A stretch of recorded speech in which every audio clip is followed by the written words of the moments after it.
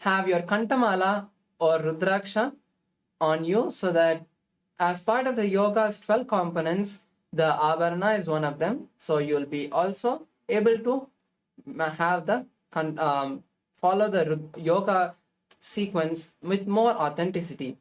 And finally, all the male bodies to remove your upper clothes. And with this, we'll be entering into the Nithyananda Yoga with the Sadguru Vandanam, invoking the presence of our beloved Swamiji. Let's all sit straight with our legs in a cross-leg position. Bring your hands together in front of your heart center and close your eyes. Take a deep breath and visualize Swamiji as we chant the Sadguru Vandanam.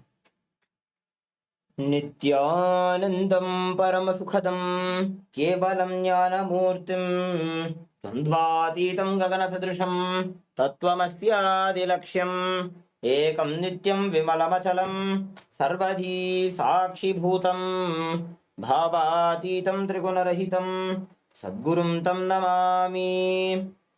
Now we'll be chanting the Shivamoola mantra that we were initiated into yesterday. Om Ham Haum Shivaya Namaha 11 times. You can all chant it internally, and the Acharya will be chanting it aloud, so we can all chant it together and get familiarized with this mantra. Om Ham Haum Shivaya Namaha. Om Ham Haum Shivaya Namaha. Om Ham Haum Shivaya Namaha. Om Ham Haum Shivaya Namaha. Om Ham Haum Shivaya Namaha. Om Ham Haum Shivaya Namaha. Om Ham Haum Shivaya Namaha. Om Ham Haum Shivaya Namaha. Om Ham Haum Shivaya Namaha. Om Ham Haum Shivaya Namaha. Om Ham Haum Shivaya Namaha. Next, we'll be performing the ritualistic cleansing. With the Panchapatram Uddharni, the water pot and spoon in front of you, place your hands in the Gokarna Mudra, which is open your palms wide and spread your fingers. Then make sure all the fingers are together and bend the index finger to the center of the palm, cupping the center of the palm.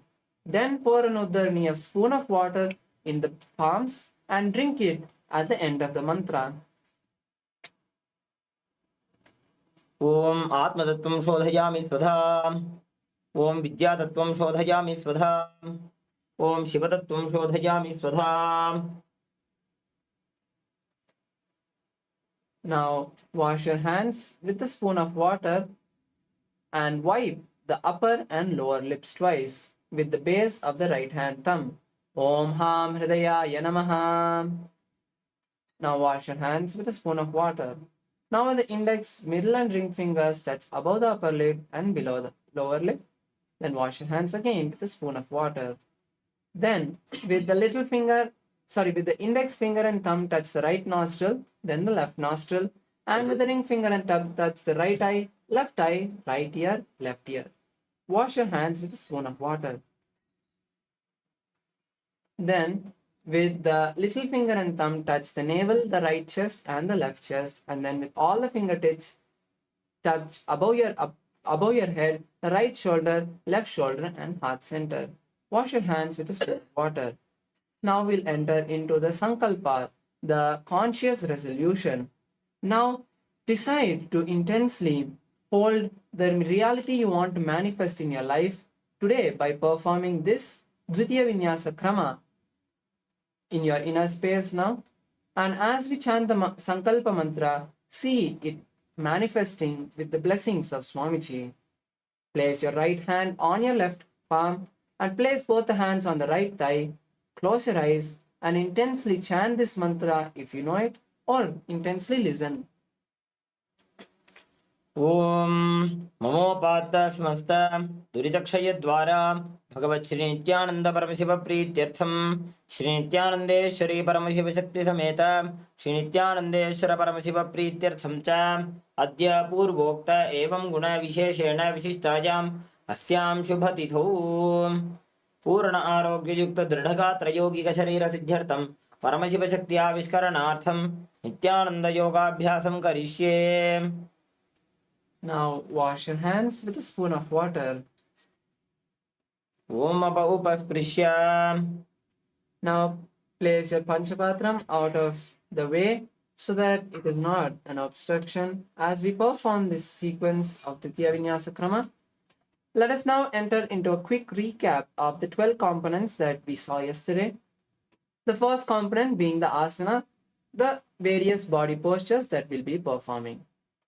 Perform these asanas as much as you can.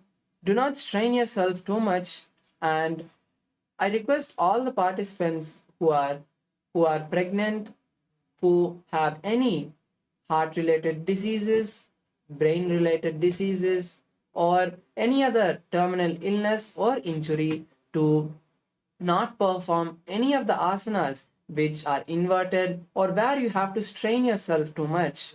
Make sure you consult your doctor and then perform this Dvitiya Vinyasa Krama. The next component is the pranayama. The pranayama is the various breathing techniques that we'll be performing. It helps us to intake as much prana, the life energy from the air around us, and lock it into our self system without letting it escape. And next component is the mudra. The mudra is the various hand and body gestures that we'll be performing. They help us to activate certain energy channels that in turn awaken the Kundalini Shakti in us. The next is the bandha. The bandha is a locking system that we'll be performing with our body muscles to hold the energy, the prana in particular areas of our body without letting it escape. There are 4 bandhas. The first one being the Mula Bandha, shown in a red circle.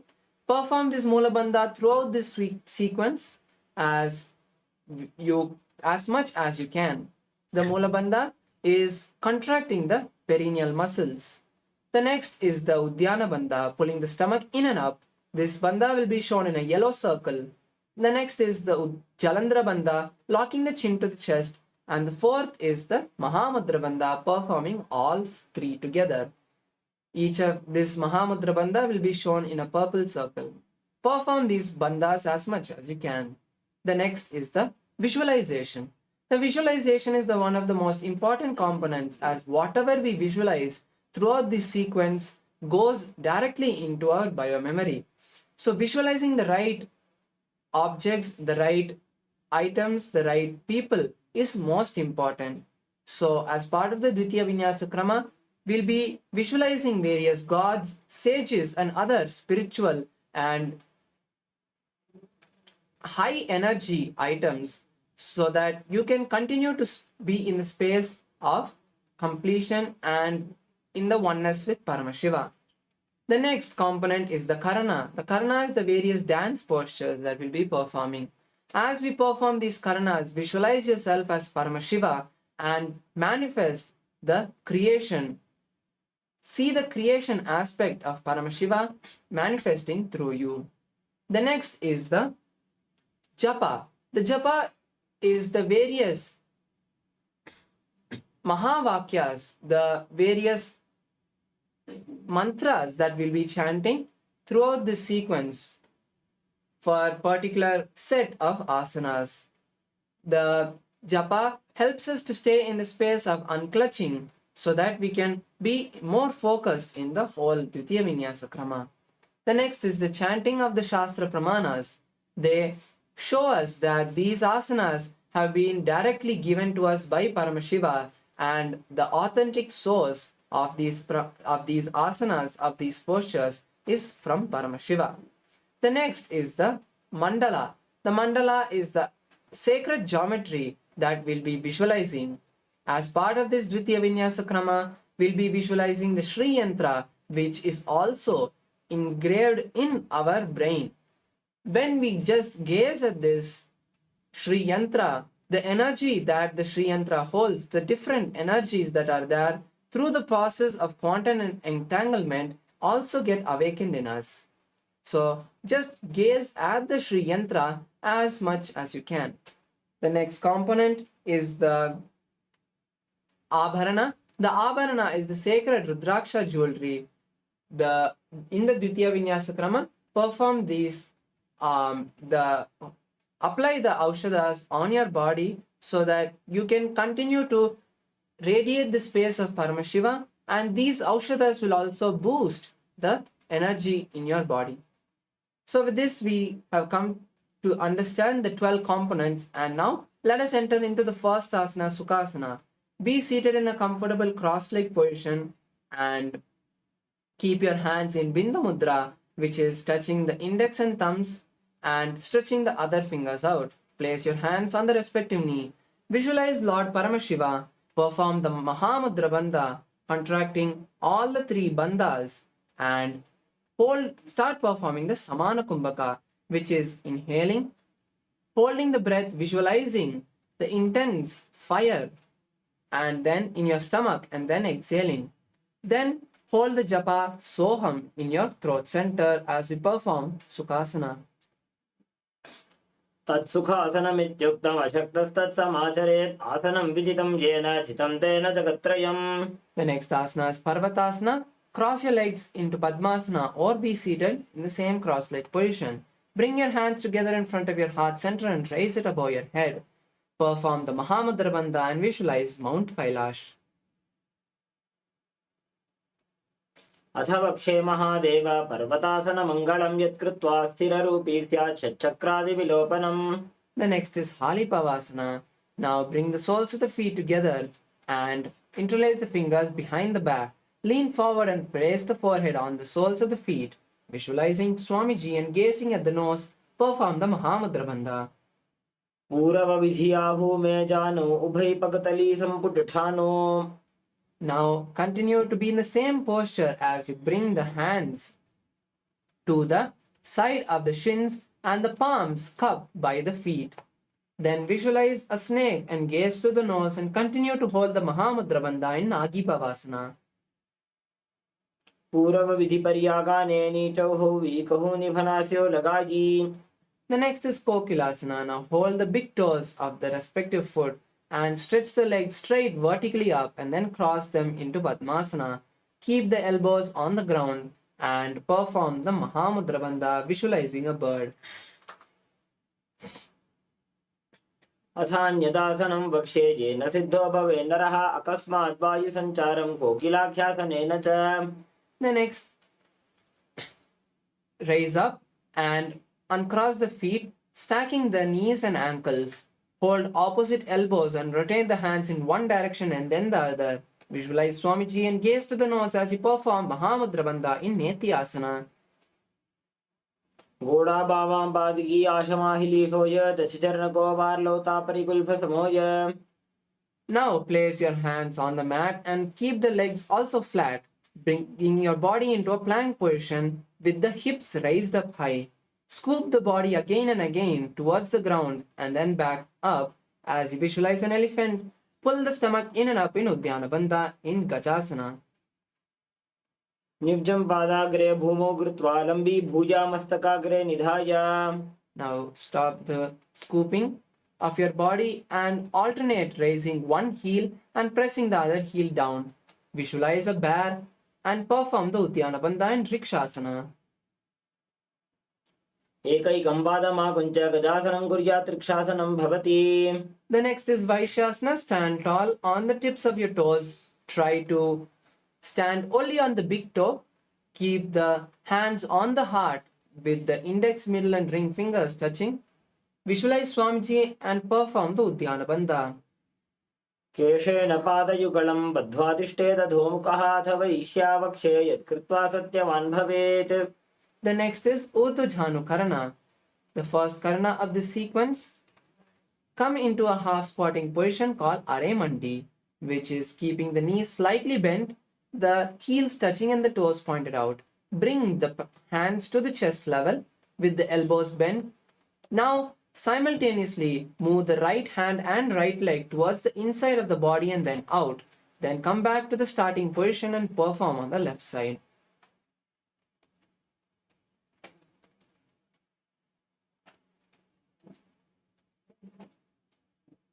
Now relax and let's move into Balalingasana. Now interlace the fingers from the inside out and pull the right knee to the chest and hold the raised right leg with the interlaced fingers. Visualize holding a baby and perform the Mahamudra Bandha. एकं जानुरसि आलिङ्ग्य स्थातव्यं बाललिङ्गनं भवति. The next is Padapidanasana. Now pull one leg towards the buttocks. Pull the right leg towards the buttocks and hold the right leg with both the hands. Visualize Swamiji and perform Mahamudra Bandha. स्थित्वैकस्मिन् पादतले कराभ्यां वेष्टयेत्तनुं पृष्ठे संस्थाप्य यत्नेन पादपीडनमासनम्. Next is Natarajasana. Now pull the right leg and hold the right leg from the inside with the right hand. Pulling the right leg up and back. Lean the body forward and stretch the left hand, placing the palms in Bindu Mudra. Visualize Lord Nataraja and perform Mula Bandha. उत्तानपादं क्रौञ्चं च मरीचिं वीरभद्रकं नटराजं त्रिकोणं च सुप्ताङ्गुष्ठप्रसारणे. The next is Balalingasana, again on the opposite side. Now as you interlace the fingers from the inside out, pull the left leg towards the chest and hold the left leg with the interlaced fingers. Visualize holding a baby and perform the Mahamudra Bandha. एकं जानुरसि आलिङ्ग्य स्थातव्यं बाललिङ्गनं भवति. Now we perform Padapidanasana on the opposite side. Pull the left leg towards the buttocks and hold it with both the hands. Visualize Swamiji and perform Mahamudra Bandha.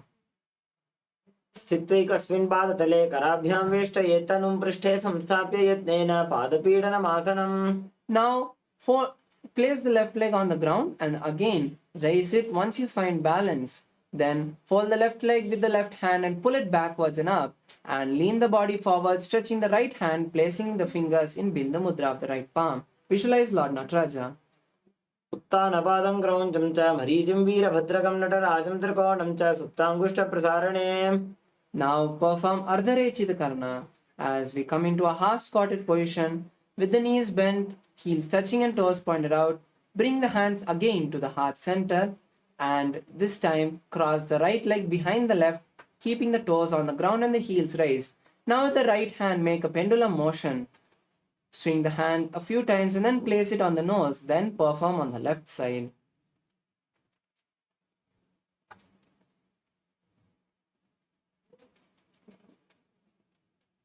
Now we move to skeleton dance. Intensely shake your body without any pattern in the way your body moves. Just visualize all laziness, tiredness and boredom leaving the system and you are completely being freed from these negative patterns.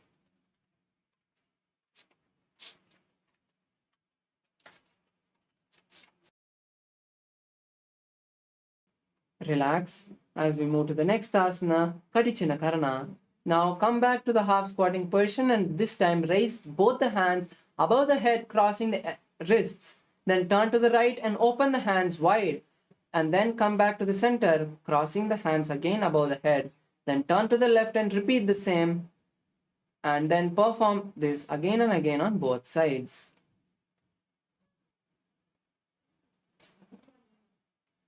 Now we move to Tadasana. Stand on the tip of your toes and raise both the hands above the head, keeping the palms facing each other and elbows straight. Visualize a palm tree. Perform the Mahamudra Bandha. Continue to perform the Samana Kumbhaka. Hold the new japa Shivoham in your throat center. महामुद्राबद्ध कोनो ताड़ासन विभेदकान्विनो तानं सदा कुर्यात् अंतर्पत्नी पतिप्रिया. Now bend down and place the hands by the side of the feet. Keep the knees straight and place the forehead on the knees. Then visualize Swamiji and perform the Mahamudra Bandha in Uttanasana. महामुद्राबद्ध कोनो ताड़ासन विभेदकान्विनो तानं सदा कुर्यात् अंतर्पत्नी पतिप्रिया. The next is Tarakshvasana, placing your hands flat on the mat, shoulder width apart, come into a plank position. Tuck the chin to the chest and rotate your neck from side to side. Visualize Swamiji. गजासनमस्थित्वा मस्तकं वारं वारं दक्षिणकुक्षिं सव्यकुक्षिं नयेत्. Now we move to Bhujangasana. Lie on the stomach and keep the hands by the side of the body. Lift the upper body as much as you can with the strength of the lower back and visualize a cobra. Open your mouth, inhale through the back of the throat and exhale through the nose. in Bhujangani Mudra. अंगुष्ठनाभिपर्यन्तमधो भूमौ विनिन्यसेत् कराभ्यां च धरां धृत्वा ऊर्ध्वशीर्षफणीवहि. Now raise back up into a plank position and bring one knee to the chest at a time, alternating the knees. Visualize Swamiji and start performing Saja Kumbhaka, which is inhaling, holding the breath and exhaling comfortably. गजासन संस्थितो जानुद्वयमागुञ्च्य वारं वारं कर्तव्यं शशासनं भवति. Now moving to Rathasana, place one foot, alternate placing one foot between the palms. Repeat this again and again, intensely visualizing a chariot. गजासन संस्थितो एकैकं पादं पुरोमार्गेण भ्रामयित्वा कर्तव्यं रथासनं भवति. Now place one foot forward and the other leg back.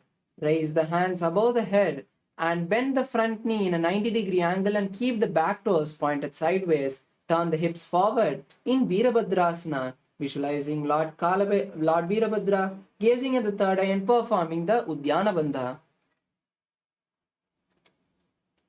वासिष्ठमथ कौण्डिन्यम् ऊर्ध्वकुक्कुटमेव च अष्टावक्रमथोत्थानं मयूरं सेतुबन्धनम्. Now switch the position of the feet and again perform the Veerabhadrasana on the opposite side. Visualize Lord Veerabhadra. वासिष्ठमथ कौण्डिन्यम् ऊर्ध्वकुक्कुटमेव च अष्टावक्रमथोत्थानं मयूरं सेतुबन्धनम्. Now we perform Vrikshasana on the right leg. Now pull the right leg and place it in the inner thigh of the left leg and bring both the palms together and raise the hands above the head. Visualize a tree and perform the Udyana Bandha. वामोरुमूलदेशे च यां यं पादं निधायतो तिष्ठेत्तु वृक्षवद्भूमौ वृक्षासनमिदं विदुः. Now place the right leg in front of the left thigh in Garudasana and keep both the hands together in front of the heart center. गरुडासनमावक्षे येन ध्यानं स्थिरं भवेत् सर्वदोषाद्विनिर्मुक्तो भवतीह महाबली. Now we'll perform Vrikshasana on the opposite side. Now place the left leg in the inner thigh of the right leg and bring both the hands together and raise them above the head. Visualizing a tree, pull your stomach in and up in Udyana Bandha. वामोरुमूलदेशे च यां यं पादं निधायतो तिष्ठेत्तु वृक्षवद्भूमौ वृक्षासनमिदं विदुः. Now place the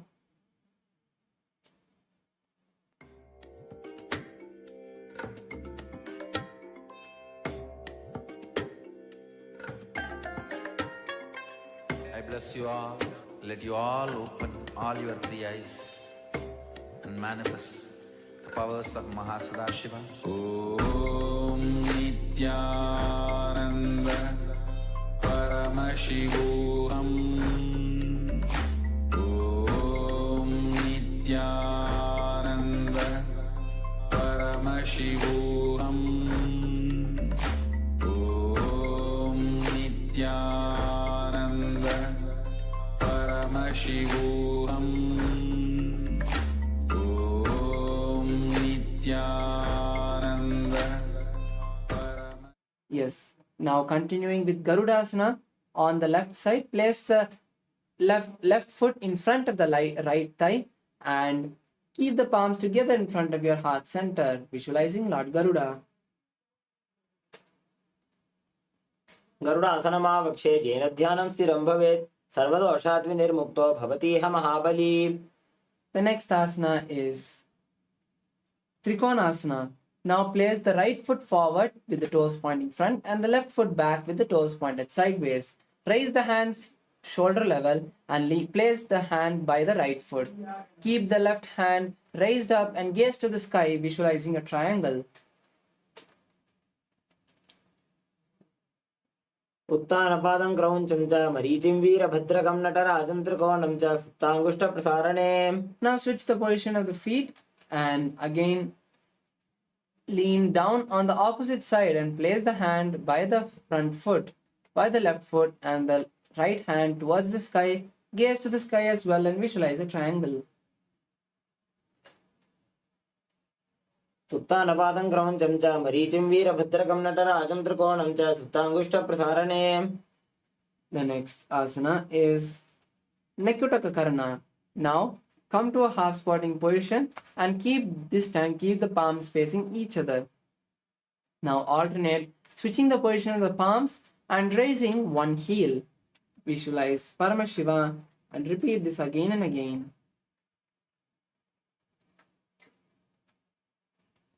Now squat on the heels and keep the knees together.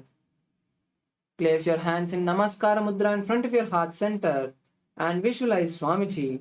Start performing the Brahmari Kumbhaka, which is inhaling and exhaling like a bee. Hold the new japa Sadashivoham in your inner space as we perform Angushtasana.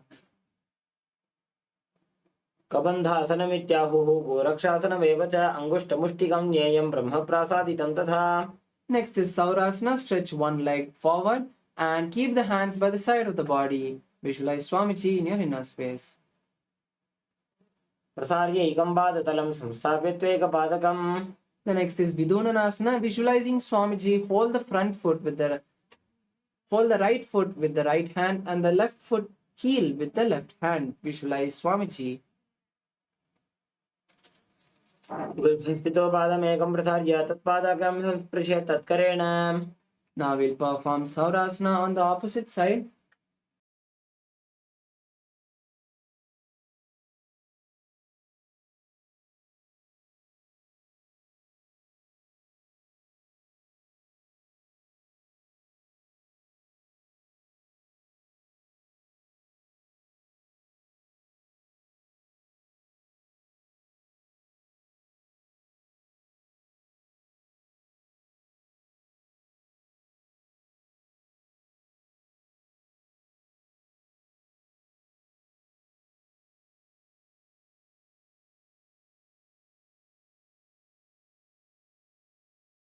Now we perform Saurasana on the opposite side. Now stretch the left leg forward and keep both the hands by the side of the body, visualizing Swamiji. प्रसार्यैकं पादतलं संस्थाप्य त्वेकपादकम्. Now visualizing Swamiji, hold the left leg with the left hand and the right leg's heel with the right hand. गुल्फस्थितो पादमेकं प्रसार्य तत्पादाग्रं संस्पृश्य तत्करेण. Now pull both the legs back in and sit on both the heels. Keep the palms on the respective knee with the knees slightly apart. Tuck the chin to the chest and gaze to the floor in Jalandhara Bandha. Visualize Swamiji in Brahmajalam Prashasana. दो फणा पानी होए वैसे एड़ी दो गुदानी वैसे. Now place the knees on the ground and place the palms on the respective knee. Visualize this great sage Kapila gazing to the nose. Pull the stomach in and up in Nithyananda Bandha. उभय पगतली समटहरावे तिनको माहिली core मिलावे. Now keeping the body in the same position, just switch the gaze to the third eye and visualize Swamiji in Bhadra Gorakasana. दो पगतली संपुट करे कोरवारली भूपरि धरे कोरवारली राखे ऐसे तापरी मूल द्वार टिकी बैसे. Now raise the knees off the mat. Bring the little finger and thumb together of both the hands, opening the palms wide. Raise the hands above the head and gaze through the gap of the palms. Visualize Lord Surya and perform the Uddiyana Bandha and Suryasana. एड़ी दो गुदा तरियाने फणा पानी बैठक पुनिठाने गोड़ा जंग other करे रहे आड़े वाम इसी विधि कहे. The next is Mandukasana. Sit on heels with the toes flat. Place the palms on respective knees. Visualizing a frog, gaze to the third eye and touch the back of the throat with the tongue. पादतलो पृष्ठदेशे अंगुष्ठे द्वे च संस्पृशे जानु युग्मं पुरस्कृत्य साधयेन् मण्डुकासनम्. Now in Uttana Mandukasana, raise the hands above the head and cross them, touching the back of the opposite shoulder. Visualize a frog, gaze to the third eye and touch the back of the throat with the tongue in Manduki Mudra. मण्डुकासन मध्यस्थं कुर्पराभ्यां धृतं शिरः एतद्भेकवदुत्थानम् एतदुत्थानं मण्डुकम्.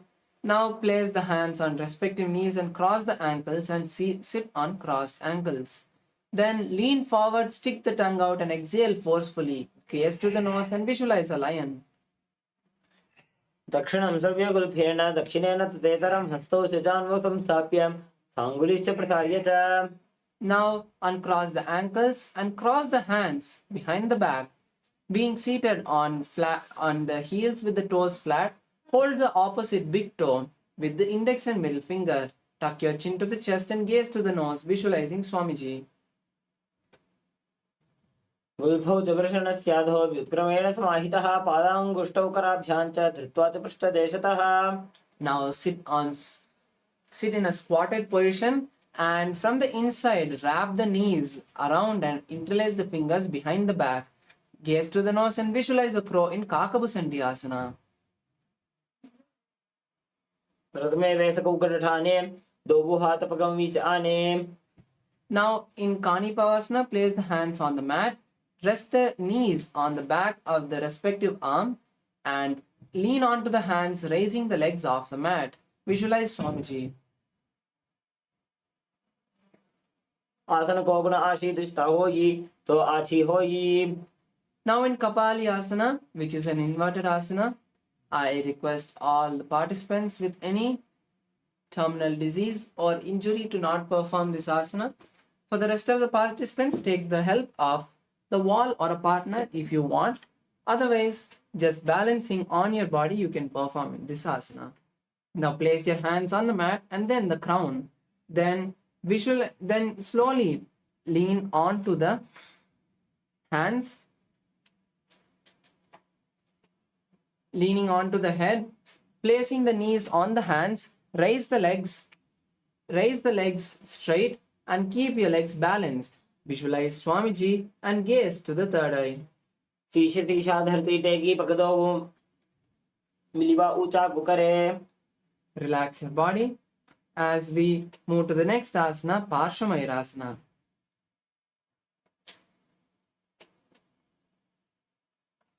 From this asana, we'll be performing the Rechaka Kumbhaka, which is exhaling completely, holding the lungs empty as long as you can comfortably, and then inhaling.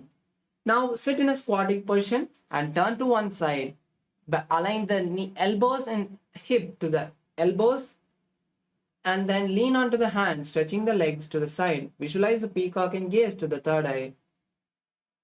मयूरं दंडवत् कुर्यान् मायूरं दंडनामकं कुर्यान् मायूरं पार्श्वाभ्यां मायूरपार्श्वनामकम्. The next is Parsvamayurasana on the opposite side. Now turn to the other side of the body and align the elbows to the knees and hips. Lean onto the hands and stretch the leg to the side. Visualize the peacock and gaze to the third eye. मयूरं दंडवत् कुर्यान् मायूरं दंडनामकं कुर्यान् मायूरं पार्श्वाभ्यां मायूरपार्श्वनामकम्. Now we perform Bhairagnathasana. Come to a plank position and place one foot between the feet. Gaze to the third eye. Push the hip forward and visualize Lord Kalabhairava. आसन को गुण पीति जागी. Now we'll perform Bhairagnathasana on the opposite side, placing the opposite foot between the palms and push the hips forward. Visualize Kalabhairava and gaze to the third eye. आसन को गुण पीति जागी. Now place the forearms on the mat as you're in the plank position and visualize Swamiji. Gaze to the third eye and keep the hips up raised in Unmukha Pitasana. भून्यस्तौ जानुनी हस्तौ चतुष्पदम वाङ्मुखम् उत्थापिताङ्घ्रियुगल कटिस्थलमभिरुका. Now come to a tall plank position again and roll onto the right arm and stretch the left arm towards the sky and gaze to the sky as well, visualizing the great sage Vashishta.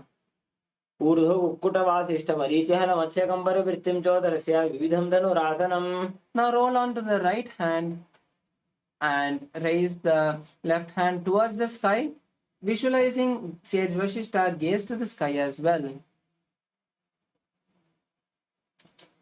ऊर्ध्व कुक्कुटवासिष्ठ मरीचिहन मत्स्यकं परिवृत्तिं चोदरस्य विविधं धनुरासनम्. Now come to a seated position and keep the legs stretched with the toes pointed up. Place your hands underneath the buttocks and visualize Lord Hanuman. Gaze to the nose and tuck the chin to the chest in Jalandhara Bandha in Anjani Asana. दोबू करके उभय हथेली कोरवारिली मैले भेली. Now lean forward and hold the big toes with the index and middle finger of the respective hand.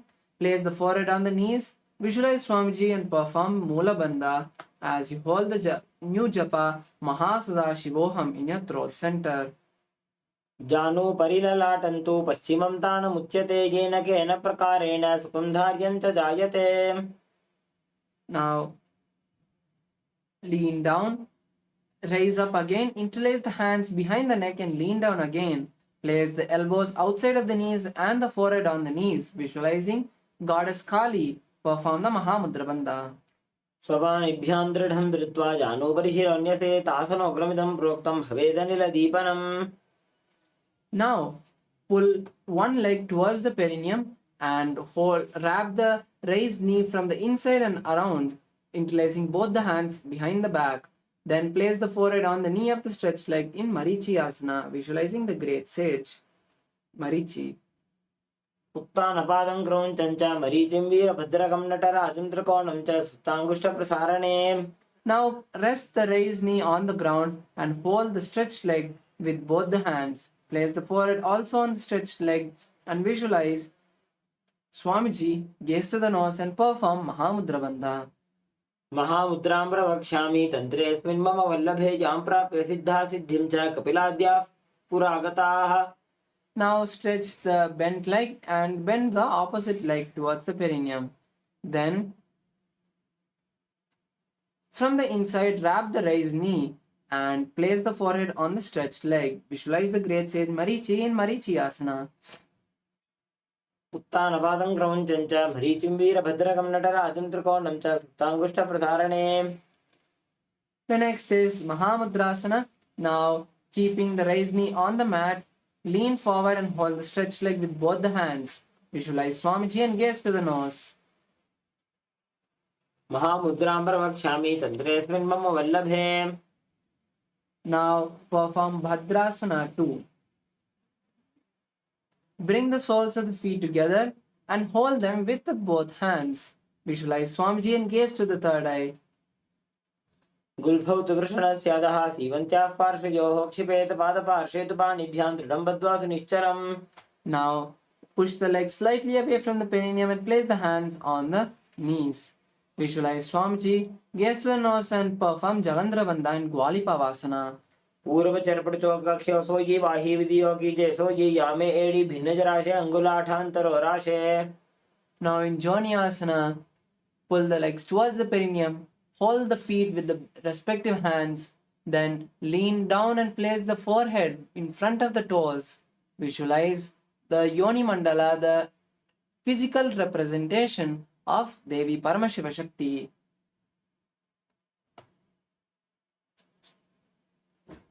दो पगतली संपुट करे एड़ी मेड़ के ढिंग तरे अर्धा हाथ को अंतर राशे लीलाट पगतलियां ऊपर दाशे. The next is Milaki Pavasana. Now raise up, stretch the hands at shoulder level to the sides and then lean down with the hands stretched to the sides. Stretch the legs away from the perineum and place the forehead on the soles of the feet. Visualize Swamiji. पूर्व विधि परिपगतली संपुट शोल एड़ी मिली राशे. The next is Siddha Samadhi Asana. Now bring the soles as close to the perineum as possible. Insert the hands underneath the shins and keep the palms facing up. And visualize Lord Surya, gaze to the nose. पूर्व विधि परिपगतली संपुट शोल एड़ी मिली राशे. The next is Chinaki Pavasana. Now raise up, open the feet wide apart like a book and place the elbows on the knees. Visualize Swamiji and gaze to the nose. दो उपगा की एड़ी धरती मगिवा मेढ़ लगावे. The next is Charapata Chokasana. Pull the legs towards the perineum as much as you can. Keep the hands on respective knees. Push them down gently and visualize Swamiji. Gaze to the third eye and perform Udyana Bandha. दो भगदली संपुट धारे आगाने करे जारे पसारे. The next is Bhairavasana. Now pull the legs close to the perineum, lift the heels up and keep the toes down. Then keep the knees on the ground as much as you can. Place the hands on respective knees in Bindu Mudra and visualize Lord Kala Bhairava and perform Udyana Bandha. गुल्भौ सम्पीड्य जान्योन्यं व्युत्क्रमेणोत्थितं शनिः जान्वोः पार्श्वगतौ हस्तौ दण्डवद्भैरवासनम्. The next is Samanasana. Place one foot by the perineum and the other foot, raise it with both the hands towards the chest. Visualize Swamiji and gaze to the third eye. समानासनमावक्षे सिद्धमन्त्रादिसाधनात्. The next is Apanasana. Place the raised leg on the respective shoulder and stretch the other leg vertically up. Keep the hands by the side for balance and visualize Swamiji. Gaze to the third eye. केवलं पादमेकं च स्कन्धे चारोपि यत्ततः.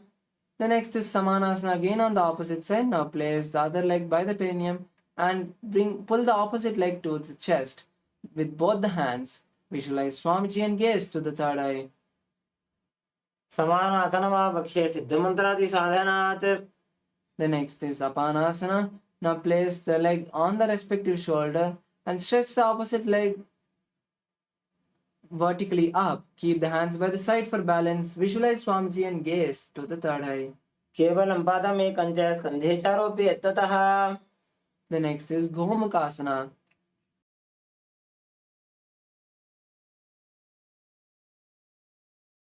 Now cross the legs, stack the knees, keep the soles of the feet outside of the opposite hip and stack the hands on top of the top knee. Visualize a cow and start performing the Seethkari Kumbhaka, which is inhaling through clenched teeth and exhaling through the nose. Visualize Om Nithyanandoham in your throat center.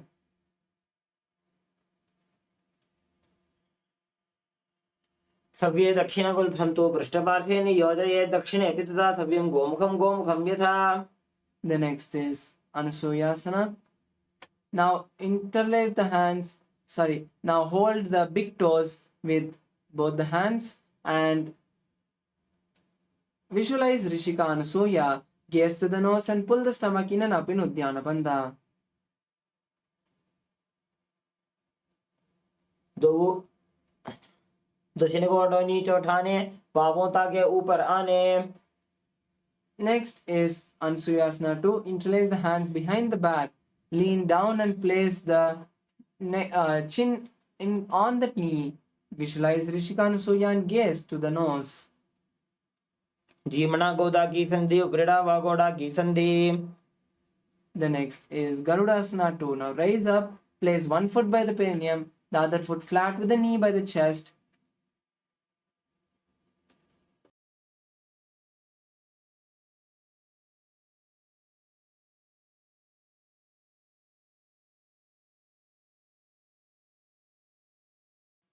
Keep one foot flat with the knee by the chest. Place the hands on respective knees and visualize Lord Garuda. Gaze to the nose. डावोपगमोडी एडी माहिलो गुल्फमूल द्वारनी चैदे. Now we perform Naradasana as you sit on the heel which is touching the perineum. Interlace the hands behind the neck. Turn outside of the raised knee and visualize the great sage Narada. Gaze to the third eye. विष्टजुवाम पगदली केरी भूपरिता ही लगा बेफेरी. Now we'll perform Matsya Pitakasana. Now place the left leg on the right thigh and keep the right knee bent with the right foot flat. Then take the right hand around the left hand around the left leg and hold the right shin. And with the right hand hold the respective big toe. Visualize the great avatar of Lord Vishnu, Matsya, the fish avatar of Lord Vishnu. वामेन वामांगुष्ठं तु गृहीतं मत्स्य पीठकं योनि वामेन सम्पीड्य मेढ्रादुपरि दक्षिणम्. Now we perform Gomukhasana on the opposite side. Now stack the knees, cross the legs, keep the soles of the feet by the opposite hip and place both the hands on the top knee. Visualize the cow. Continue to perform Seethkari Kumbhaka and gaze to the nose. सव्ये दक्षिणगुल्फं तु पृष्ठपार्श्वे नियोजयेत्. The next is Anusuyasana. Now, keeping the legs in the same position, just hold the big toes of the foot on the side of your legs. Then visualize Rishika Anusuya, gaze to the nose and perform Uddiyana Bandha. दक्षिण गोड़ नीचे उठाने, बाहों ताके ऊपर आने. Now we perform Anusuyasana 2. Interlace the hands behind the back and then slowly lean forward and place the neck on the knees. Then try to touch the nose to the ground as you visualize Rishika Anusuya and gaze to the nose. जीमणा गोदा की संधि, उपरिड़ा वागोड़ा की संधि. Now perform Garudasana on the opposite side as you place one foot by the perineum and the other foot flat with the knee by the chest. Place the hands on respective knees and visualize Garuda and gaze to the nose. दावो बगमोड़ी एड़ी माहिलो गुल्भमूलद्वारनी चैदे. Now perform Naradasana as you sit on the sole that is touching the perineum. Interlace the fingers behind the neck, turn outside of the raised knee and visualize the great sage Narada. पिष्टि जुमाओं पगतली केरी भूपरिता ही लगावे फेरी. Next is Matsya Pitakasana. Now place the right leg on the left thigh. Keep the left leg bent. With the right hand, wrap the right leg and hold the left shin. And with the left hand, hold the respective big toe. Visualize the fish avatar of Lord Vishnu in Matsya Pitakasana. वामेन वामाङ्गुष्ठन्तो घ्रीतं मत्स्य पीठकं योनि वामेन सम्पीड्य मेढ्रातपरि दक्षिणम्. The next asana is Matsyendrasana. Now stretch both your legs and then place your left leg on the right thigh and bend the right knee. Then turn outside of the right knee, placing the left hand on the right knee and the hand on the neck. Place the right hand on the ground behind. Visualize the great sage Matsyendranatha and gaze to the third eye.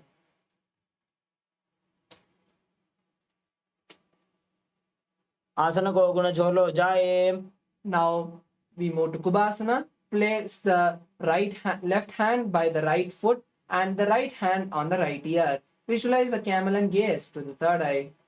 आसन को गुण झोलो जाए. Now we perform Matsyendrasana 2. Place the right hand on the ground again. Visualize the great sage Matsyendranatha and gaze to the third eye. Matsyendra पीडम जठर प्रदीप्तिं प्रचंड रुक्मंडल खंडनास्त्रम्. Now we perform Matsyendrasana on the opposite side. Now place the right foot on the left thigh and bend the left knee. Then turn outside of the left leg, placing the right elbow on the left leg and the hand on the neck. Then placing the left hand on the ground behind. Visualize the great sage Matsyendranatha and gaze to the third eye.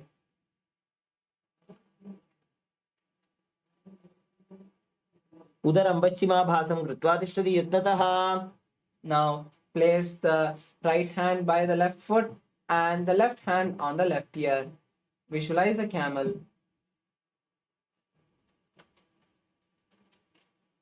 आसन को गुण झोलो जाए. Next is Matsyendrasana 2. Place the left hand on the ground again and visualize Matsyendranatha. Gaze to the third eye. Matsyendra पीडम जठर प्रदीप्तिं प्रचंड रुक्मंडल खंडनास्त्रम्. Now we move to Padmasana. Now cross the legs and sit with the hands on respective knee. Then pull the stomach in and up and perform the Mahamudra Bandha. Visualize Paramashivam and gaze to the nose. आसनं द्विविधं प्रोक्तं पद्मं वज्रासनं तथा. Now we move to the next asana, Padmasana 2. Now cross the hands and hold the toes and then visualize Goddess Parvati. Gaze to the nose and start holding the new japa Om Nithyananda Mahasadaशिवोहम in your throat center. उत्तानौ चरणौ कृत्वा ऊरू संस्थौ प्रयत्नतः. Next is Kukutasana. Now insert your hand through the gaps of your thighs and calves. Lift the body off the ground and balance on the hands, visualizing a rooster. perform Saja Kumbhaka. पद्मासनं सुसंस्थाप्य नान्वोरोरन्तरे करो. The next is Baddha Kekiyasana. Now place the hands flat on the mat with the fingers pointing towards the body. Next, raise onto the knees and slowly lean the navel on the elbows and lift the legs off the ground. Visualize Swamiji. धरामोष्टभ्यकरद्वयेन तत्कूर्परि स्थापिता नाभिपार्श्वः. Now relax, coming into a kneeling position. Keep the hands in the same position and now again lean the navel onto the elbow and stretch the legs, lifting them off the ground. Balancing on the hand, visualize a peacock. अथ पक्षे महादेव मयूरासनम् उत्तमम्. The next is Makarasana. Now lie down on the stomach and interlace the hands behind the neck. Visualize the crocodile and stretch the legs to the side. अध्यासशेते हृदयं निधाय भूमौ च पादौ च प्रसार्यमानो.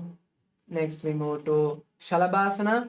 Now keep the hands by the side of the body and bring the feet together. Simultaneously lift the knees and thighs off the mat and balance on the navel, visualizing a locust. अध्यासशेते करयुग्मवक्षो भूमिमौष्टभ्यकरयोस्तलाभ्याम्. Now we move to Ustrasana. Bend the knees and bring the feet to the side of the body. With the respective hand, push them down to the floor. Visualize a camel. अध्यासशेते पदयुग्मव्यस्तं पृष्ठे निधायापि धृतं कराभ्याम्. Now we move to Dhanurasana. Now hold the feet from the inside and simultaneously lift the upper body and thighs off the mat, bending the back as much as you can, like a bow. Gaze to the third eye. प्रसार्य पादौ भुजदण्डरूपौ करौ च पृष्ठे धृतपादयुग्मम्. Next is Bhagasana. Come to the seated position with on your heels with the toes flat. Keep the hands on the knees. Visualize Swamiji and gaze to the third eye. उल्टा मोड़ी पादौ वैसे बहुरो जुगति करे एक ऐसे. Now we perform Gohyasana. This is an inverted asana. So take the support of the wall or a partner if you need, and any participants with any ailments like pregnancy or heart disease or any other terminal disease do not perform this inverted asanas. Now placing your forearms on the mat, interlace the fingers and then place the crown between the interlaced fingers. Visualize Swamiji and gaze to the nose as you kick the legs up and come into a inverted position. उल्टा मोड़ी पादौ वैसे बहुरो जुगति करे एक ऐसे. Next is Shirasasana. Now stretch the legs up and straighten the knees. Visualize Swamiji and gaze to the nose. विपरीतं मण्डलं च द्विधैव विदितं हिनः. Next is Podhyasana. Now come to a seated position. From this asana, we'll be performing Bhastrika Kumbhaka, which is forceful exhalation and inhaling automatically. Now place your hands underneath the calves and pull the legs to the forehead. Balance in this position as you perform the Bhastrika Kumbhaka and visualize Swamiji. दो हाथ पग बाहर आने घोड़ा तरे काकसी ठाने. The next is Parigasana. Now place the legs on the ground, cross the hands behind the back and keep the legs in a 45-degree angle. Visualize a mace and gaze to the nose. दो हाथ पग बाहर आने घोड़ा तरे काकसी ठाने. The next is Naukasana. Relax your legs as you keep your hands parallel to the ground or on the ground by the side of your body. Raise your legs again into a 45-degree angle, visualizing a boat. उत्तान शयनं कुर्पराभ्यां भूमिं वष्टभ्य. Now bring the soles of the feet together and insert the hands underneath the legs. Then hold the legs with both the hands and pull the legs to the chest. Visualize Lord Rudra and gaze to the nose. पगतली संपुट करी हाथस्योपक ऊंचाई. Next is Unmukha Pitasana 2.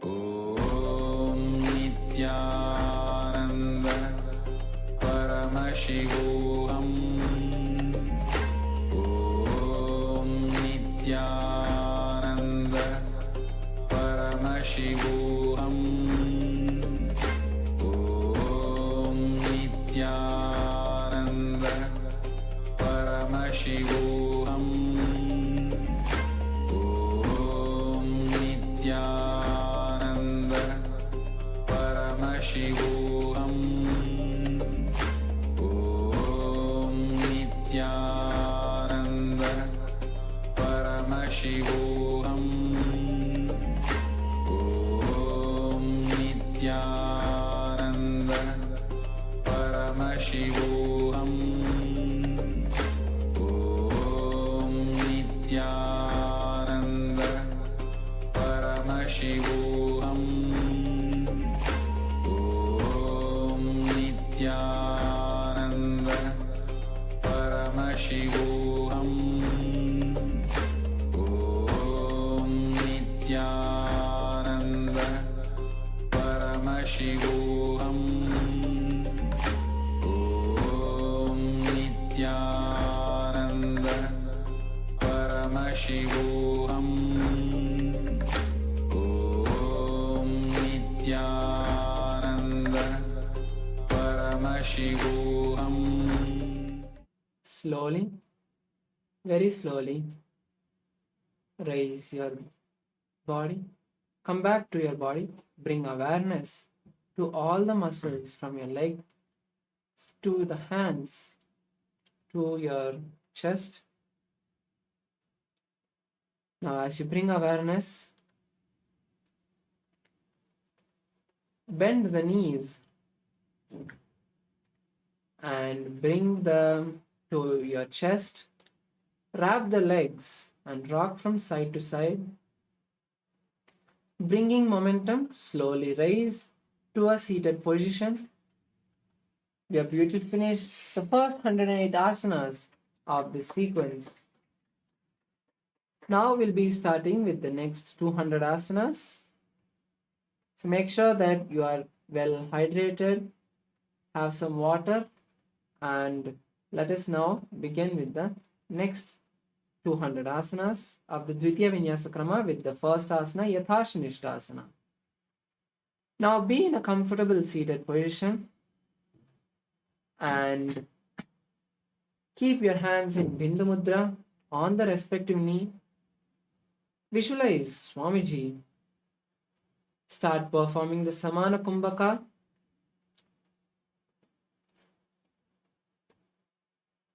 Perform the Mula Bandha. Hold the japa Om Nithyananda Paramashivoham in your inner space as we perform Yathashanishtasana. पर्यङ्कं तत्समाख्यातं यथसंस्थं यथास्थितिः. Next is Samasana. Now sit in a cross-legged position. Continue to keep your hands in Bindu Mudra on the respective knee. Visualizing Swamiji. Continue to perform the Samana Kumbhaka and the Mula Bandha in Samasana. इदानीं गर्भिणीनां योगाभ्यासो यथा लघु सुखप्रसवलाभाय प्रोच्यते प्राक्तनेपथि. Next is Muktasana.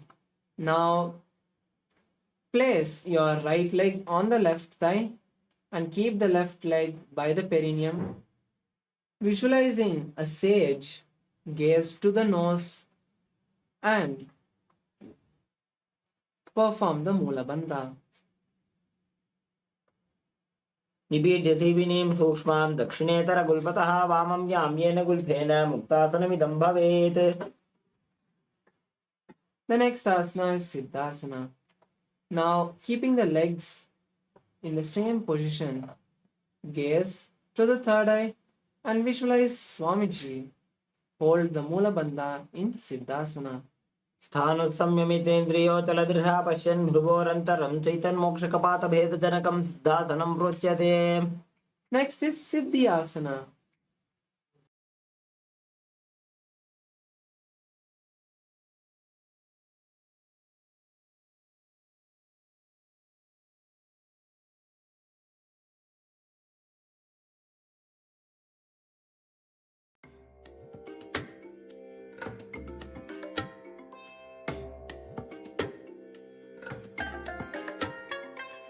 I bless you all. Let you all open all your three eyes and manifest the powers of Mahasudashiva. Om Nithyananda Paramashivoham. Om Nithyananda Paramashivoham. Om Nithyananda. Sorry for the technical glitch. Let us continue with the next asana, Siddhyasana. Now, sitting in the same position, keep your hands on the respective knee now, with the palms on the knees. Visualizing Swamiji, perform the Mahamudra Bandha and gaze to your navel. Gaze to the floor in front of you.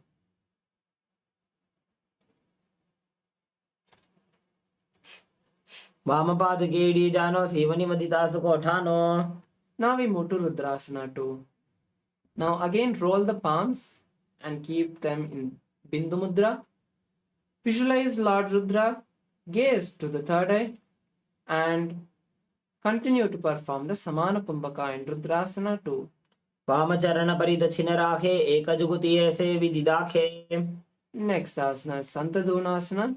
Continue to keep the legs and hands in the same position. Gaze to your nose. Visualize tranquility, the space of tranquility and unshakable nature in Santadunasana.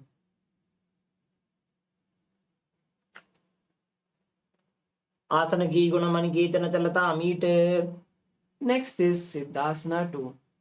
Now keep the legs in the same position. Cup the hands in front of the navel. Visualize Swamiji and continue to perform the Mula Bandha in Siddhasana 2. रुजुकाय समासीन सिद्धासनमुदीरितम्. Next is Bandhayoniyasana. Now visualize the space of creation. As you visualize, we'll be performing the Shanmukhi Mudra. Close the ears with the thumb. Close the eyes with the index and middle fingers. Close the nose with the ring finger and the mouth with the little finger.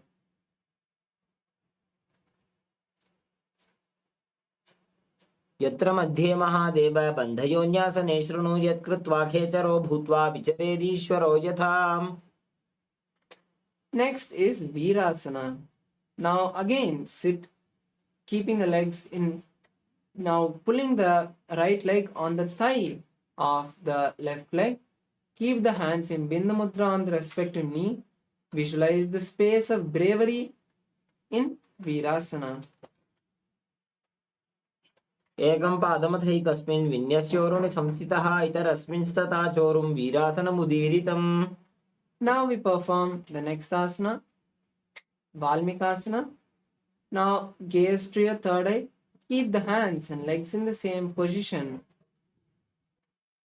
Gaze to the third eye and visualize the great sage Valmiki. डावा पग की पगतली पुनि एड़ी है जोज. Next is Joni Mudrasana. Now place the hands on the respective knee. Place the palms on the knees. Gaze to the nose. Visualize the Yoni Mandala, the physical representation of Paramashiva Shakti. Continue to perform the Samana Kumbhaka in Joni Mudrasana. योन्यासनं पर्वतेन योगं योगफलेनिलं तत्कालफललं तावत् खेचरो यावदेव हि. Next is Yoniyasana. Maintain the position of the body. Continue to visualize the Yoni Mandala. Just switch the gaze to the third eye in Yoniyasana. वामपाद की पगतली जाहि माहिली पोर.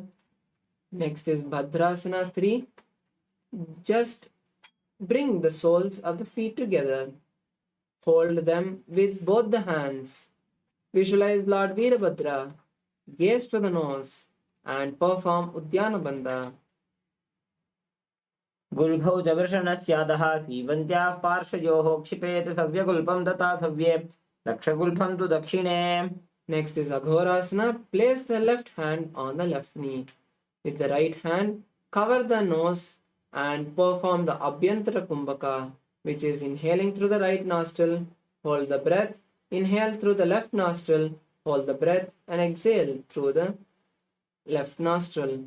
As you perform the Abhyantra Kumbhaka, visualize an Aghori, gaze to the third eye and perform the Kechari Mudra, which is rolling the tongue and touching the back of the throat. गुल्भौ च वृषणस्यादः सीवन्त्याः पार्श्वयोः क्षिपेत्. Next is Kaneri Pavasana. Now place the elbows on the ankles of each foot. Visualize an elephant drinking water. Gaze to the nose and perform Uddiyana Bandha. Start performing the Rechaka Kumbhaka for the following asanas, which is exhaling completely, keeping the lungs empty as long as you can and inhaling. ग्वाली पाव आसन का क्यों है जैसे Yahoo में जाने विदित से. Next is Parasana. Now raise up and bring the knees together. Then insert the hand underneath the knees and calves and interlace them in front of the feet. Visualize Swamiji and gaze to the nose. ततोर्ध्वम्रे च येत् वायुं मृदुनिश्वास संयुतम्. Next is Gopi Chandasana. Bring the soles of the feet together and hold the feet, wrap the feet with both the hands from the under the feet, then pull them towards the chest. Visualize a king and gaze to the nose. पूर्व विधि बगा का अंगूठा कंठ कूपराशे. Now we move to the next asana, Udarasana. Now again place the feet flat on the mat and insert the hand from underneath the feet. Visualize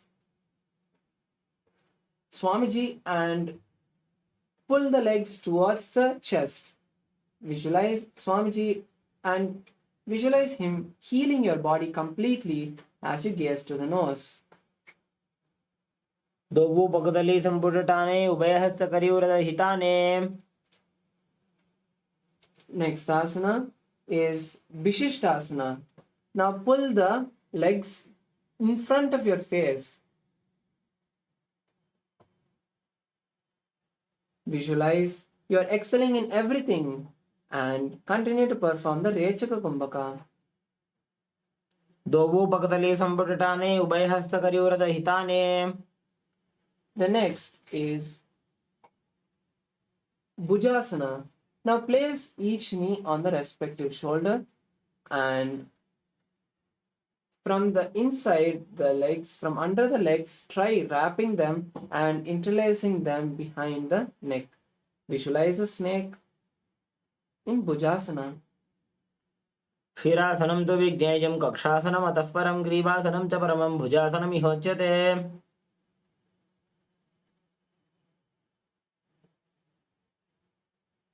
Next is Kalyanasana. Now keeping the legs on the respective shoulder, gaze to the nose and this time try interlacing the fingers behind the back. Visualize a beautiful goddess.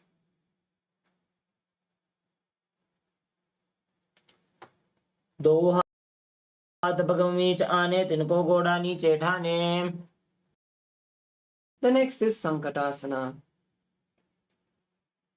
Now on the left heel and place the right heel over the leg and keep the right foot by the left hip. Then place the hands on opposite elbow, on opposite knees and visualize a beautiful swan. Start performing the Ujjayi Kumbhaka, which is inhaling and exhaling with the ocean-like sound. वामपादं चिते मूलं सन्न्यस्य धरणीतले पाददण्डेन यां येन वेष्टयेद्वामपादकम्. Next is Dhenukasana. Slide the left heel from underneath the perineum to the right hip and place the hands, both the hands on the right knee. Visualize a cow and perform Uddiyana Bandha. अनुषागीनगरपञ्चडं ऋषिलिन्दगल्यम्नि. The next asana is Machandrasana. Now place the right leg on the left thigh and the left leg on the right knee.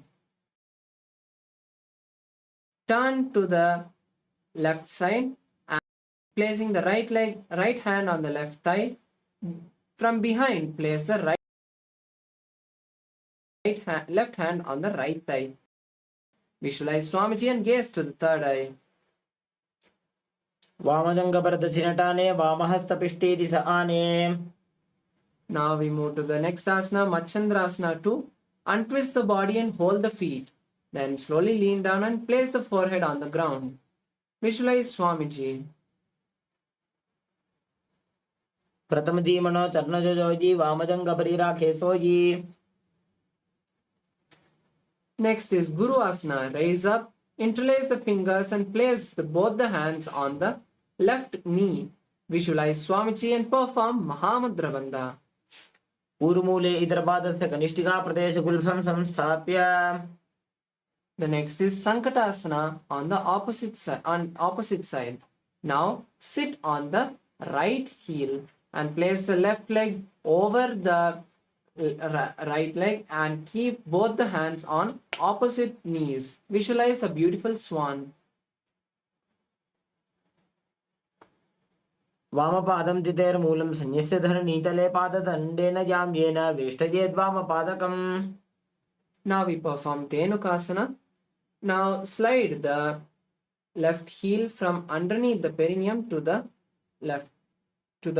right side and place both the hands on the left knee. Visualize a cow and perform Udyana Bandha. अनुषागीनगरपञ्चटं वृषीलिन्दगल्यम्नि. Now we move to Machandrasana. Now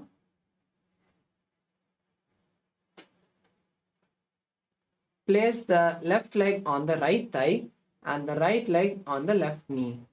Then twist to the right side and place the left hand on the right thigh and the left hand on the left thigh and the right hand on the right thigh. Then visualize Swamiji and gaze to the third eye. वामजङ्गपरदक्षिणटाने वामहस्तपिष्टेति स आने. Now untwist the body and hold the feet. Then slowly lean down and place the forehead on the mat. Visualize Swamiji in your inner space. प्रथम जी मनो चरणजो Joji वामजङ्गपरिराखे sooji. Next is Guru Asana. Raise up, interlace the fingers and place them on the right knee. Visualize Swamiji and perform the Mahamudra Bandha. पूर्वमूले इतरपादस्य कनिष्ठिका प्रदेशगुल्फं संस्थाप्य. Next is Pashasana. Now bring both the knees together and keep them by the chest with the feet flat on the mat. Wrap both the knees and hold on to opposite knees. Visualize Swamiji, gaze to the third eye and roll the tongue and touch the back of the throat for the following asanas in Kechari Mudra. पादतले भूमो निधाय जाननि उरसि निधाय विपरीतहस्ताभ्यामूरुसहितजङ्गे निबध्य. Next is Bodhashokasana. Now hold onto the wrists of opposite hands in the same position. Rest your chin between the knees. Visualize Swamiji and gaze to your nose. दोवुपगतली भूपरिधरे कोर्माहिलिये सेकरे. Next is Kurakatasana. Now insert your hands underneath the thighs and calves and visualize Swamiji as you hold on to opposite elbows. Gaze to the nose and perform Kechari Mudra.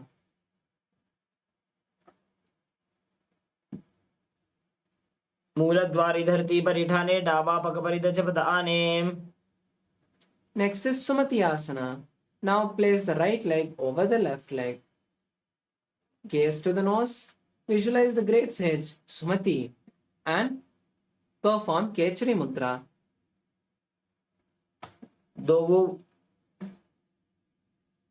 मूलद्वारि धरती परिठाने डावापकपरिदचपद आने. Next is Dandasana. Now stretch the legs with the toes pointed up. Interlace the fingers from the inside out and raise them above the head. Visualize Swamiji. Gaze to the nose. Perform Mahamudra Bandha and Kechari Mudra. इदानीं गर्भिणीनां योगाभ्यासो यथा लघु सुखप्रसवलाभाय प्रोच्यते प्राक्तनेपथि. Next is Arambhasana. Now lean forward and down and hold the big toes of each feet. Visualize Swamiji and perform Nadi Shodhana Kumbhaka, visualizing the prana travel from your foot, then your knees, your abdomen, then your chest, the crown, and then exhale. Visualize Swamiji. दो पग मिलिवा पसारी पगा का अंगूठा पकड़ी लीला टकोड़ा लगावे. Next is Vidokasana. Now rise up and bring the knees apart and the soles of the feet close to each other but not touching. Then wrap the knees with the hands as you place them under the knees and then hold on to the respective ankle. Then place the forehead on the ground. Visualize Swamiji and gaze to the third eye. प्रथम बैसी दो पाव पसारी कचक ऊर्ध को पुरडो डारे. Next is Jalandhari Pavasana. Now bring the soles of the feet together and insert the hands underneath the shins. Keep the palms facing up and visualize Swamiji. Gaze to the nose and start performing Ujjayi Kumbhaka for the following asanas.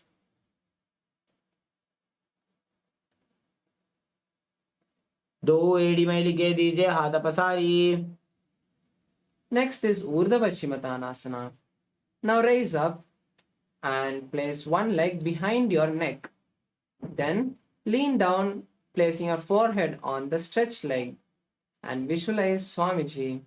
Start performing the Pratyahara Kumbhaka, which is inhaling, visualizing the prana travel from the root center to the crown center and then exhaling. पश्चिमतानवत् संस्थितिं कृत्वा एकं पादं ग्रीवायां धृत्वा तिष्ठेत्. Next is Anantasana. Now keeping the leg behind your back, hold the left leg which is behind your neck with the right hand and place the right hand by the side. Visualize you are the eternal Vishnu. Gaze to the nose. उत्तानशयने एकैकं Pai ग्रीवायां विन्यस्य. Next asana is Ankushasana. Now roll onto the right side and rest on the right knee, elbow. Visualize you have complete control over your body and gaze to the nose. उत्तानशयिते एकैकं पादं ग्रीवायां कुर्वन्. Next is Drishasana. Now remove your leg from behind the neck. Lie on your back. Bring the knees to your chest. Wrap them and rock from side to side as you relax your back.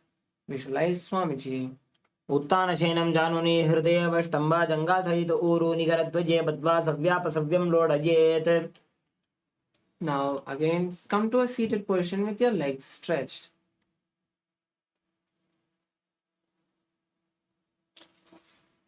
Now place one leg behind your neck and if you're placing your right leg behind your neck, hold the then lean down behind on the stretched left leg. Hold the left leg with both the hands and visualize Swamiji.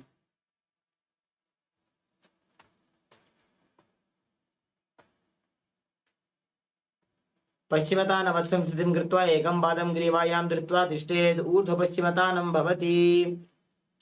The next asana is Anantasana. Now raise up to a seated position with the leg still behind your neck.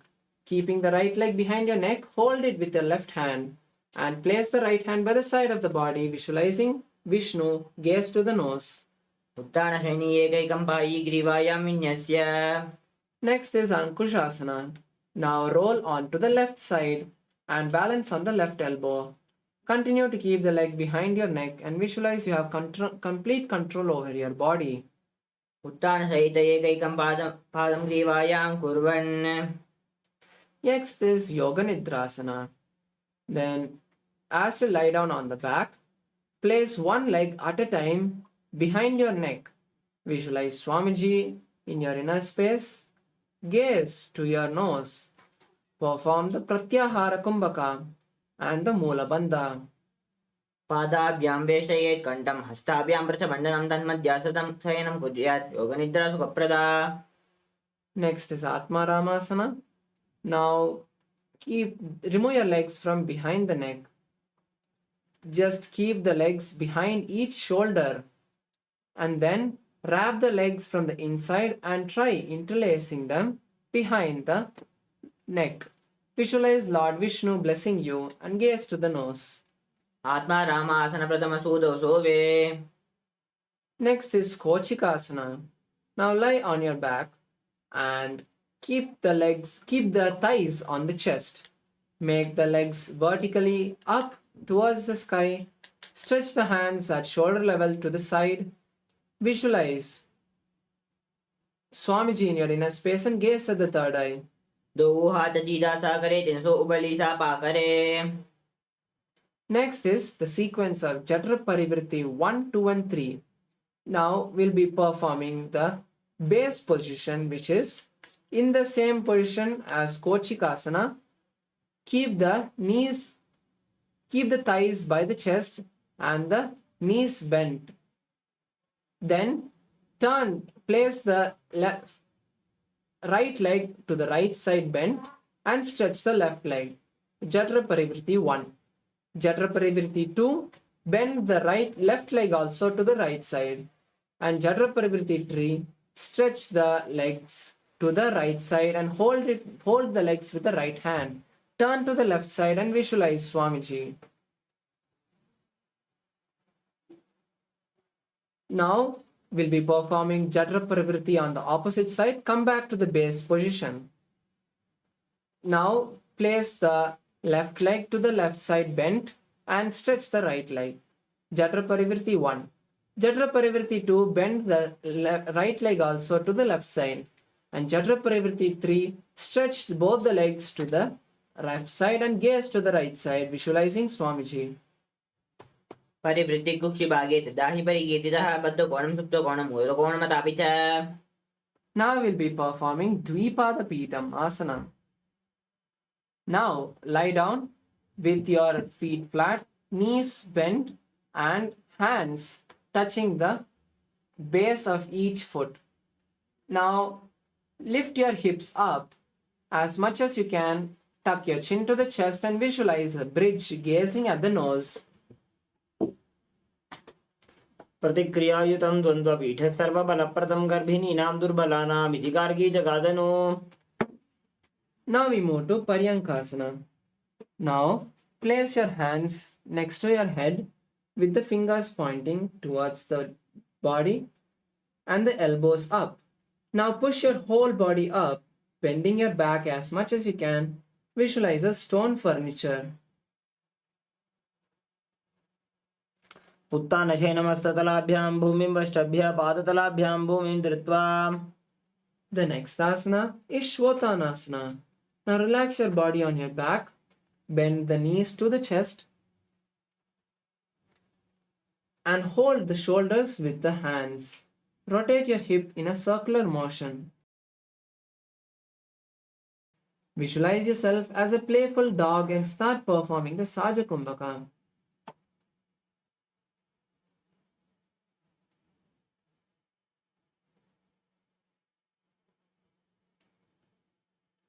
स्वच्छरीरं संस्थाप्य जानुनी सम्मील्य नाभो वाणिज्य. Next is Viparita Karani.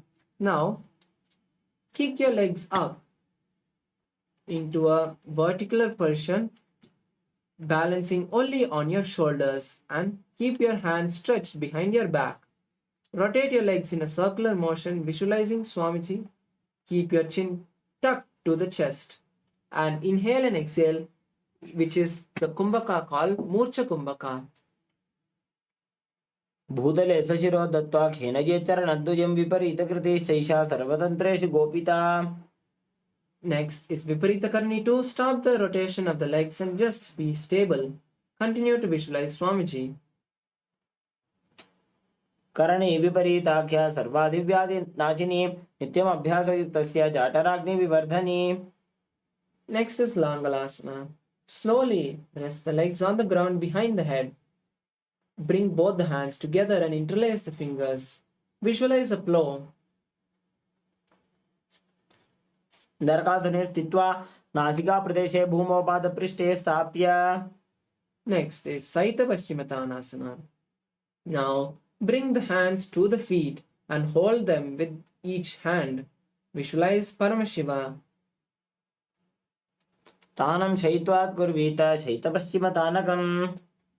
Next is Supta Konasana. Now holding the feet slowly, spread them apart. Visualize Swamiji. तानं शयित्वात् कुर्वीत शयितपश्चिमतानकम्. Next is Chakrasana. Bring the feet again together and completely balance on the back only, not on the shoulders. Visualize a wheel. शवासनस्तद्वौ पादौ कुर्यान्मस्तकतः परौ व्युत्क्रमेण ततः शीघ्रमेतत् सर्वस्य साधनम्. Next is Supta Prasarita Padangushtasana. Now make your legs vertical towards the ceiling and hold each leg with the hands. Visualize Swamiji and slowly open the legs to the side as much as you can, as wide as you can. शवासनस्तद्वौ पादौ कुर्यान्मस्तकतः परौ व्युत्क्रमेण ततः शीघ्रमेतत् सर्वस्य साधनम्. Next is Supta Padangushtasana. Just bring the legs together and balance, visualizing Swamiji. Start performing Ujjayi Kumbhaka. उत्थानपादं क्रौञ्चं च मरीचिं वीरभद्रकं नटराजं त्रिकोणं च सुप्ताङ्गुष्ठप्रसारणे. Next is Matsyasana. Cross the legs into Padmasana and gaze to the nose. Then place the legs on the ground. Hold opposite elbows behind the head and visualize the Matsya, fish avatar of Lord Vishnu.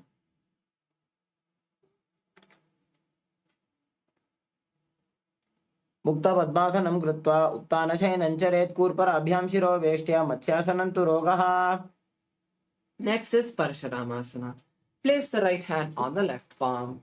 Visualize Lord Rama and gaze to the nose. प्रथमकरे पद्मासन आचे सुधो सोभे भूपरिपाचे. Next is Sarvangasana. Place your hands under your hips and lift your legs up. Keep the hands on the hips and balance on the elbows. Visualize Swamiji and gaze to the nose. Tuck the chin to the chest in Jalandhara Bandha.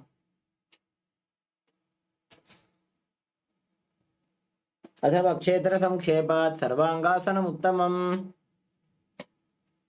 Next is Vrishchikasana. Relax. Place the left leg on the right knee and pull the right knee towards the face. Then stretch the hands behind the head and cup the fingers forward. Visualize the scorpion and gaze to the third eye. प्रथमशयन सूदो शीर्षकेशिके सन्धि सुधाके. Next is Vrishchikasana on the opposite side. Now place the right leg on the left thigh and pull it towards the head. Then keep the hands in the same position and visualize the scorpion. प्रथमशयन सूदो शीर्षकेशिके सन्धि सुधाके. Next is Vrishabhada Kshepasana. Now interlace your hands behind the head and then alternate, touching the opposite knee with the opposite elbow. Visualize Swamiji and start performing Saja Kumbhaka. उत्थानशयनं कृत्वा अङ्गुलिभ्यः कन्दरां बद्ध्वा कूर्परो मिलित्वा. Next is Marottanasana. Now bring one knee at a time towards the respective ear. Visualize Swamiji in your inner space.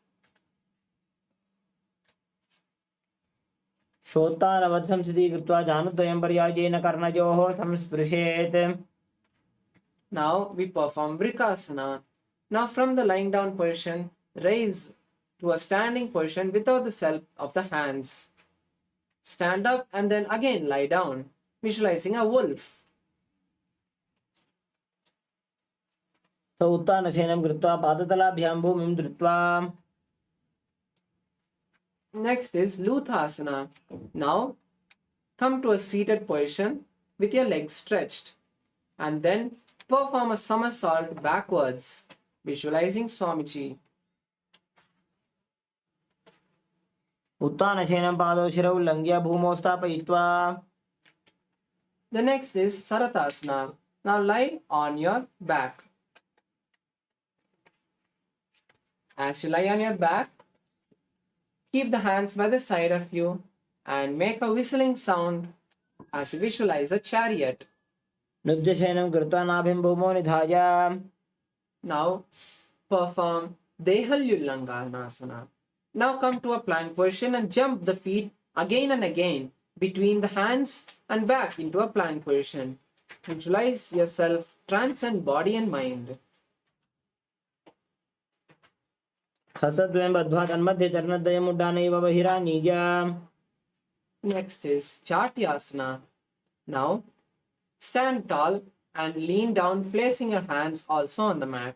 Walk on all four limbs, visualizing an elephant. अथ जात्यासनं वक्ष्ये येन जातिस्मरो भवेत् हस्तान्त्रिभूमौ च गमनम् आगमनं ततः. Next is Lolitika Karna. Now stand with your hands stretched at shoulder level to the sides. Tilt your head back. Roll your head in all directions. And then at one by one, bring one hand to the center of your body and then back out as you roll your head in all directions.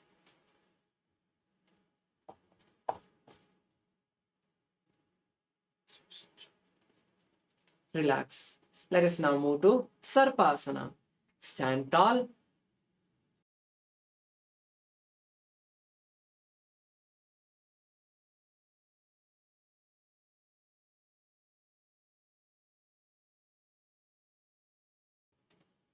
Now stand tall with your hands by the side.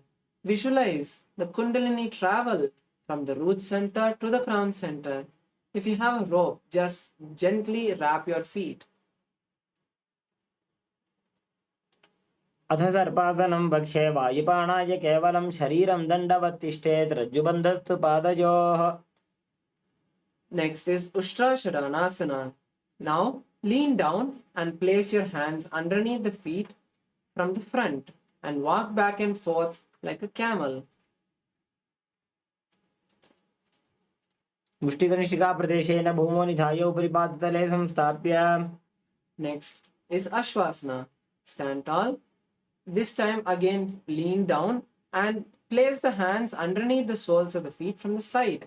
Walk back and forth in your mat, visualizing a horse. मुष्टिकनिष्ठिकाप्रदेशेन भूमौ निधाय उपरि पादतले संस्थाप्य.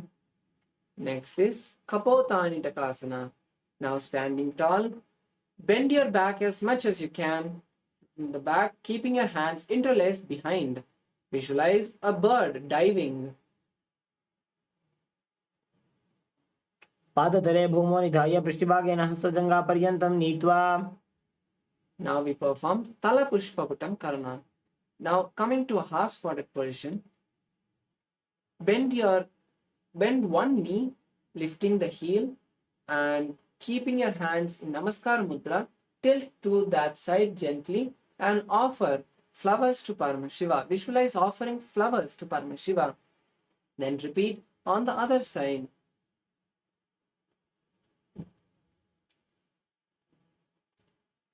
We move to the next asana, Khadgasana. Now from the standing position, lie down, then again jump up to a standing position. Then bring the palms together and forearms. Visualize a rhinoceros and gaze to the nose. आसनं कृत्वा पादतलाभ्यां भूमिं धृत्वा. Next is Uttanottanam. Now spread your legs slightly apart, fold opposite elbows and sit down and stand up again and again, visualizing Swamiji and gazing at the nose. पुनः पुनः उत्थातव्यम् अस्थितव्यम् इति उत्थानोत्थानं भवति. The next is Musalasana. Now stand tall and then bring both your hands to the side. Jump again and again, visualizing a maze. सरलं स्थित्वा ऊर्ध्वं बाहुं नयेत् वारं वारम् उड्डानं कृत्वा. Next is Uchirshakasana.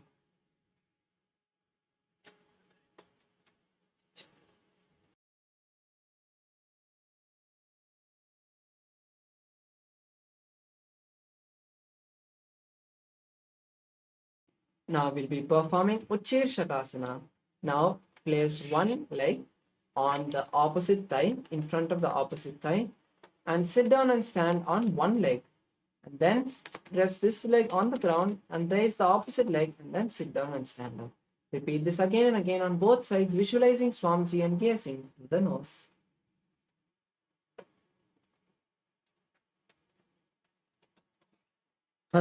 एकैकं पादतलं कुक्षो निधाय तिष्ठेत् उच्छीर्षकं भवति.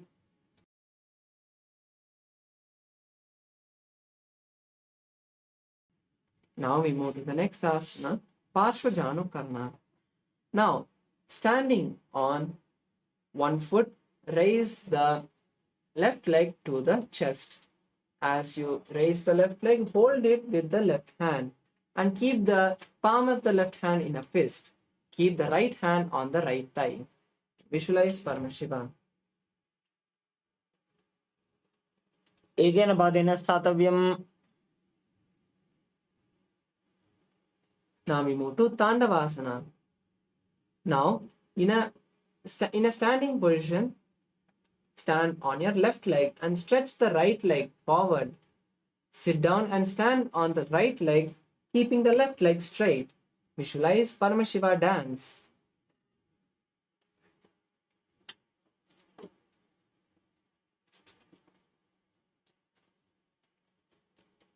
एकेन पादेन स्थातव्यं ताण्डवासनं भवति. The next is Brahmanasana. Now place the left leg in the inner thigh of the right leg and then just be balanced as you visualize Lord Brahma blessing you.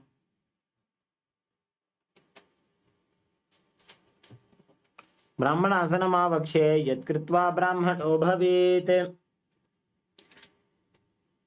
The next is Garudasana 3. Now with the left leg, wrap the right leg. Then wrap both the hands, bringing the palms together and visualize Lord Garuda. Perform the Sajakumbhaka. उत्तानकूर्मपीठं च सिंहगारुडमेव च. Next is Ekapadasana. Now keep the left leg in front of the right thigh. Visualize Swamiji in your inner space. दक्षाङ्घ्रिं वामपादस्य जङ्घोपरि निधाय च. Next we move to Dhruvasana. Now stretching your left leg to the side, hold the left leg with the left hand and then keeping the knee straight, rotate in a circular motion, visualizing a star. एकेन हस्तेन दण्डरूपस्य एकस्य पादस्य अग्रं धृत्वा. Now we move to Trivikramasana. Now stand on one leg and place the other leg behind your neck. Sit down and stand up, visualizing blessings of Lord Vishnu.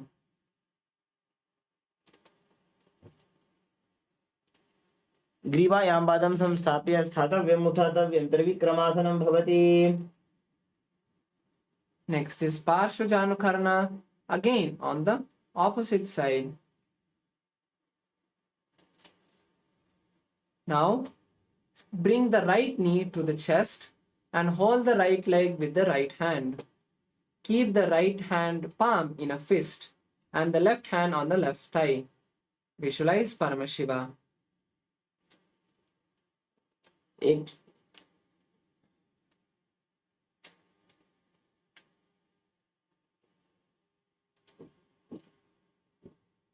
Now we move to Tandavasana. Now standing on the left leg, stretch the right leg forward, sit down and stand up on the left leg, keeping the right leg straight. Visualize Paramashiva dance. एकेन पादेन स्थातव्यं ताण्डवासनं भवति. Next is Brahmanasana. Now place the right leg in the inner thigh of the left leg and stand stable. Visualize Lord Brahma blessing you. ब्राह्मणासनमावक्षे यत्कृत्वा ब्राह्मणो भवेत्. Next is Garudasana 3. Now, with the right leg, wrap the left leg and simultaneously wrap the hands and bring the palms together. Visualize Lord Garuda. उत्तानकूर्मपीठं च संहस्गारुडमेव च वातायनं गोमुखं च भारद्वाजं त्रिविक्रमम्. The next is Ekapadasana. Now place the right leg in front of the left thigh and stand stable. Visualize Swamiji. दक्षाङ्घ्रिं वामपादस्य जङ्घोपरि निधाय च.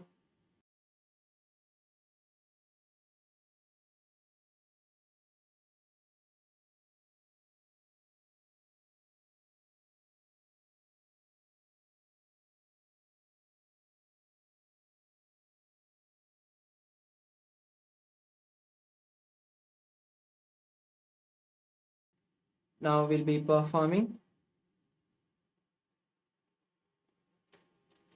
Ekapadasana, Dhruvasana on the opposite side. Now pull the right leg up and fold the right leg's big toe with the index and middle fingers and stretch it to the right side. Now keeping the leg straight. Keeping the leg straight, rotate in a circle and visualize the pole star. एकेन हस्तेन दण्डरूपस्य एकस्य पादस्य अग्रं धृत्वा.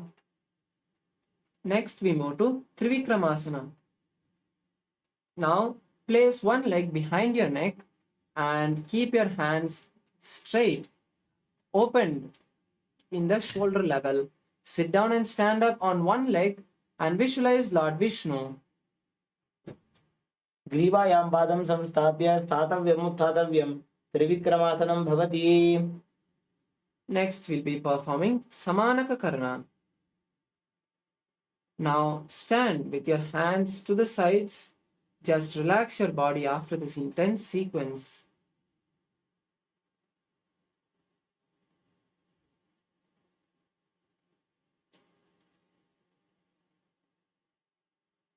Now we'll be moving to the next asana, Gorakanjali asana. Now in a squatting position, lean down slowly and from the under the thighs, interlace the fingers in front of the navel. Visualize the great sage Goraknatha and start performing the Jiva Chalakumbhaka for the following asanas, which is inhaling, visualizing the prana travel from the toes to the head and then exhaling.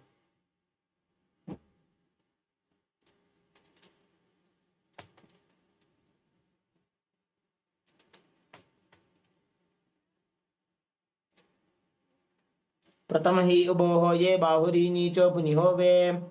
The next is Kanchi asana.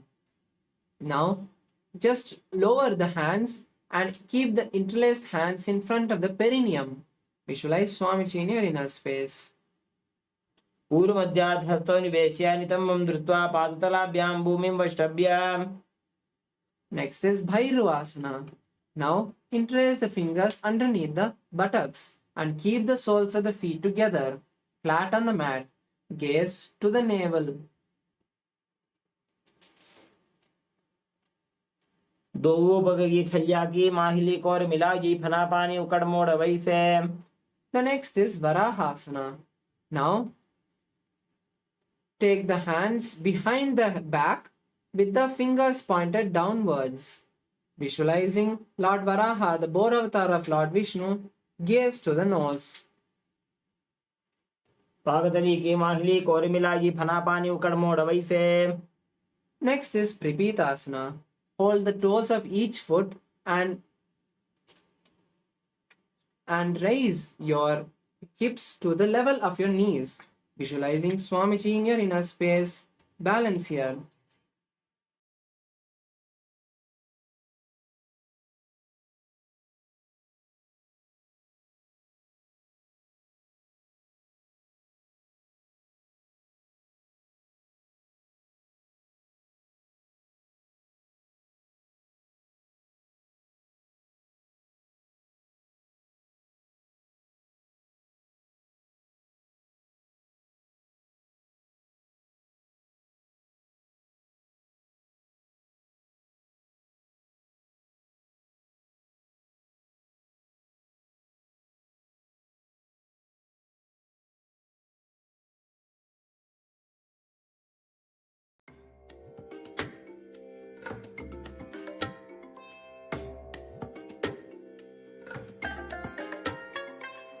bless you all.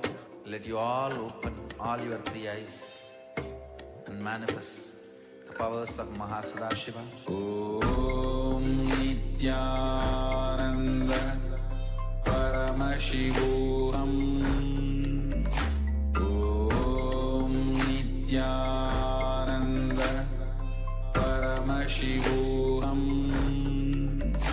Om Nithyananda.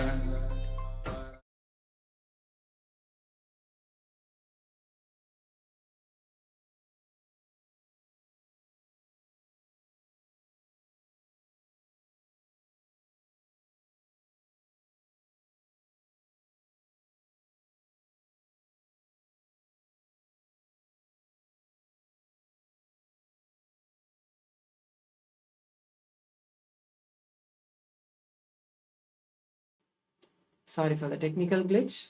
We now move to the next asana, Bakasana. Now,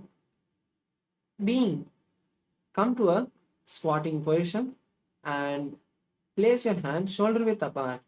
Then keep the knees to the side of the hands and lean onto the hands, balancing. Lift the legs off the mat. Visualize a crow. हस्ताभ्यामवनिमष्टभ्य जानुद्वयं नाभौ सम्मील्य. The next asana is Shushtanga Kapalyasana. This is an inverted asana, so you can take the support of a wall or a partner if you need. Now, place your hands on the mat wide apart and then place the crown. As you place the crown, rest the knees on the elbows. Slowly raise the legs vertically up, finding balance. Cross the legs into Padmasana. Visualize Swamiji in your inner space and gaze to the nose. आसन को गणकपाल आचो जी. The next is Guptasana. Now be seated in a comfortable seated position with your heels together and toes flat. Place your palms on the respective knee and visualize Paramashiva. Gaze to the nose. जानुर्भोरन्तरे पादौ कृत्वा पादौ च गोपजेत् पादोपरि च संस्थाप्य कुदं गुप्तासनं विदुः. The next is Vrikshasana 2. Now, this is also an inverted asana. So, you can take the support of a partner or the wall to perform this asana. Now, place your hands on the mat and wide apart and kick your legs into a handstand. Visualize a tree and perform the Sahaja Kumbhaka. सप्तचक्रक्षालनाय vrikshasana विशेषकाञ्जननेन्द्रियदादाढ्य गुणभेदान् समभ्यसेत्.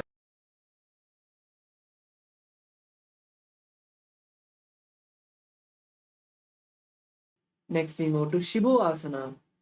Now, placing your hands in the same position. Again, kick your legs into handstand. Gaze to the third eye and visualize energy flowing from your third eye.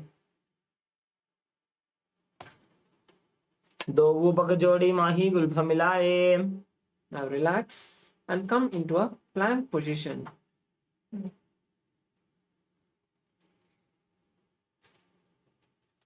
Now stretch your legs in the plank position and lower your body before touching the ground. Again, rise up like in push-ups. Visualize a fish. निब्जं शयनं कुर्परो पार्श्वभागायामूर्धकृत्य हस्ततलाभ्यां भूमिं वष्टभ्य. Next is Sarpasana. Lie on your stomach and hold the sides of your hips. Then move from side to side like a snake and continue to perform the Sahaja Kumbhaka. निब्जं शयनं कृत्वा हस्तौ नितम्बं संस्थाप्य पादौ दीघीकृत्य. Next, we move to Niralambanasana. Now, place your elbows on the ground and rest your neck in between the palms. Visualize yourself is completely supported. कराभ्यां पङ्कजं कृत्वा तिष्ठेत् कूर्परयासुतीः मुखमुन्नमनुच्चायि निरालम्बनमासनम्. The next is Chatrasana. Place your hands flat on the mat and then Raise your upper body as much as you can, pushing your hands straight. Then bend the knees and try touching the head with the toes. Visualize an umbrella. अर्ध्यासनं स्थित्वा हस्ततलाभ्यां भूमिं वश्रभ्य. The next is Vajrasana. Now come to a seated position and place the hands on the mat and push the hands as far away from the body, placing your forehead on the mat. Visualize Vajra, the indestructible weapon of Lord Indra. इदानीं गर्भिणीनां योगाभ्यासो यथा लघु सुखप्रसवलाभाय प्रोच्यते प्राक्तनेपथि. Now the next asana is Meshasana. Just slowly straighten your knees from this position, getting into a plank position, and alternate placing one hand, raising one hand off the mat and placing it. Visualize a powerful ramp. Perform the Mula Bandha and hold the japa in your throat center. Om Nithyananda Paramashivoham. गजासन संस्थितो एकैकं बाहुं भूमौ ताडयेत् मेषासनं भवति. The next asana is Ajasana. Now place the hands on the mat and kick your legs again into a handstand. Then slowly lower your body, visualizing yourself as eternal. गजासन संस्थितो पादद्वयमन्तराळे कृत्य मस्तकेन भूमिं स्पृशेत्. The next is Dhanantarasana. Now come into a seated position on your heels. Keep the toes flat. Hold the of each toe and pull it towards the perineum. Then place the hands on the respective knee. Visualize Swamiji, gaze to the nose and start performing the Ujjayi Kumbhaka. पूरब विधि परिहाताग्ये काकसीस्यो फणाशरामोडी. The next is Angamotanam. Now interlace your fingers and move it from side to side. Give massage to all the various muscles as you move it up and then backwards. Visualize Swamiji in your inner space. हस्तयोः अङ्गुलीर्वद्वा हस्तयोर्मध्यात् सर्वमङ्गं निष्कासयित्वा. The next is Garudasana 4. Now sit in between of your heels with the toes pointing the sideways outside of your hips.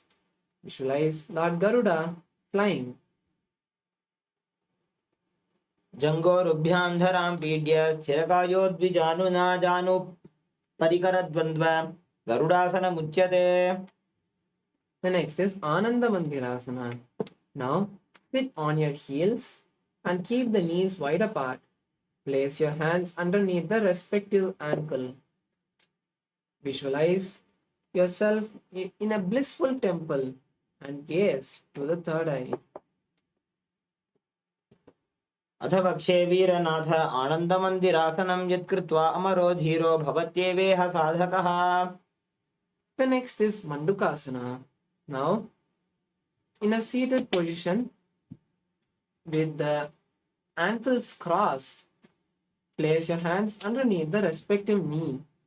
Visualizing a frog, roll your tongue and touch the back of the throat in Manduki Mudra. Then pull your stomach in and up in Uddiyana Bandha and continue to perform the Ujjayi Kumbhaka. पृष्ठं सम्पीड्य गुल्भाभ्यां जान्वङ्गे सफलयाकृतिः हस्तौ पादतले क्षिप्तो मण्डूकं पाददोषहृत्. The next asana is Narasimhasana. Now place your hands on the ground and uncross your ankles. Sit on the heels with the toes tucked. Visualizing Lord Narasimha, lean forward, stick your tongue out and exhale forcefully. Gaze to the nose. दोवु फणापाणि होय वैसे AD Mailer कुदानि वैसे समशरीरनी काटहरावे NASA अग्रदृष्टि को यावे.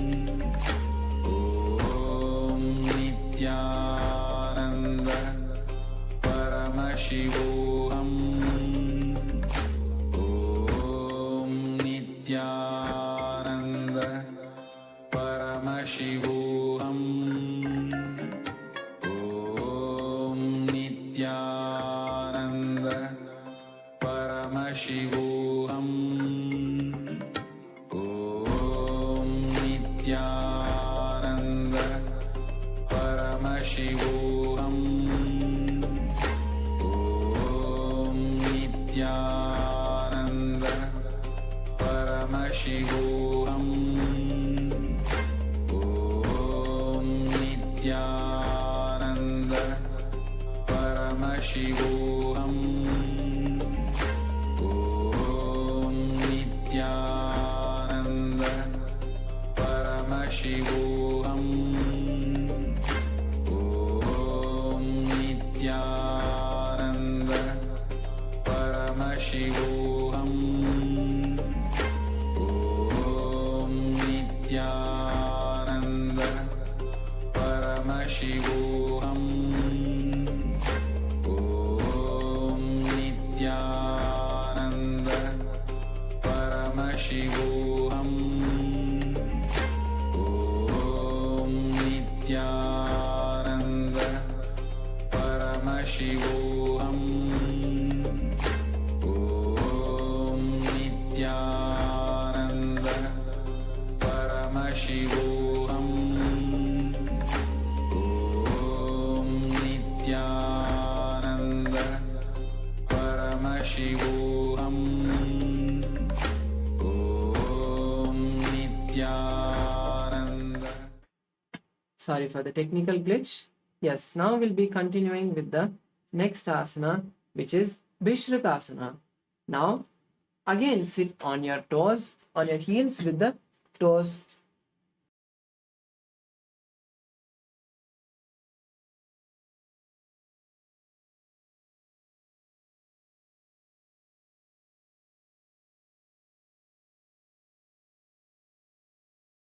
Now, cover your mouth with both your hands and inhale through the nose and exhale through the mouth.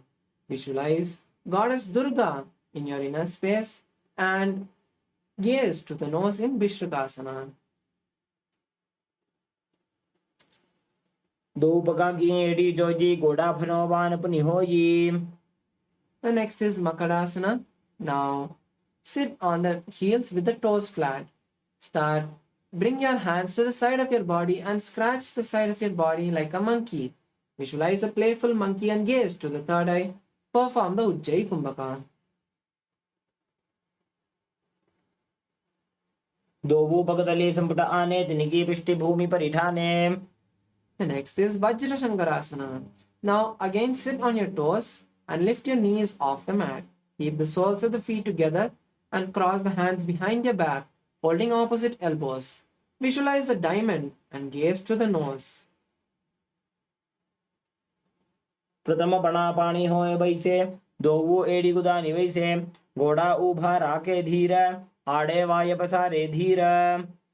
The next is Kanchanasana.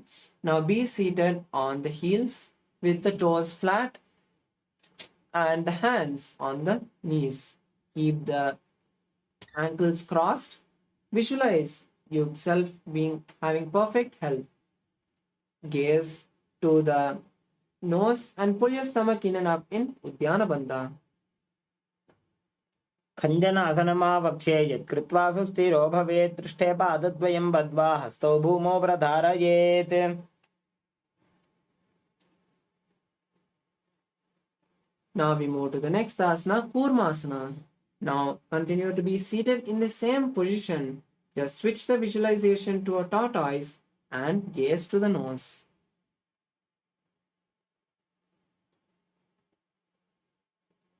गुल्फौ च वृषणस्याधो व्युत्क्रमेण समाहितो. ऋचिकाय शिरो ग्रीवं कूर्मासनमितीरितम्.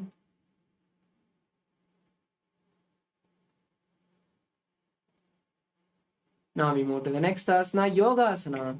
Now keep the hands to the side of your body, uncross your ankles, visualize Swamiji in your inner space and gaze to the nose.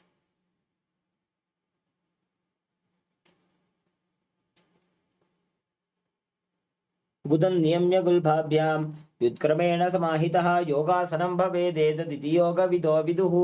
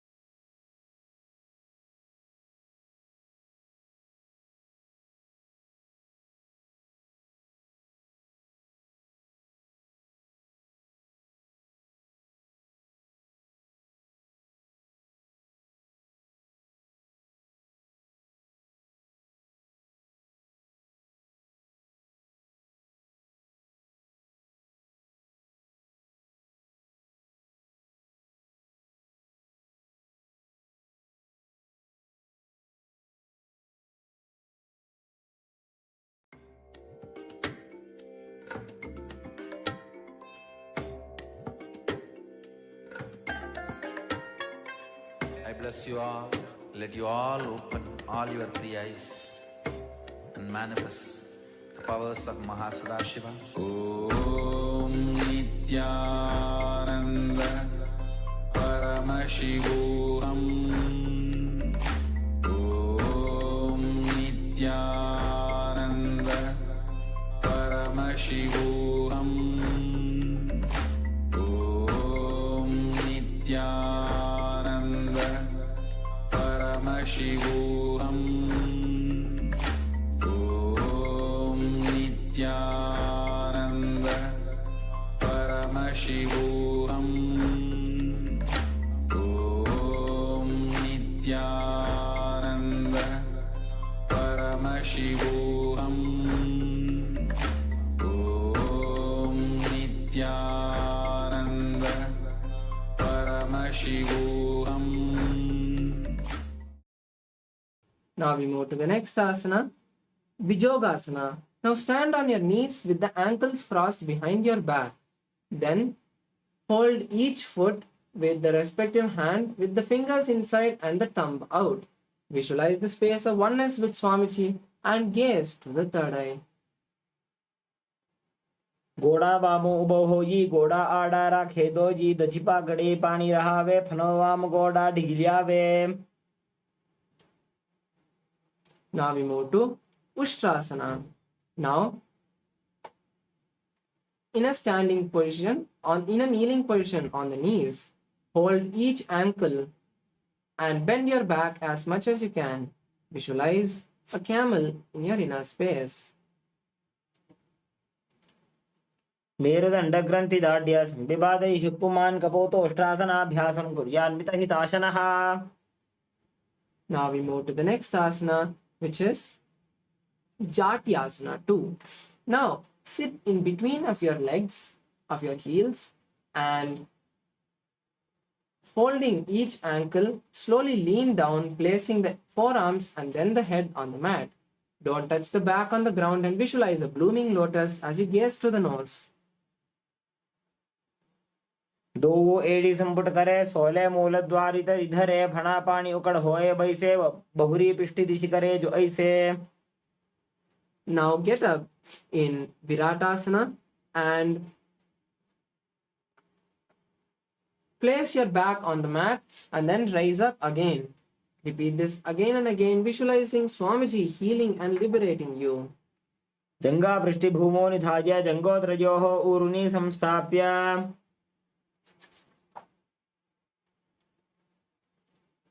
The next is Kapotasana. Now,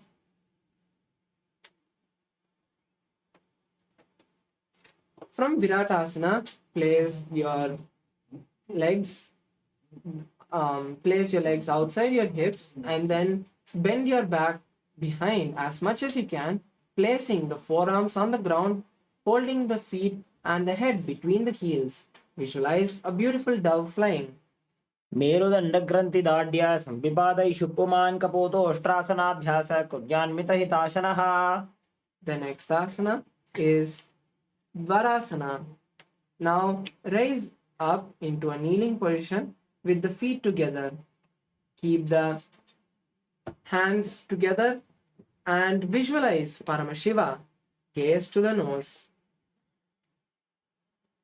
जानुनी भूमौ संस्थाप्य हस्ताभ्यां बाहु परस्परं धृत्वा सरलं तिष्ठेत वारासनं भवति. The next asana is Varahasana. To now be in a seated position with your head on the floor.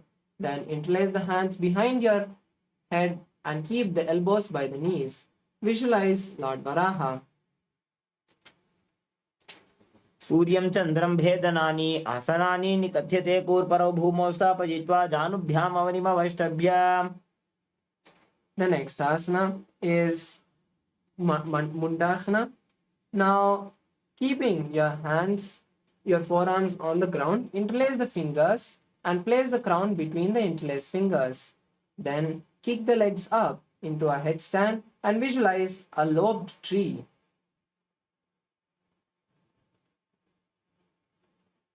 अधो मुंडासनं वक्षे सर्वेषां प्राणिनां सुखम्. The next asana is Andhasana. Now place the head, come to a seated position on the heels and then place your head on the ground. Then cover the ears and keep the hands by the side of the legs. Visualize Swamiji and gaze to the nose. प्रथम भगतले समटारावे कोरमाहिली उभे मिलावे. The next is Viparita Shalabhasana. Now lie on your stomach and simultaneously lift your hands and legs off the mat, balancing only on your abdomen. Visualize a locust. शलभासन भेदाश्च नटभेरुण्ड नामके गण्डभेरुण्ड सहिते शीर्षदण्डासनं तथा. The next is Kapalasana. Now lie down with the hands by the side of your body. Visualize a skull in your inner space. कपालं भूमौ निधाय ऊर्ध्वं पादौ नजेत् कपालासनं भवति. The next is Akasha Kapotasana. Now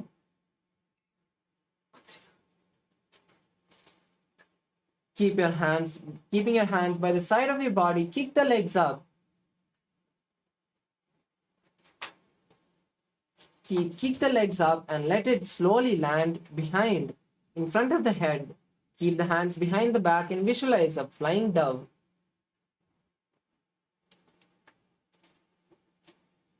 उष्ट्रासने स्थित्वा चरणौ भूमेरुत्थाप्य मस्तकोपरि नीत्वा.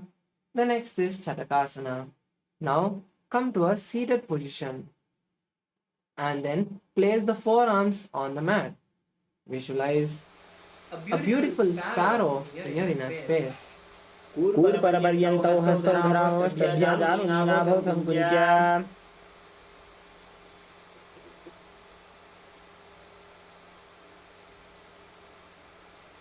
The next asana is Vrishchikasana. Now, keeping the forearms on the mat, kick the legs up and let it slowly land on the head from the behind. Visualize a scorpion and find balance. विच्छेव पुच्छ प्रतिमाङ्घ्रिपार्ष्णे धृत्वा स्वशीर्षे चिबुकं विधार्य कौ. The next asana is Vrishasana.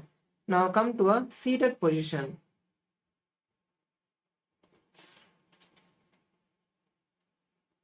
And sit with one heel under the perineum and one heel outside the perineum. Visualize a bull in your inner space. याम्यगुल्भे पादमूले वामभागे पदेतरं विपरीतं स्पृशेत् भूमिं वृषासनमिदं भवेत्. Now we move to the next asana, which is Lolasana. Now sit with the hands together and the knees together. Then from this seated position, lift your legs off the mat and balance only on the hands. Visualize Swamiji. लोलासनं सदा कुर्यात् वायुलोलापघातनात्. The next asana is Vrishasana again on the opposite side. Now keep one heel under the perineum again and the other heel outside, visualizing a bull. याम्यगुल्भे पादमूले वामभागे पदेतरं विपरीतं स्पृशेत् भूमिं वृषासनमिदं भवेत्. Next is Balagunasana. Now sit on one heel and place the other foot flat with the knee by the chest. Place the hands on respective knees.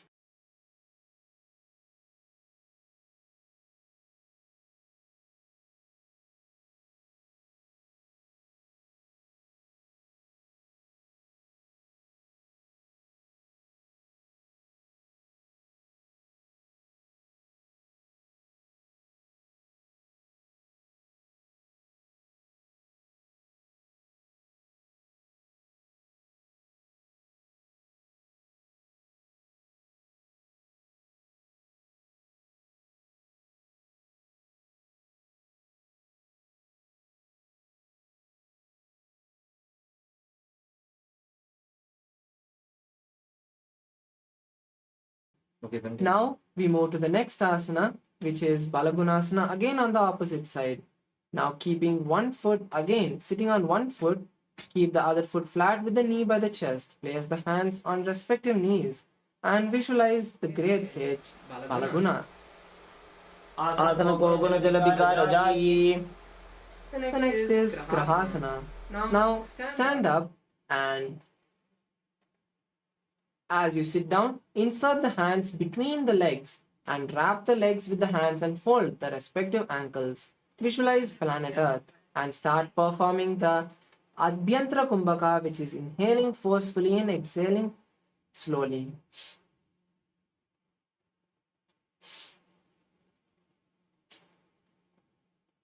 पादतले भूमौ संस्थाप्य जानुमध्ये गुरुपरौ स्थाप्य. The next is Balagunasana again on the opposite side. Now be seated again on one heel and keep the other foot flat with the knee by the chest. Place the hands on respective knees and visualize the great sage Balaguna. आसन को गुण जल विकार जाई. The next is Utkatasana. Now sit on both the heels and keep the hands on the respective knee. Balancing, visualize Swamiji in your inner space. द्विजस्पिजोस्तीयत ऊर्वजानो यत्रासने पादतलद्वयोपरि. The next asana is Vajrasankarasana. Now spread the legs wide apart. Keep the hands crossed behind the back. Keep the soles of the feet together and holding opposite elbows. Balance here. Visualize swing Swamiji.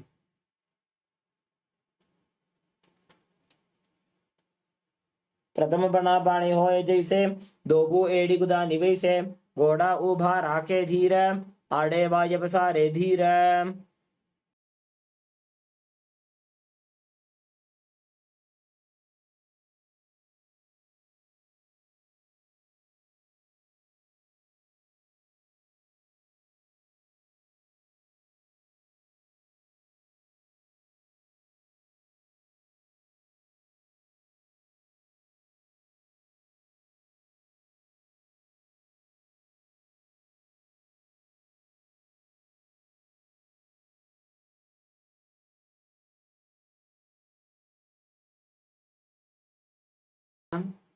Yes, let's now move to the next asana, Anirasana.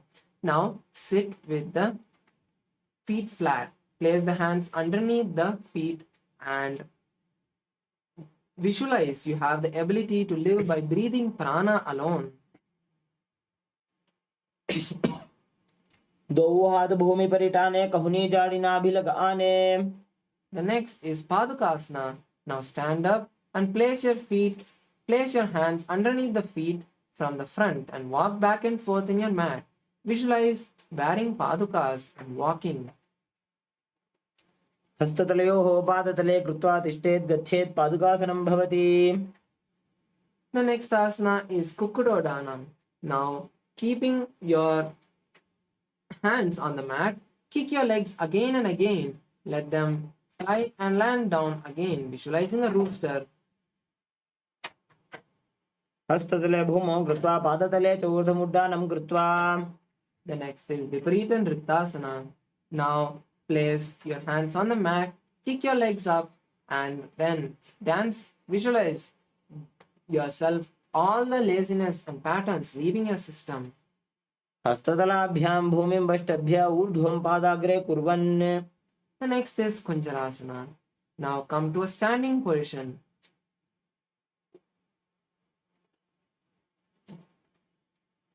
Keep the legs wide apart and lean down. Place one hand on the ground and the other hand on the ear. Visualize Swamiji in your inner space. अथ पक्षे महादेव कुञ्जरासनमुत्तमं करेणैकेन पादाभ्यां भूमौ तिष्ठेच्छिरकरः.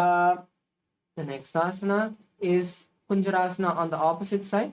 Now switch the position of the hands and visualize Swamiji.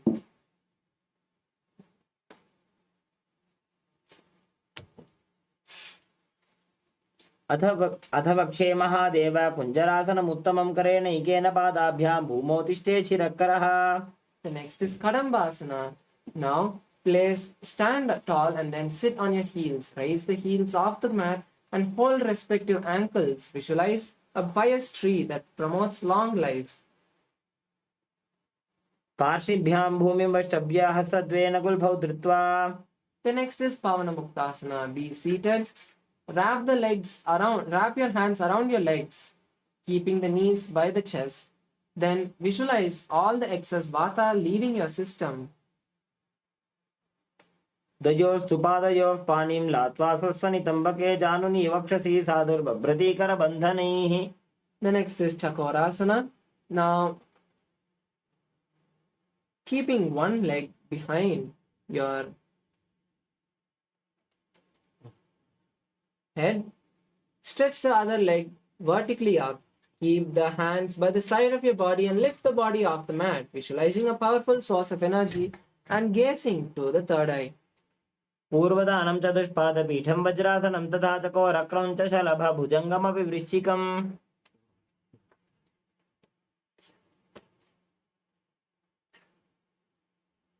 The next asana is Dhanurasana. Now keep one leg by the perineum and the other leg straight. Hold the leg which is by the perineum and pull it towards the ear.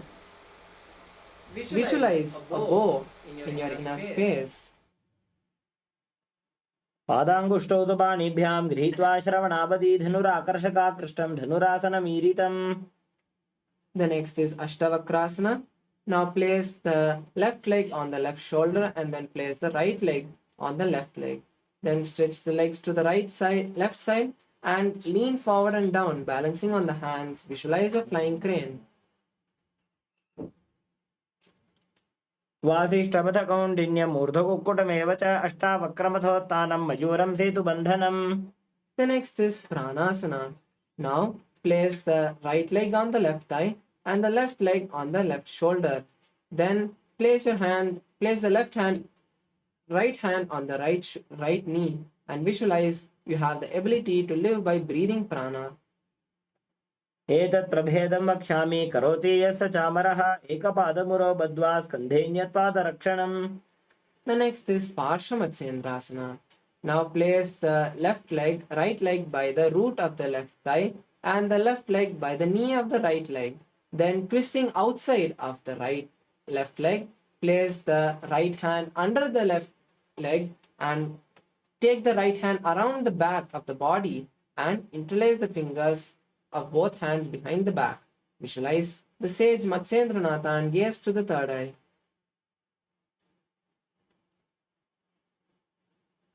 पार्श्वाभ्यां धृत्यते यास्तु पार्श्वमत्स्येन्द्रमुत्तमम्. The next is again Chakorasana on the opposite side. Now place one foot behind the head, stretch the other leg forward and up, keep the hands by the side, lift the legs off the mat, visualize a powerful source of energy, gaze to the third eye. पूर्वदानं चतुष्पादपीठं वज्रासनं तथा. Now perform Dhanurasana on the opposite side. Keep one leg by the perineum, other leg stretched, hold the leg by the perineum and pull it towards the ear. Visualize a bow. पादाङ्गुष्ठौ तु पाणिभ्यां गृहीत्वा श्रवणावधि धनुराकर्षकाकृष्टं धनुरासनमीरितम्. The next is Ashtavakrasana. Place the right leg on the right shoulder. Place the left leg on the right leg. Stretch the legs to the right side. Then lean forward and balance on the hands, visualizing a flying crane. वासिष्ठमथ कौण्डिन्यम् ऊर्ध्वकुक्कुटमेव च अष्टावक्रमथोत्थानं मयूरं सेतुबन्धनम्. Next is Pranasana. Now place the left leg on the right thigh. Place the right leg on the right shoulder. Keep the left hand on the left knee and visualize you have the ability of a breatharian. एतत् प्रभेदं वक्ष्यामि करोति यस्य चामरः एकपादपुरो बद्ध्वा स्कन्धेऽन्यत्पादरक्षणम्. Next is Paramashivoham. Keep the left leg by the base of the right leg. Keep the right leg by the knee of the left leg. Turn outside of the right leg.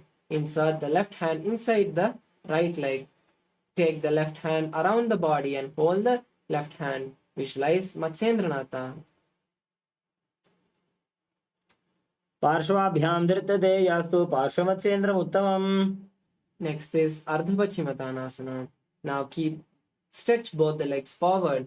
Keep one leg by the perineum and the other leg straight. Then lean forward and down, keeping the head on the stretched leg. Visualize Swamiji.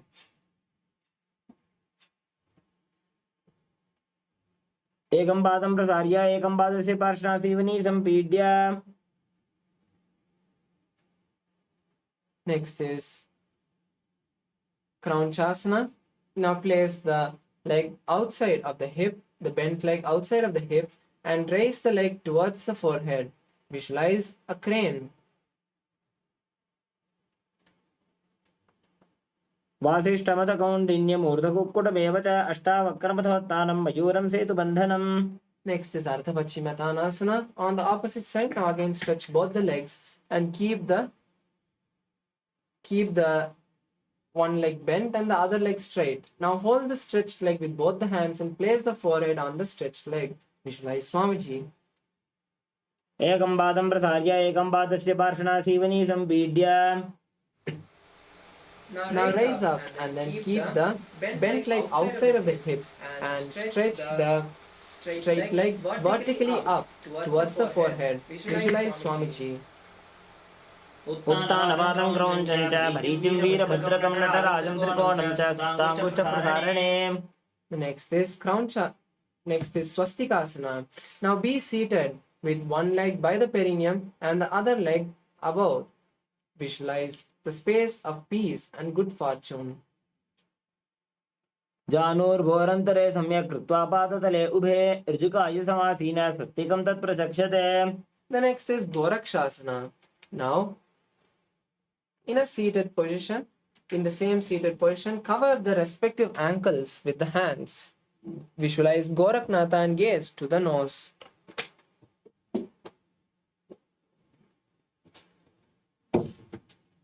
जानुर्भोरन्तरे पादौ उत्तानौ व्यक्तसंस्थितौ.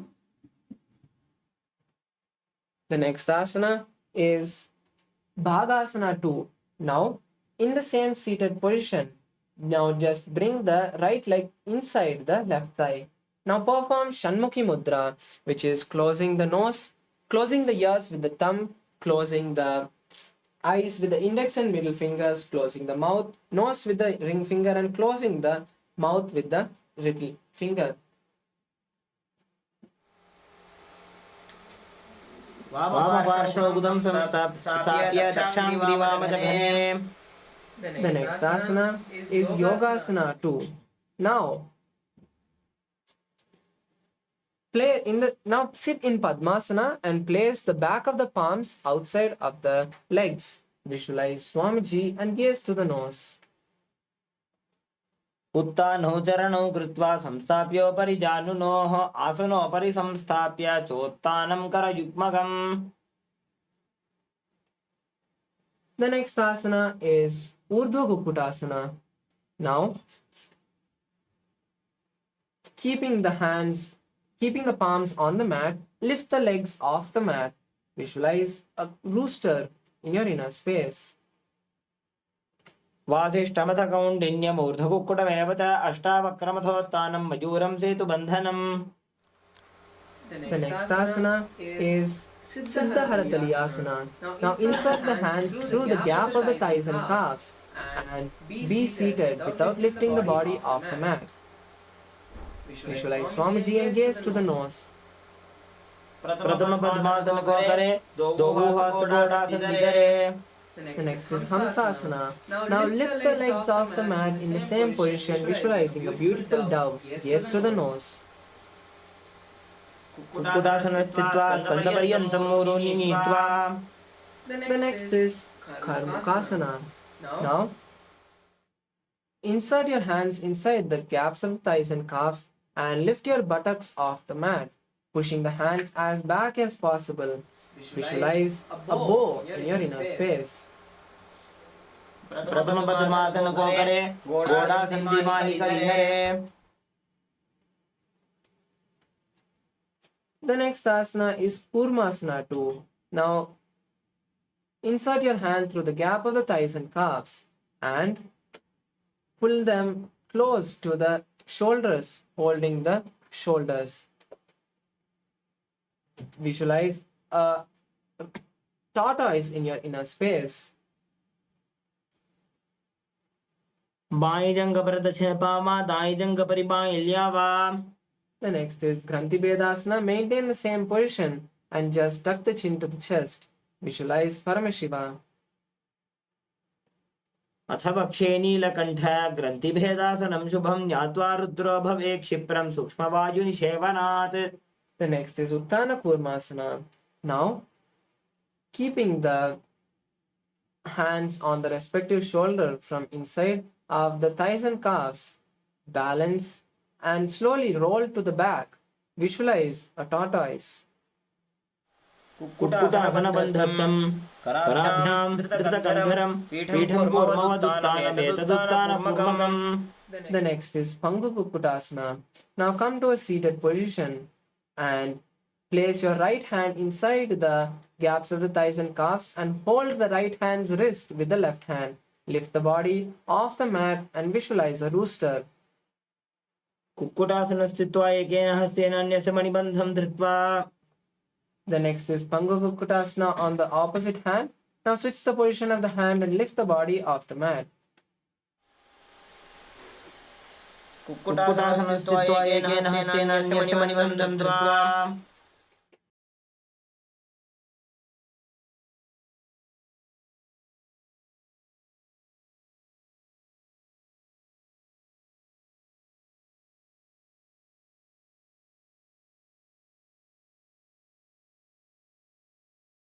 Now we move to the next asana, which is Granthi Bedasana.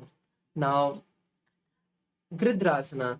Now place the hand on the respective on the feet, on the soles of the feet, and interlace the fingers, and then place the chin on the knuckles of the hand. Visualize you have gone beyond greed.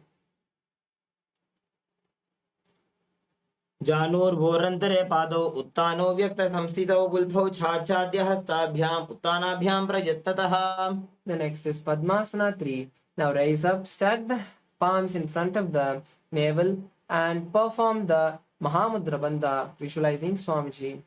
उत्तानो चरणो विधाय विधिवत् शक्तिस्थितो योगिरात्. The next is Padmasana 4. Now relax the body and place the palms on the knees. In Padmasana, visualize Paramashiva and gaze to the nose.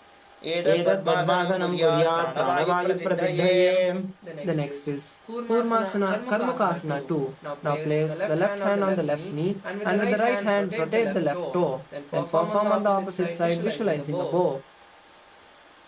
अथान्यासनमावक्ष्य योगपूरकरक्षणात्. The next is Karmakasana 3. Now tighten your Padmasana, wrap the hands from behind the back and hold on to opposite feet from behind, visualizing a bow. अथान्यासनमावक्ष्य योगपूरकरक्षणात्. The next is Dridasana. Now maintain the same position as you just leave. Relax the Mahamudra Bandha and gaze to the third eye. ऊरुभ्यामुपरि स्थाप्य पादयुग्मं प्रयत्नतः. The next is Nagrasana. Now slowly, keeping the legs in Padmasana, cross the hands behind the back and lie down. Visualize a snake and gaze to the nose. प्रथम पद्मासन को ठाने दो हाथ पाछाने आने. The next is Kandukasana. Release the Padmasana. Place the knees on the hips, on the chest, and wrap the legs like a ball. Visualize a ball in your inner space. वेत्रासने स्थित्वा हस्तपादान् निष्कुष्य ऊर्ध्वं नयेत्. The next asana is Urdhva Bhavanasana. Now keep the legs flat on the mat. Interlace the hands behind the neck and relax your body, visualizing Swamiji. प्रथमे सूधो San करावे घोड़ा उभा राशि मिलावे. The next is Markatapitasana. Now keep the hands by the soles of the feet and lift the hips up, visualizing a powerful alpha ape. उत्तानशयनं पादतले उत्तानहस्तयोः स्थापयेत्. The next is Uttana Shikipitakasana. Now relax the hips on the mat. Keep the hands on the hips and stretch the knees. Visualize Swamiji and gaze to the nose. जङ्घोरुबलहीनश्चेत् उत्तानशिखिपीठकम् अप्रमत्तः प्रकुर्वीत भुक्तेः प्राग्विजितेन्द्रियः. The next is Narakasana. Now kick the legs up and then place the hands on the mat. Visualize blissfully traveling through Naraka. ग्रीवाकण्ठेन भूमिं विष्टम्भ पादाग्रद्वयमूर्ध्वमुत्त्रजेत्. Next is Tiryanavakasana. Place your hands on the back and tilt it as low as possible, visualizing a boat. नौकावत् स्थित्वा ऊर्ध्वं पादाग्रद्वयं नयेत्. The next asana is Dvajasana. Now keep your legs again in the straight position and place your hands on the mat, visualizing the KAILASA flag. तिर्यं नौकावते ग्रीवापृष्ठपूर्वरैः भूमिं वष्टभ्याम्. The next asana is Vritasana. Completely relax your body. Keep the hands by the side. Visualize Paramashiva completely healing your body and awakening your Kundalini in Vritasana. उत्तानं शववद्भूमौ शयनं तु शवासनं. शवासनं श्रान्तिहरं चित्तविश्रान्तिकारणम्.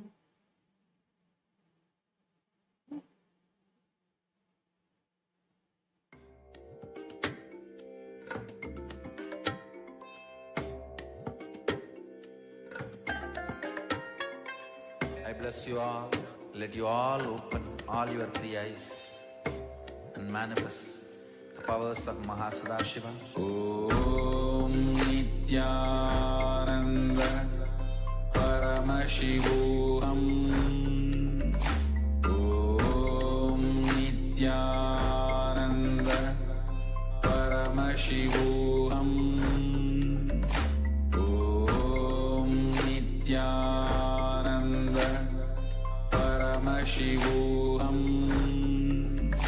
Om Nithyananda Paramashivoham.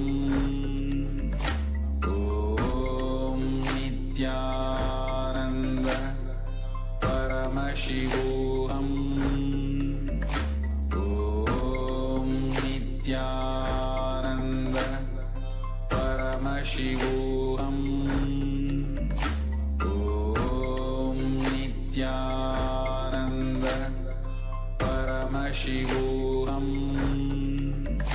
Om Nithyananda Paramashivoham.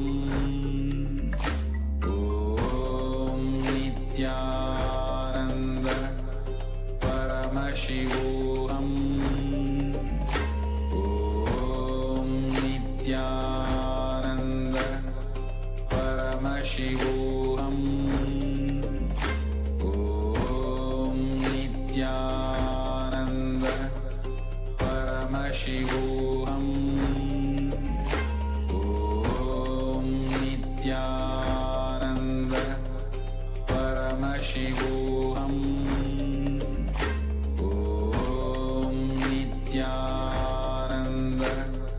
Paramashivoham. Om Nithyananda Paramashivoham. Om Nithyananda Paramashivoham. Om Nithyananda Paramashivoham. Om Nithyananda Paramashivoham. Om Nithyananda Paramashivoham. Om Nithyananda Paramashivoham. Om Nithyananda Paramashivoham. Om Nithyananda Paramashivoham. Om Nithyananda Paramashivoham. Om Nithyananda Paramashivoham. Om Nithyananda Paramashivoham. Slowly come back to your body, bringing awareness to all the muscles. Bend your knees and bring them to your chest. Wrap your legs and rock from side to side, bringing momentum. Come to a seated position. You have beautifully completed the 308 asana sequence, and now we'll be moving into the next session, which is the power manifestation session, where we'll be manifesting the power of third eye reading. I request all the participants to get ready for this beautiful session immediately after the yoga. This is the session where all this energy that we have got from the yoga, we can actually put it into practical use and manifest any reality we want through the power manifestation session. So with this, let's finish the session with the Purna Mantra. Bring your hands together in front of your heart center. Close your eyes, take a deep breath, and let's chant the Purna Mantra. Om Purnamadav Purnamidam Purnat Purnamudachyate Purnasya Purnamadaya Purnamevavashishyate. Om Shanti Shanti Shanti. Hari Om Tat Sat Sarvam Bhagavat Shri Nithyananda Paramashiva Padukarpanamastu. Om Nithyanandam. Thank you all. Nithyanandam.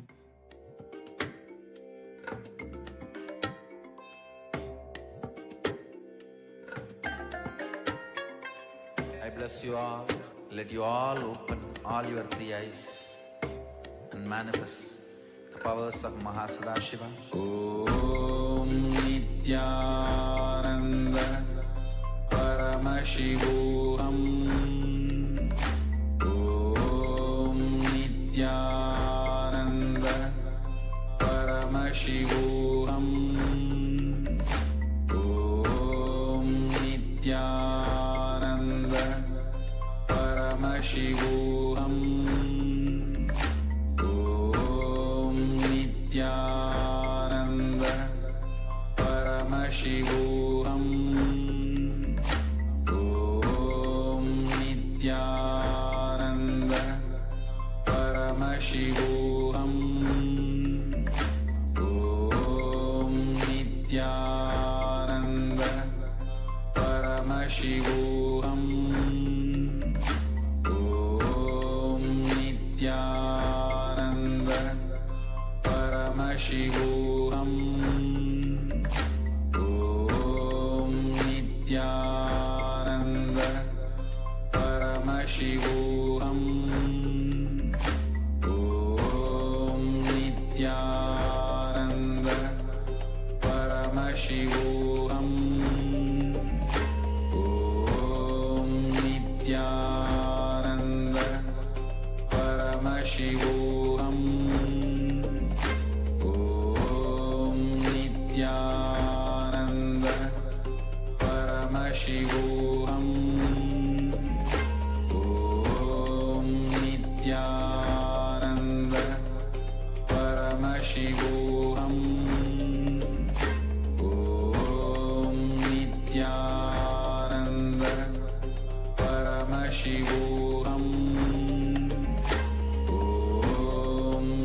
Nithyananda Paramashivoham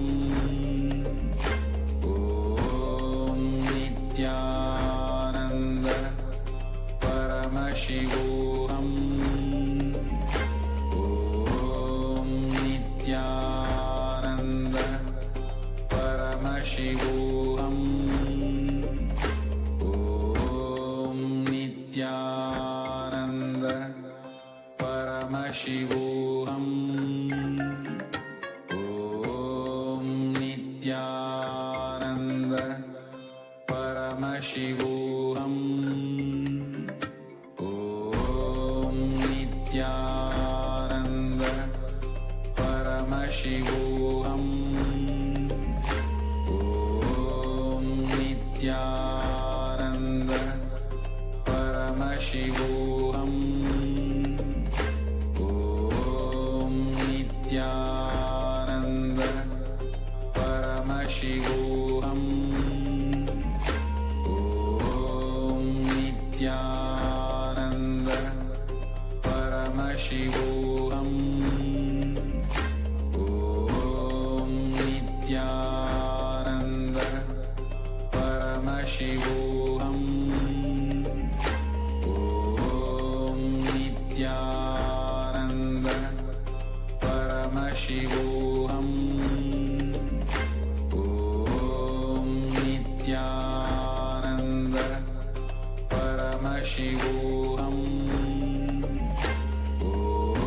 Om Nithyananda Paramashivoham Om Nithyananda Paramashivoham Om Nithyananda Paramashivoham Om Nithyananda Paramashivoham Om Nithyananda परमसुखदं केवलं ज्ञानमूर्तिं द्वन्द्वातीतं गहनसदृशं तत्त्वमस्याधिलक्ष्यम् एकं नित्यं विमलमचलं सर्वदी साक्षिभूतं भावातीतं त्रिगुणरहितं सद्गुरुं तं Namami.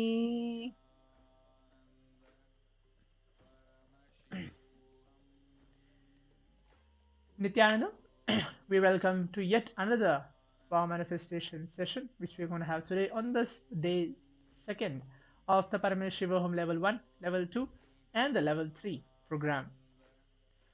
So hope all the participants and viewers are watching with us, along with us, who have participated in the Prathama Vinyasa Krama and the Dvitiya Vinyasa Krama, have enjoyed the whole 308 asana sequence. Now let's all prepare ourselves as we're entering to the power manifestation session, manifesting Shaktis of Paramashiva. In today's session, we're going to manifest the power of third eye. Third eye reading colors blindfolded is going to be today's segment as well. Before that, please bring your eye bands, pen and paper, and please be seated. Make sure you have all your alchemy products, whichever is blessed directly from Swamiji. Can be your Atmalinga. If you have the Jnananjana, please keep it applied on your third eye. If you have a Rudrakshamala as well, you can wear the Rudrakshamala. And any blessed deities from Swamiji, if you have, you can bring that and keep it in or around you. As we're going to be entering to power manifestation, manifesting Shaktis. When we manifest Shaktis within ourselves, we know that we are raising our consciousness to the higher states. Where Swamiji very beautifully tells that from a conscious breakthrough to a super conscious breakthrough, he's here to raise our level of consciousness, how we think, how we present ourselves, and how we react to people. Basically, we're supposed to see ourselves as Paramashiva. We are actually Paramashiva. Inside our being, in the very core component in our being, there is a God particle which is radiating that very space of Paramashivatva, but we don't realize for some or other reasons. Swamiji is here, who is embodiment of Paramashiva himself, to awaken that very God particle inside you. And that's all is going to happen just during this entire power manifestation sequence the next 21 minutes. So before entering, I'll be going through the Shastra Pramana, reading out the scriptural reference and the translation to present to all of you that this very power manifestation, ability to read colors or ability to see something blindfolded, is already been revealed in the Vedas and Agamas, which are the source scriptures of Hinduism. And Swamiji, who is an incarnation of Paramashiva himself, who is validating all the power manifestation signs, initiations with the source scriptures of Hinduism. So let's begin now. Kapalantarmanonyasya tishthanmilitalochanaha kramena manasodhadyat lakshayed lakshamuttamam. Yes. So the translation goes is by fixing the mind on inner space within the crown center and sitting stably without any movement, having your eyes closed in succession. By that stability of the mind and inner space, through the power of the third eye, one directly sees the ultimate goal, Lakshyam, by having vision beyond the sight that reveals any object or place, attaining the space of oneness with the source, Paramashiva. So now let's enter to the power manifestation directly. We want to go through the powerful cognition. Always power manifestation happens with holding a powerful cognition within your inner space. So what is that exact powerful cognition you need to hold? It's as simple as you are Swamiji, you are Paramashiva. Everything which is happening in and around you is a delusion. So when you realize that, when you have those cognition inside you, you radiate powers, you start manifesting Shaktis. Or you can have a deep, simple feeling connection with Swamiji. There is nothing between you and Swamiji for this entire sequence of this power manifestation. It's only you and him. The relationship where you are going to have with him as maybe a god, as a master, as a teacher, anything. Whichever when you feel connected to Swamiji and you start being in that very space of oneness, where you feel you and him are one and the same, and then you practice the power manifestation signs. So now let's enter. Make sure you keep your eye bands ready as well. Or if you don't have an eye band, something to keep your eyes closed. As I said earlier, in this first round, we are going to manifest seeing colors blindfolded. So please keep your eyes closed. Remember Swamiji in your very inner space. Just see Swamiji flowing through you.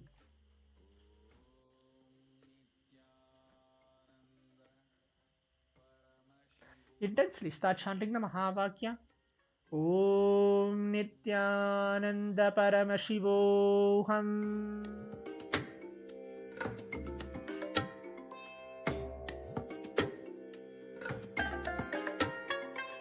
I bless you all. Let you all open all your three eyes and manifest the powers of MahaParamashivam. Om Nithyananda Paramashivoham. Om Nithyananda Paramashivoham. Om Nithyananda Paramashivoham. Om Nithyananda Paramashivoham. Nithyananda Paramashivoham. Om Nithyananda Paramashivoham. Om Nithyananda Paramashivoham. Om Nithyananda Paramashivoham. Om Nithyananda Paramashivoham. Om Nithyananda Paramashivoham. Om Nithyananda Paramashivoham.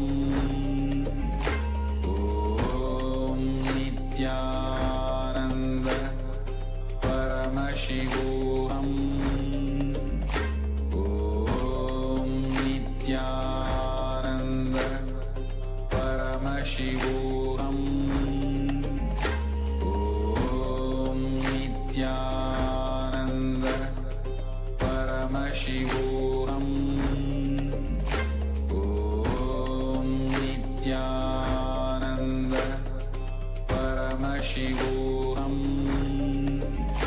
Om Nithyananda Paramashivoham. Om Nithyananda Paramashivoham.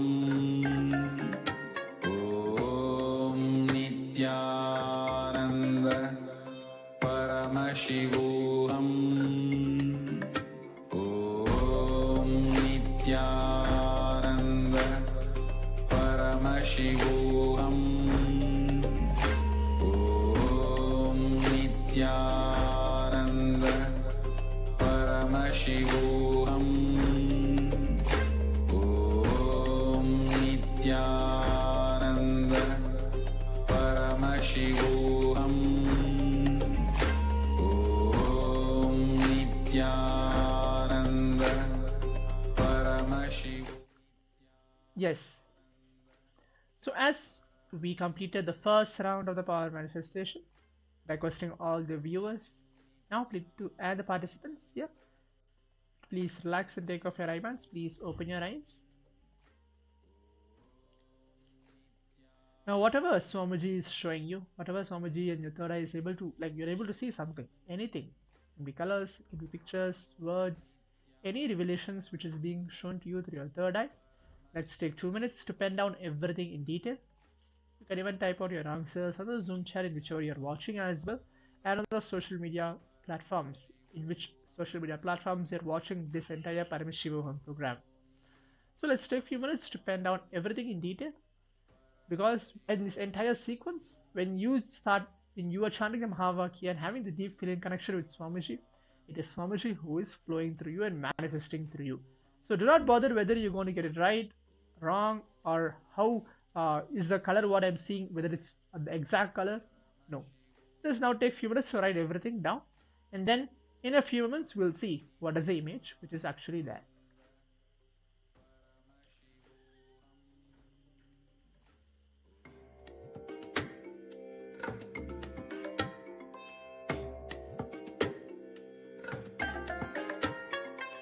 I bless you all.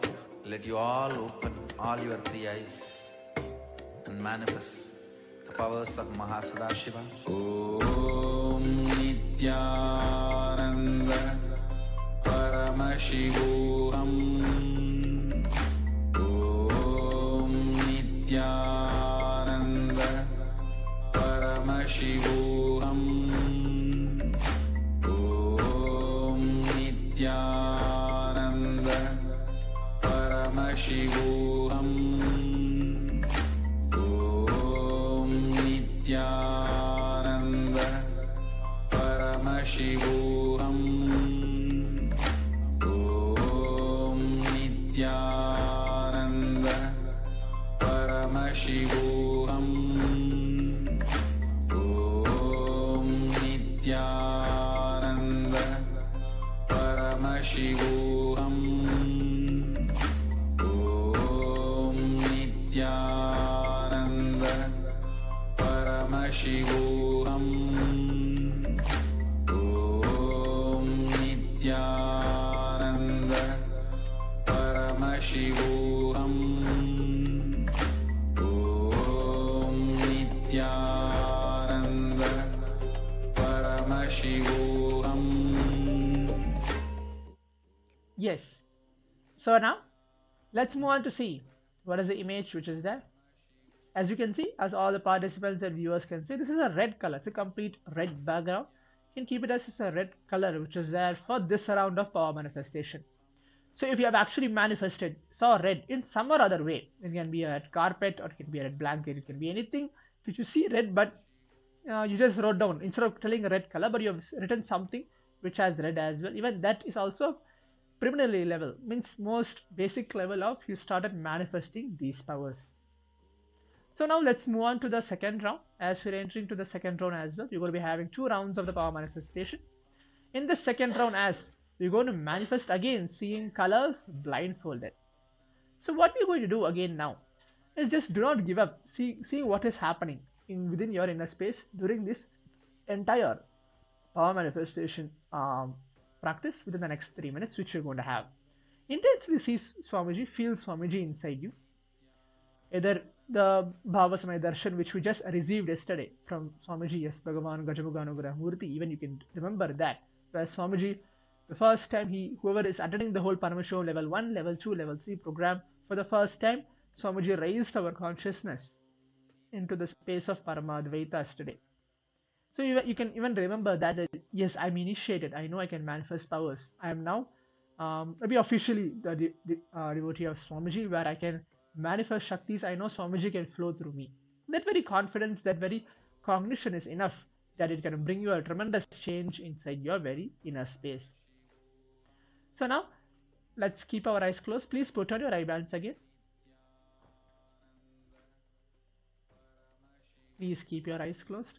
And just remember Swamiji. Be very relaxed. Not like keep yourself tense. Be relaxed and just close your eyes. Remember Swamiji. See what does Swamiji wanted to flow through you. Wanted to manifest through each one of us. Because Swamiji said that I'm not going to manifest the same thing towards every single person. If there is like 20 people sitting on the Zoom room and there is like 15 people watching us live from the YouTube, it's not going to be all 15 and all 20. Swamiji is going to flow in the very same format, like showing, oh, for 15 people I'm showing blue in color, for the rest 10 people I'm showing yellow in color. No, Swamiji said because each one of us has that very special unique Paramashiva component in us, and for each one of us it is going to be awakened in the unique way itself.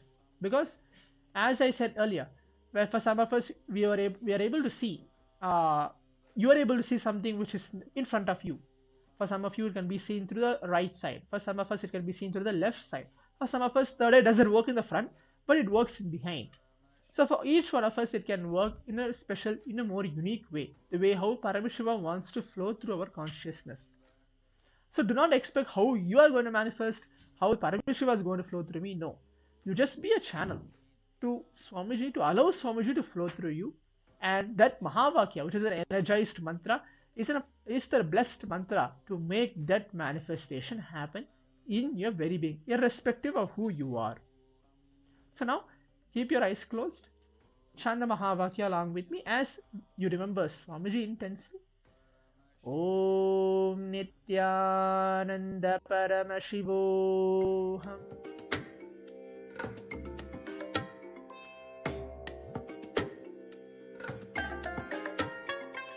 I bless you all. Let you all open all your three eyes and manifest the powers of MahaParamashivam. Om Nithyananda Paramashivoham. Om Nithyananda Paramashivoham. Om Nithyananda Paramashivoham. Om Nithyananda Paramashivoham. Om Nithyananda Paramashivoham. Om Nithyananda Paramashivoham. Om Nithyananda Paramashivoham. Om Nithyananda Paramashivoham. Om Nithyananda Paramashivoham. Om Nithyananda Paramashivoham. Om Nithyananda Paramashivoham. Om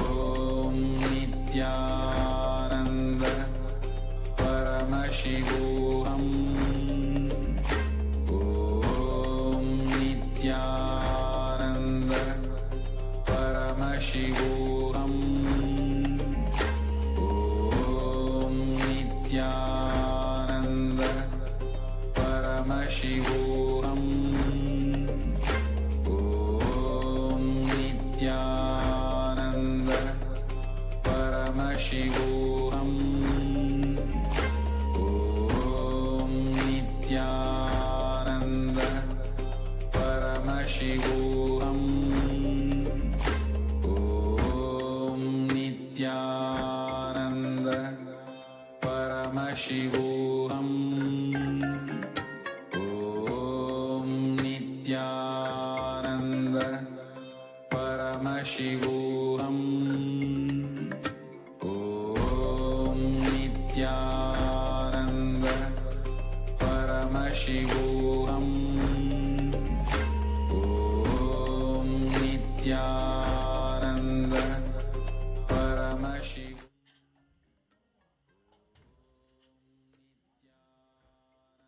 Yes. So now, please relax and take off your eye bands. Please open your eyes as we have completed the second round of the power manifestation. Hope all the participants have followed what I said earlier in the previous round as well. To hold yourself as Paramashiva, to just see, to make sure Swamiji is flowing through you. Now, please start typing out all your answers, whatever you're able to see through your third eye. Please start typing the answers now, writing everything down. Make sure you write everything in detail, whatever Paramashiva is showing through you. Do not judge Paramashiva. Do not have your opinions on Swamiji, on Paramashiva. Start write everything down. Let's see what is the revelations that Swamiji and Paramashiva wants to show through each one of us. Start writing and typing everything out.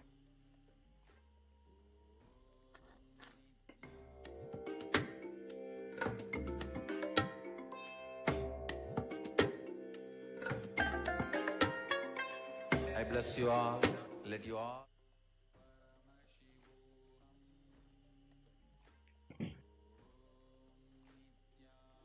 Yes. So now let's move on to see what is the image, what was the color which was there in this second round of the power manifestation. Yes, as you can see in the second round it is complete blue. It's a blue background, blue color itself. The first round it was red, and the second round it is blue color. So how many of the participants and how many of you were able to manifest this round? Can you either raise your hands, or you can leave the message in the Zoom chat or in the social media platforms telling, yes, I have manifested at least one round, in the first round or the second round, any round which I actually have manifested. You can congratulate yourself that you have manifested Paramashiva in your being. So as we are coming to the conclusion, before we move on to the next session, the essence what I wanted to share in this entire power manifestation session is every single day, irrespective of whatever is happening in your day-to-day routine, spend 21 minutes every day to allow Paramashiva to flow through you, to allow Swamiji to flow through you. 21 minutes. If possible, 42 minutes is best. Or attend the entire day of Paramashivoham program. If you're a participant attending this Paramashivoham, make sure you don't miss any of the sessions. And attend the whole day program. Make sure you receive the initiations, the exercises, all the powerful cognitions, and you are trained to manifest powers. And then you get prepared to receive Swamiji in your life by the end of the day. And then you can obviously ask your prayers towards Swamiji, and Swamiji is going to guide your life along. So now, as we are going to move on to the next session, you're going to be having the next powerful cognition session in a few moments. The next step of the power manifestation is taking a few minutes to share your experience on the social media. You can go ahead and share and see what are the different breakthroughs did you get, either in the first round or in the second round, in this complete 21 minutes of the power manifestation. So hope all the participants enjoyed the whole session today, as we're going to move on to the next session in a few moments. Thank you. Nithyananda.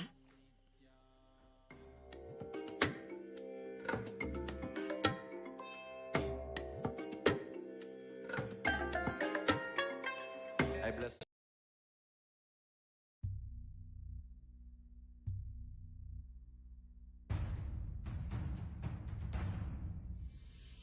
Sit as Paramashiva.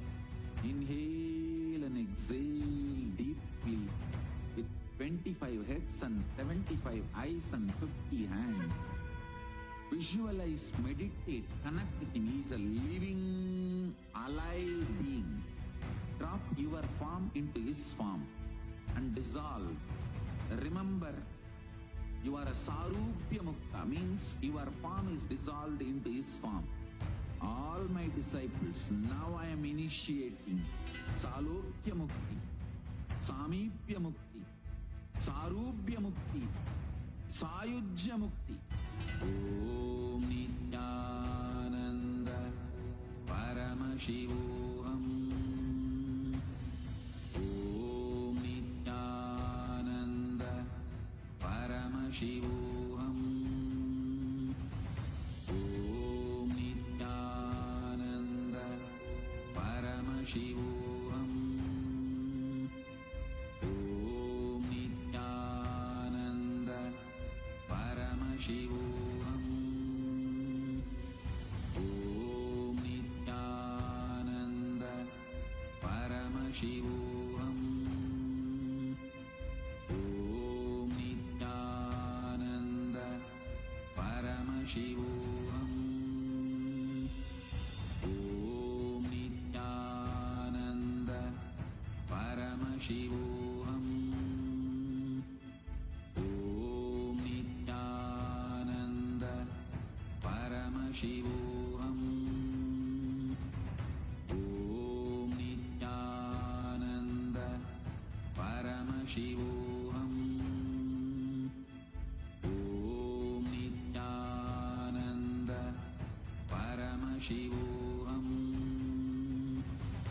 Om Nithyananda Paramashivoham. Om Nithyananda Paramashivoham. Om Nithyananda Paramashivoham. Om Nithyananda Paramashivoham. Om Nithyananda.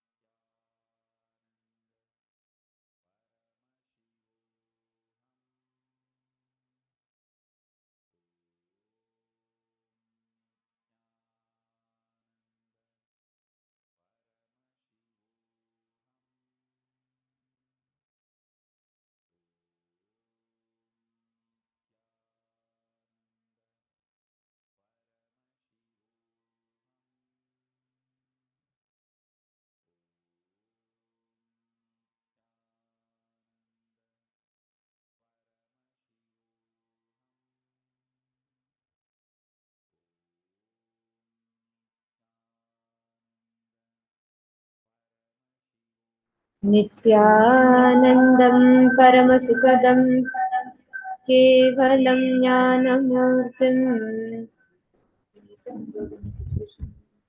तत्त्वमस्याधिलक्ष्यम् एकं नित्यं विमलमचलं सर्वदी साक्षिभूतं भावातीतं त्रिगुणरहितं सद्गुरुं तं Namami. Nithyanandam, we welcome all the participants of Paramashivoham Level 3, Season 6. And we are in an incredible journey together to experience the various dimensions of our higher conscious existence.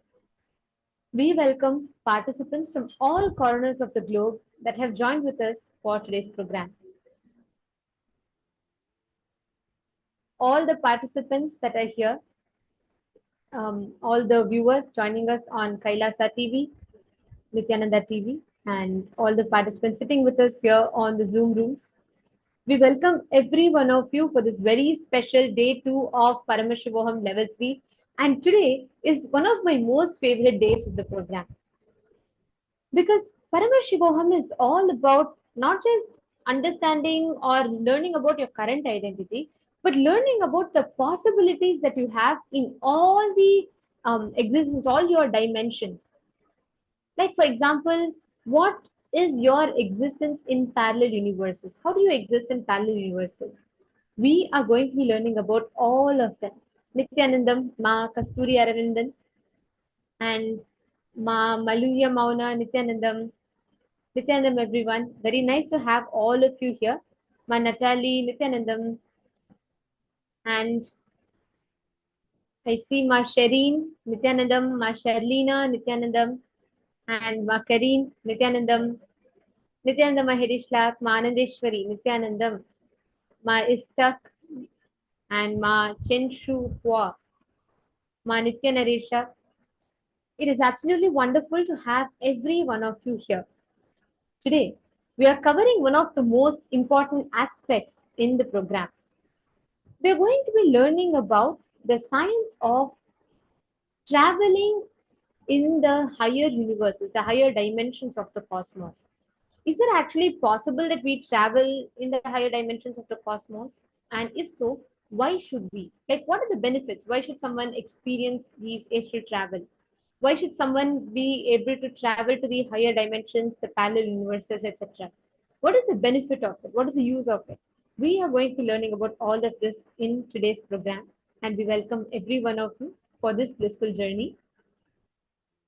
Today, we have a very special initiation called Facing Yourself in the Parallel Universe, where you will be literally Swamiji will infuse the Kundalini energy in us, the Ojas inside of us, to raise us to the highest frequencies for us to be able to see ourselves in the parallel universe. Are you all ready? Are you all excited to travel? How many of you are curious to see, to know how you look in the higher lokas? How would you look in Swargaloka? How would you look in the Mahaloka, Janaloka, Tapoloka? We are going to be experientially seeing all of that today.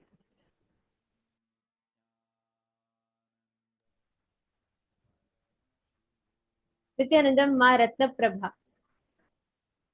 and Ma Lucy JGR, Nithyanandam, and Nithyanandam, Ma Bobby Ravi Kumar, and Nithyanandam, everyone. Ma Natali, actually, you should invite for today's program, you should invite Surya, every one of them. Let them all come and attend. Actually, today's is one of the most powerful initiation because this experientially makes us understand how we exist beyond the few dimensions of how we see ourselves. Currently, our introduction to us is highly limited only within these realms, correct? That you see yourself, okay, you say, oh, I am a human being, I exist in this country, I am a citizen of this country, I exist in this place like this, and so and so. But actually, you exist in 14 worlds, and it is like you knowing your whole the like, let's say you are an heir or an heiress to one of the richest jewelry merchant, diamond merchant. So you're an heiress to the whole empire, right? All the money belongs to you. But if someone comes and tells you, okay, as per your rights, you can only inherit just $100. You think, oh, $100 is enough for me, and you will settle your life with that. But actually, what you can access is much more. This is literally like that. All of us are so limited to our identity in Bhuloka as human beings. And we are very restricted only within those ideas that limits us. But we're actually going to be understanding how all we exist, all the dimensions in which we exist. Now, the first session that we are going to be entering into is a session where we are going to first understand about ourselves a little bit. Where, see, yesterday Swamiji was saying how the logic of the bio or the psycho or the physio is not actually what can help us, because whether it's the biology, physiology, psychology, all of those are not going to give us a complete solution, because it's only the logic of consciousness that is going to be really helpful for us, because we are not just the body, not just the mind, but we are conscious. So, first today, in the very first session, we are going to now be understanding about the states of consciousness. Here, for example, right now you're awake, right? We are in the waking state. If you're able to see us, hear us, and cognize, you're in the waking state. Or probably you're already slowly slipping into the daydreaming state, and that is called as the dream state. So there are four basic units where you call that as the deep sleep state, the dream state, waking state, and awakened state. There is the fifth state where you go beyond the fourth awakened state, which is just called as the Turyatita, means it's beyond the fourth state. There's no clear word for it because it's undescribable. You are in tune with reality itself. We are going to learn the permutation combination of these 5 states between our body and mind, which is called as the 25 states of consciousness. Now, we might be having some questions, like, for example, you might be faced with things like, oh, how much ever I struggle, I'm not able to be awake, I keep dozing off, or I have a state where like suddenly I'm in a meeting and then I just slip into a daydreaming state. So these are happening because of the mismatch between the state your body is in and your mind is in. In this session, it's a very, very, very powerful session. Swamiji is going to be answering all these questions and revealing to us the source of all these problems that you are facing.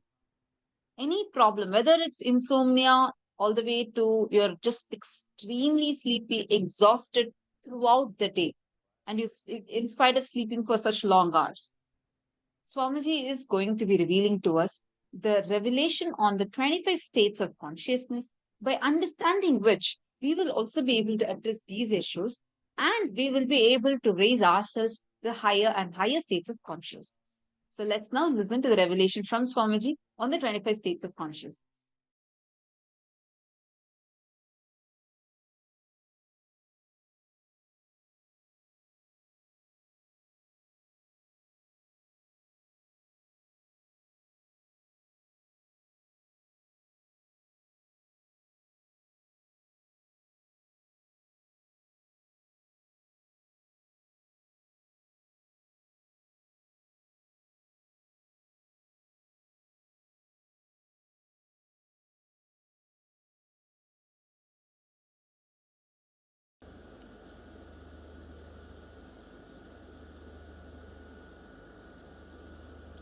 You have two levels of existing.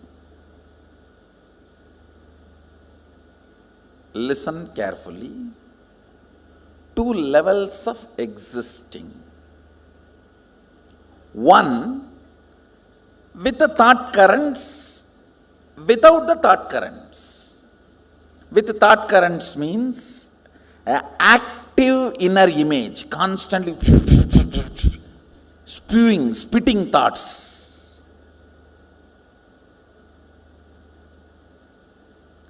Without thoughts, in deep sleep, where I think some of you are in that state now. If you are not hearing me, you are in that state. If you are hearing me, you are not, fortunately.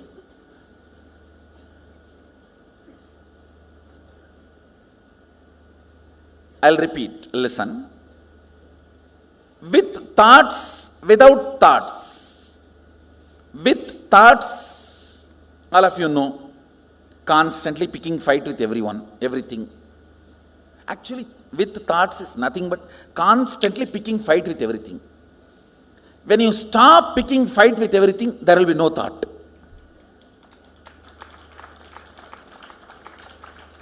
Thought is Tan in your existence.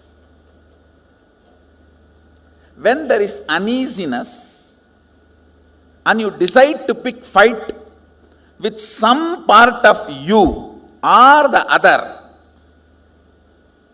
then comes thought.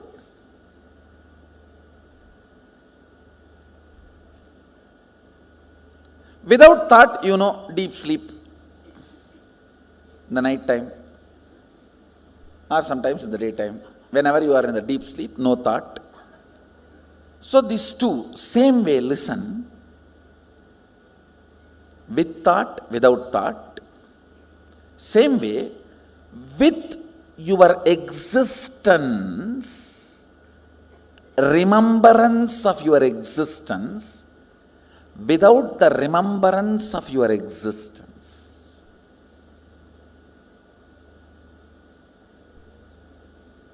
Listen. Listen. You need to listen to these words very carefully. With the idea, I exist, I consciousness.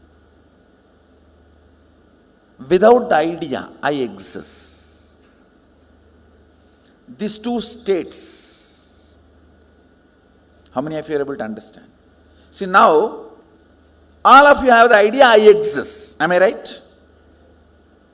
The deep sleep, do you have that?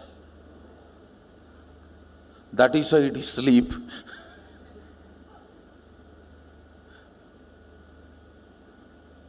So, there are two ways and two states.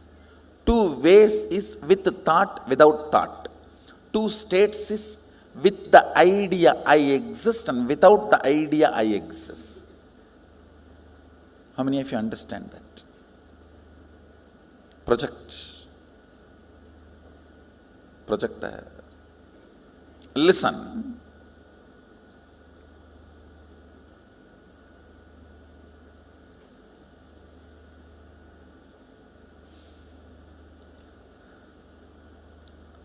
With the idea,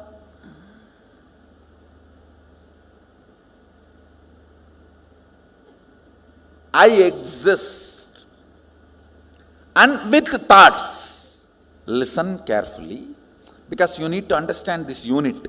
This is the fundamental unit. How the states of consciousness is formed in you. Why you go through what you go through in your life. Understand, ignorance is not cute.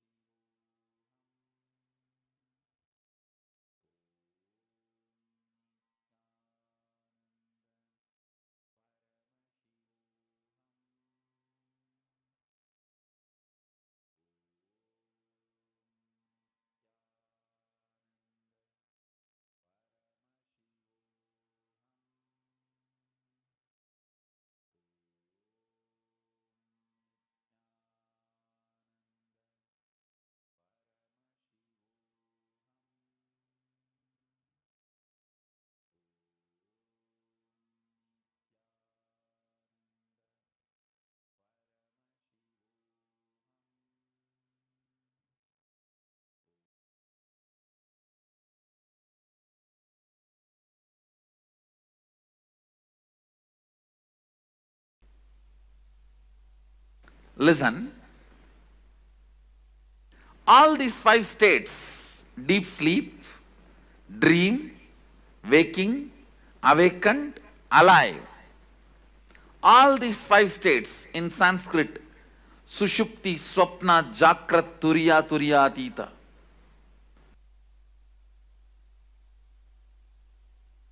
All these 5 states cross each other.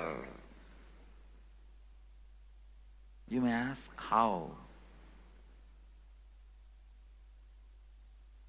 Because you are no more a single integrated being. All the time, one part of you is planning, strategizing about your future and possibilities. The other part of you is just interested in denying you, which is strategizing. The part which goes on strategizing about you and your future is called mind, head, intellect, logic. The part which goes on denying you does not want the direction. Not because it is right or wrong, just it does not want. It's like a tantrum throwing child, what you call as heart emotion. Please understand, you have been given a very wrong idea, your heart and emotion is always right. No. Both are corrupt. Understand, both are corrupt. Both carry deep incompletions. Heart wants something just because it does not want that. Heart denies something just because head wants it. It's not that always heart is right. No. If you feel heart is right, no. You are wrong. Head is wrong. That does not mean heart is right.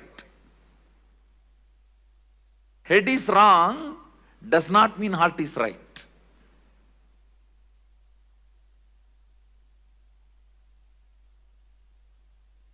Sometimes head is right. That does not mean heart is wrong. Sometimes head is wrong. That does not mean heart is right. Both have their incompletions, both have their problems. Because you are no more a single being.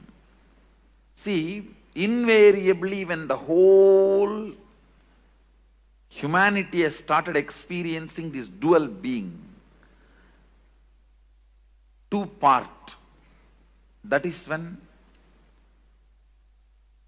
our masters declare the Kali started. So two parts of you experiences two different states at a time always. Please understand. If your head, which is strategizing about your future, is now awake, your heart is in dream state, sitting somewhere and doing something else. If you have to put your head and heart together, keep yourself in the waking state, you feel stressed, tensed. Oh, I can't be like that for a long time. Maybe few minutes, okay. Not more than that. How many of you understand what I am saying? How many of you experientially feel, yes, I go through this? Understand,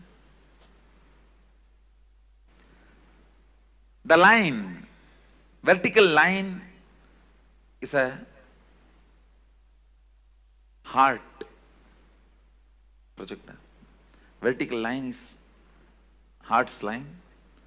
Horizontal line is logic's line. Head's line.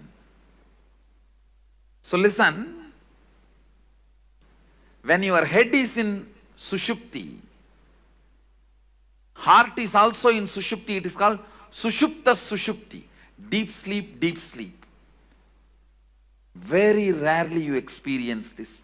Even in your deep sleep, if you are lying on your bed for 8 hours, maximum you may experience this deep sleep for 20 to 30 minutes, not more than that.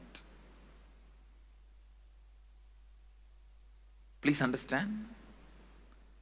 Head, heart, both parts of you experiencing sushupti and sushupti, deep sleep and deep sleep.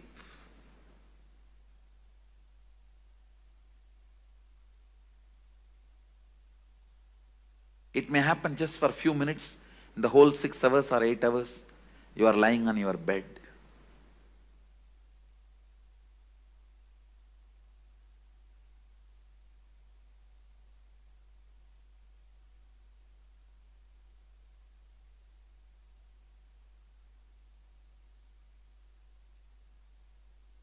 When your head experiencing dream state and your heart experiencing deep sleep, you can perceive this experience. When you dream and just fall asleep without even waking up, you will dream something and you will fall asleep without waking up. Again you will dream something, you will fall asleep. Maybe third time or fourth time when you dream only you will wake up. How many of you have experienced this? When you wake up you will remember all the 3-4 dreams. That is what this state, that Sushupti and Swapna.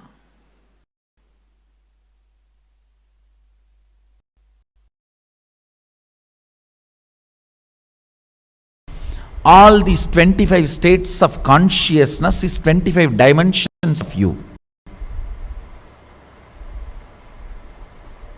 You are 25 faces. You are 25 dimensions. In the waking state, how you are able to control larger part of you. You can control your hands. You can control your legs. Many things you can control in your waking state. When you want, you can get up and go and pick up a cup of tea. When you want, you can go and use the restroom. In the dream state, if you find a restroom, don't use. It's a trap.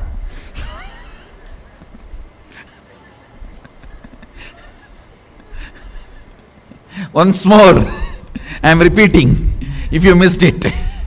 In the dream state, if you find a restroom, don't use. It is a trap.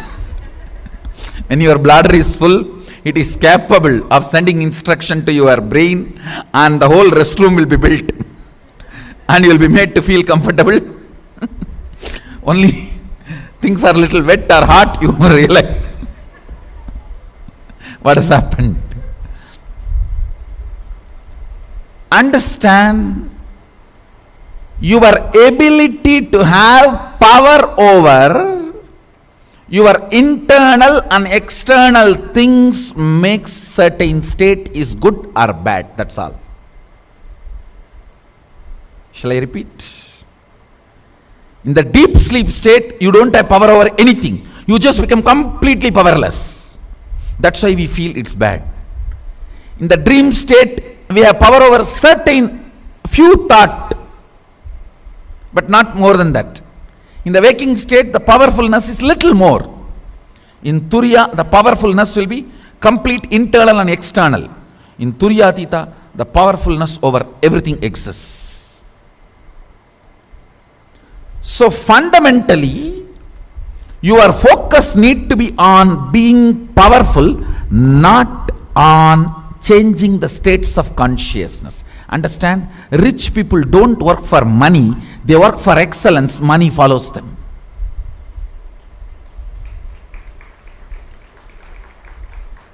Rich people don't work for money, they work for excellence. Money follows them. Powerful people work for powerfulness. All the 25 states of consciousness follows them.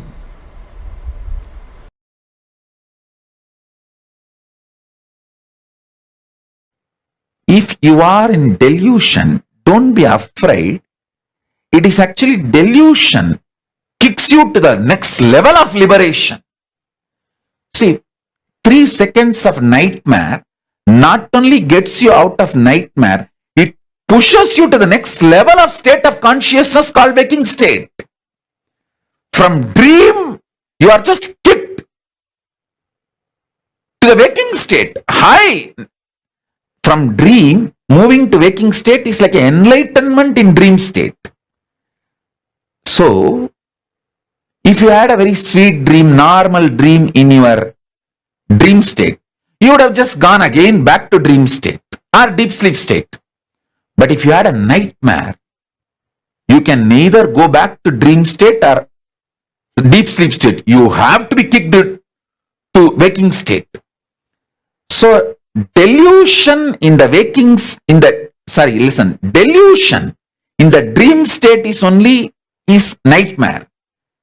But ultimately that nightmare does a great good thing that you are enlightened, pushed out of the dream state to the waking state.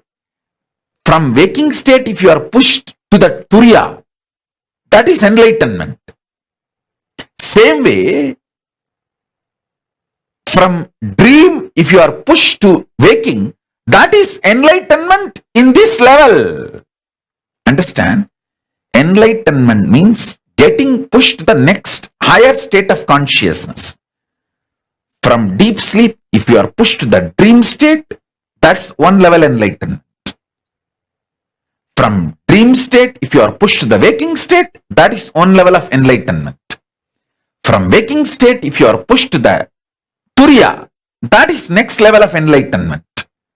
From Turiya, if you are pushed to Turiyatita, that's the next level of enlightenment. So understand, the nightmare in your dream state is not Whatever made you very happy, the most happiest moment.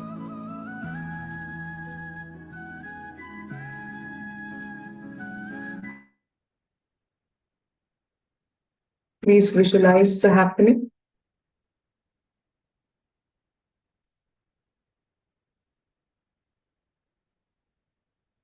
Relax. Let me know how you're feeling now. You can put up your responses on the chat box.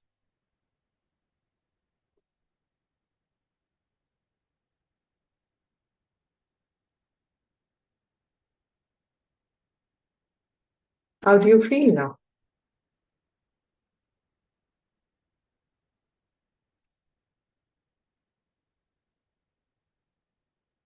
After having visualized the happiest moment of your life, how are you feeling inside yourself? Maybe light? Got tears in my eyes because of the happy remembrance. Tears of gratitude, I'm sure, Maida. Thank you. Rowan Rishi says, Jagannath says, feels happy. Ma Shamla says, excited, loved, lovely. I feel happy again. Hongli Wong says, bliss flowing throughout my body. Shaw says, she's peaceful. You know what? This is your true nature. Even that visualization of that happy moment, though momentarily, allowed us all touch base with our true nature, which is that space of peace, bliss, overflowing joy inside us. Unfortunately, our chakras get closed by the negative emotions.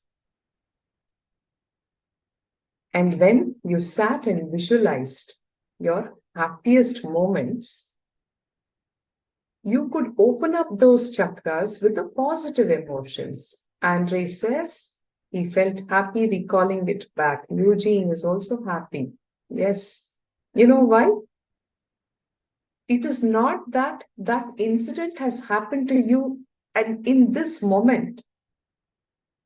For that moment of time, where you are visualizing that happy moment, the negative emotions did not have a hold on you. You opened up your own bliss that was inside you by unlocking the chakras inside with the positive emotions. So are you all with me on this? That this will work for you? Yes? Can I have a thumbs up? Yes. The heart chakra. Okay. Chakras get closed by negative emotions and open up with positive emotions. The heart chakra, which can shrink to a coat button size through lack of attention, can grow to a cartwheel size when giving out love. I'm sure if a Kirlian photo had been taken of all of you during the earlier experience, you would have filled this room with your expanded chakras. Meditation techniques that will be taught here is the know-how that the pilot has to fly the machine, and the chakras are the engine and the transmission system. You are all the biplane. You don't know how to use it because you're so limited with the boundary that you have built for yourself, and constantly under the influence of negative emotions, you're all using the biplane as a bullock cart, is what Bhagavan is saying. The meditation techniques that are going to be taught here will help you, even if we do not wish to utilize the full potential of the powerful machine that we are, for even a reasonable performance. We need to keep the chakras in good order for our own well-being, isn't it? Even your car that you drive will need an oiling once in a while. You have to get it serviced. Similarly, your body-mind system has to be in a good order for your own well-being, even if you're not going to fly. Most of our ailments, physical and mental, are all a result of the blocked chakras. All it takes is a few minutes each day. Once you know how to energize your chakras through meditation.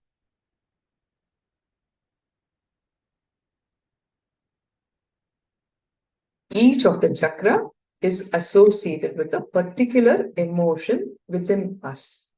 If we understand how to handle that emotion properly, we can function as an aircraft. When we understand the science behind some of our basic emotions, we can become aware of our present deep unconscious state. Then we can free ourselves from the load of the unconscious and start moving to the higher dimensions of our being. Literally, you will start living like God on planet Earth. And that is the way to live. The chakras are not physical entities in our body. We understood this earlier. They are metaphysical representations because they belong to the auric body and not the physical body. They are the 7 wheels of energy in our body. The chakras are the subtle energy centers, and disease is only an imbalance in all of these chakras because our body and mind are rooted in our inner consciousness.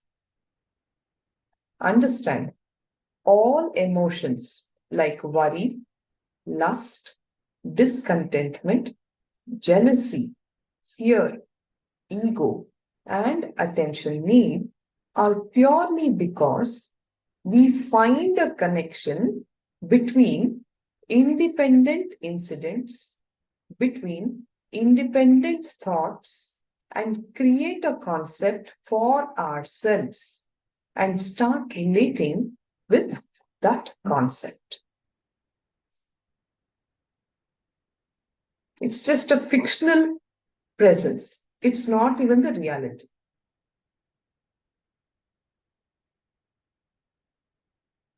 The chakras are energy centers, and if they are kept in a cleansed and energized condition, they can cause us to live an ecstatic and healthy life. Also, know that we have 7 energy layers in our body. We don't have only one body as we think. We have 7 bodies, 7 energy bodies. What is the first layer in the body? See, now we spoke about the various chakras. You can see here in this diagram from the root of the spine all the way up. At the root, somewhere near the root of the spine is the Mooladhara chakra. This is the chakra that gets blocked by lust and fantasy. That is the negative emotion that blocks the Mooladhara chakra. And when we accept the reality of life as it is, the Mooladhara chakra gets unblocked. 2 inches above the Mooladhara in the front is the Swadhisthana chakra. The Swadhisthana chakra gets blocked by fear. Facing fear will unlock the Swadhisthana chakra. Bhagavan says, all of our fears are rooted in the fear of death. During the course of the program, we will all be blessed with the best initiation that any human being can receive. In the death meditation program, where we will be walking out of fears. Above the Swadhisthana is the Manipuraka in the navel region, which gets blocked by worry. Okay? Then comes the Anahata chakra, which is the heart center, which gets blocked by attention need. And when you start radiating love, your Anahata will be unlocked. Then at the throat is your Vishuddhi chakra, which gets blocked by comparison and jealousy. When you realize that you are unique, there is nobody on the planet Earth who's just like you. God is not an engineer. He didn't put all of us into one mold and sent. No. Swamiji says he is an artist who crafted each one of you uniquely. Celebrate your uniqueness. No need to compare yourself with anybody on any front and put yourself down. When that truth clicks with you and you cognize your uniqueness, your Vishuddhi will get unlocked. Then is the Ajna chakra in the region of between the 2 eyebrows, which gets locked by your ego. Ego is anything that you understand as you, I. The identity that you think as you is the ego that we are referring to. Bhagavan says, when the aham, the I, becomes Paramashivoham, the Ajna chakra will get unlocked. Finally, at the crown is the Sahasrara. The Sahasrara gets locked by discontentment. When you move into the space of gratitude, the Sahasrara will get unlocked. So all the while we spoke about the chakras. Now we are entering into understanding the 7 layers of our body. Okay? The first layer is the physical body. The layer that you carry, which is made up of flesh and blood. First body is the one in which you have come here, sitting here in front of us, in which you are moving, talking, writing. This is called the Jagrata Sharira, the physical or the waking body. All right, are you all with me? Is it clear? Can I have a thumbs up? or a yes, no on the chat box?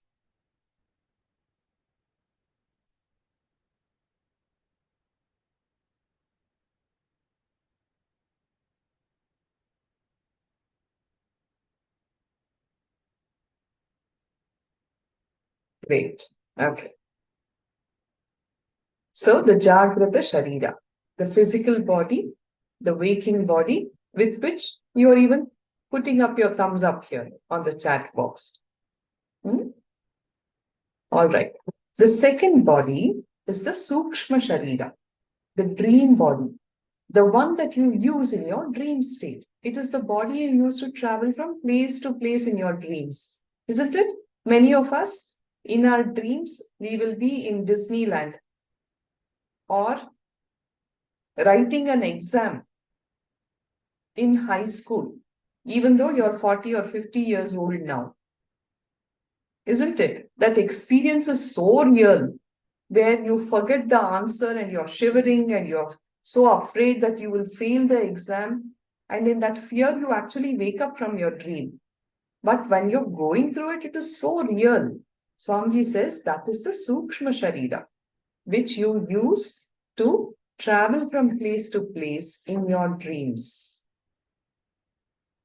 Next, the third body is the Karana Sharira, the causal body, which you use when you are in deep sleep. When you are in deep sleep, do you have any identity at all? Do you associate yourself as anything at all? No. That is the Karana Sharira. It does not move. The fourth layer is the emotion layer. The silence that you experience during deep sleep is the fifth layer. It is known as the causal body layer. Okay? Jagrata Sharira, Sukshma Sharira, Karana Sharira, the emotional layer, and the causal body layer. The 5 layers. Then the 6th layer is in deep meditation.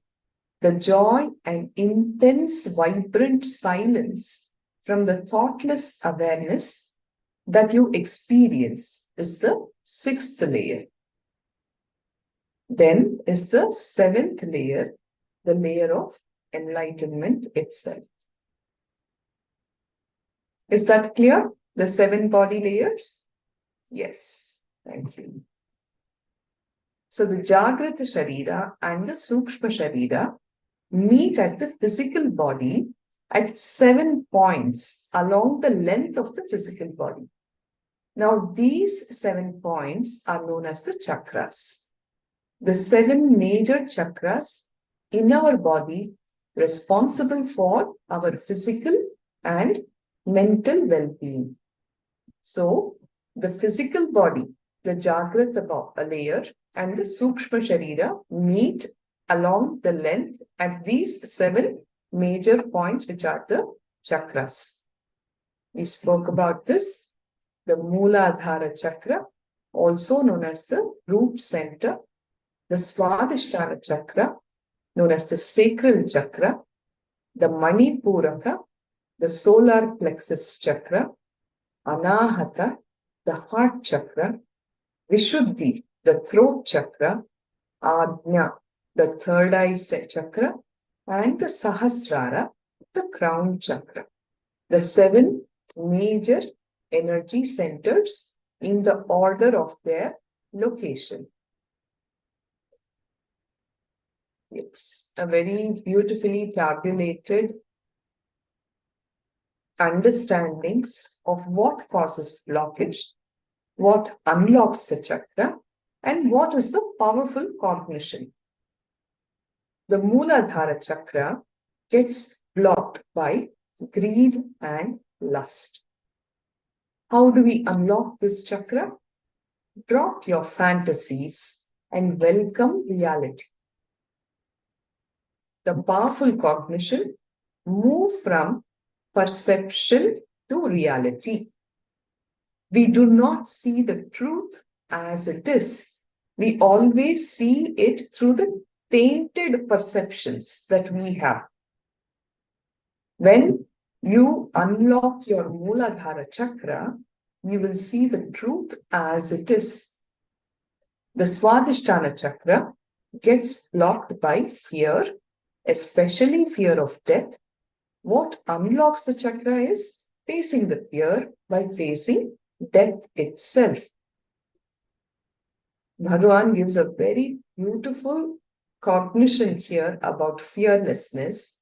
He says, fearlessness is not the absence of fear, but it is the courage to handle fear. The Manipuraka chakra gets blocked by constant worry. What unlocks the chakra is stop worrying about your worries. Also know that all your worries are nothing but a collection of words in the language that you know. Yes or no? At the end of it, you just have a few understandings of a lot of words. You put them all together and you're relating with that. That is all your worry.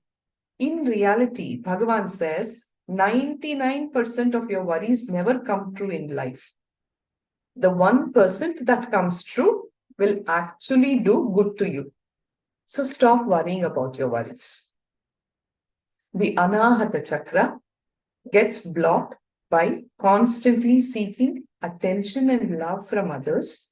When you start expressing selfless love without expecting anything in return, your Anahata will flower. The powerful cognition, responsibility gives you tremendous control over your life and makes you a leader. The Vishuddhi chakra gets blocked by comparison and jealousy. When you start exhibiting your individuality without worrying about others, the Vishuddhi is unlocked. The powerful cognition is you are unique. Celebrate your uniqueness. The Ajna chakra gets blocked by seriousness and ego. When you are innocent, simple, and intelligent, and shed all forms of ego, your Ajna chakra will be unlocked. Drop your ego and dissolve in divine. And that is the journey that all of you have embarked upon by signing up for the program, where your aham will dissolve into Paramashivoham.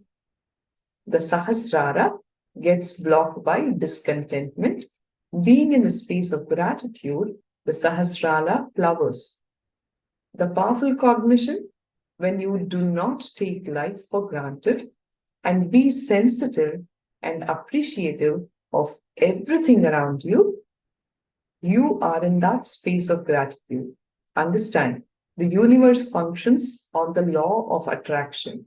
If you're constantly complaining and gripping, you become that space where you will continue to attract more situations, people, happenings in your life, which will give you enough and more reason to complain and grip.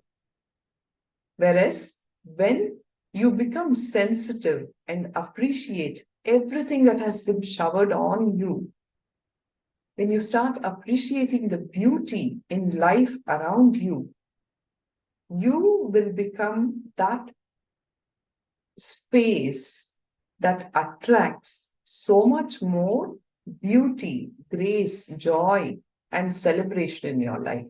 That's how simple life is.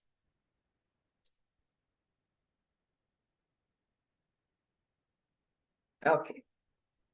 The chakras, we told you earlier, were discovered a long time ago during the Vedic age. And today science has proved that there is a gland located near each of these chakras.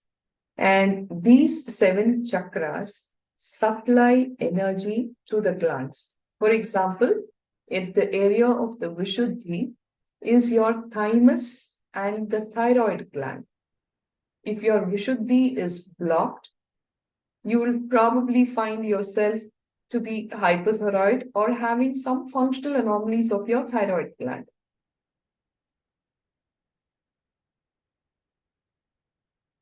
Though chakras have no physical location, these energy centers are present along the length of the body, roughly correspond to and influence the activity of important glands of the body. They deeply impact our physical and mental health. In turn, the chakras are affected by our thoughts and emotions and are a direct channel to the boundless energy of the cosmos.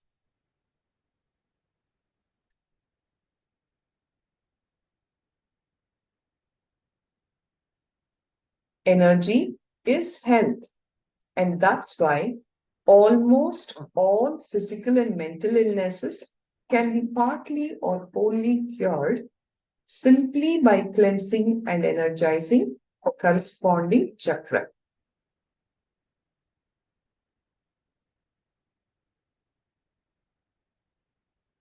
Question: is chakra cleansing important? Bhagavan says disease is only an imbalance in any one of these chakras because our body and mind are rooted in our inner consciousness, and keeping these chakras in a healthy state, we can see a transformation happening in us at the mental and the physical levels. For that matter, even before a disease manifests at the physical level, you can actually detect the imbalance in the energy of the chakras on the Kirlian photography 6 months ahead of the time when it starts manifesting as a disease at the physical level. So, with all the understandings that we have received so far, are we all ready to enter into the meditation technique to cleanse and unlock our chakras? All right. So that is known as the Nithyananda meditation. I will have to hand over to the next Acharya. Before I do that, I'll just give you a small brief. Nitya Dhyan is this very beautiful dynamic meditation technique devised by Bhagavan. It cleanses and energizes the vital energy centers in our body, which are responsible for the swaying emotions and storing all the negative memories. More than a decade ago, when I first got introduced to Bhagavan, this meditation we practiced every day in the morning after waking up.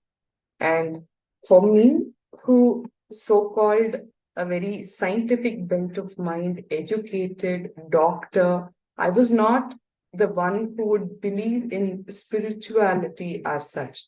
I even went through a phase of time where I was an atheist. I didn't believe in all these stuff.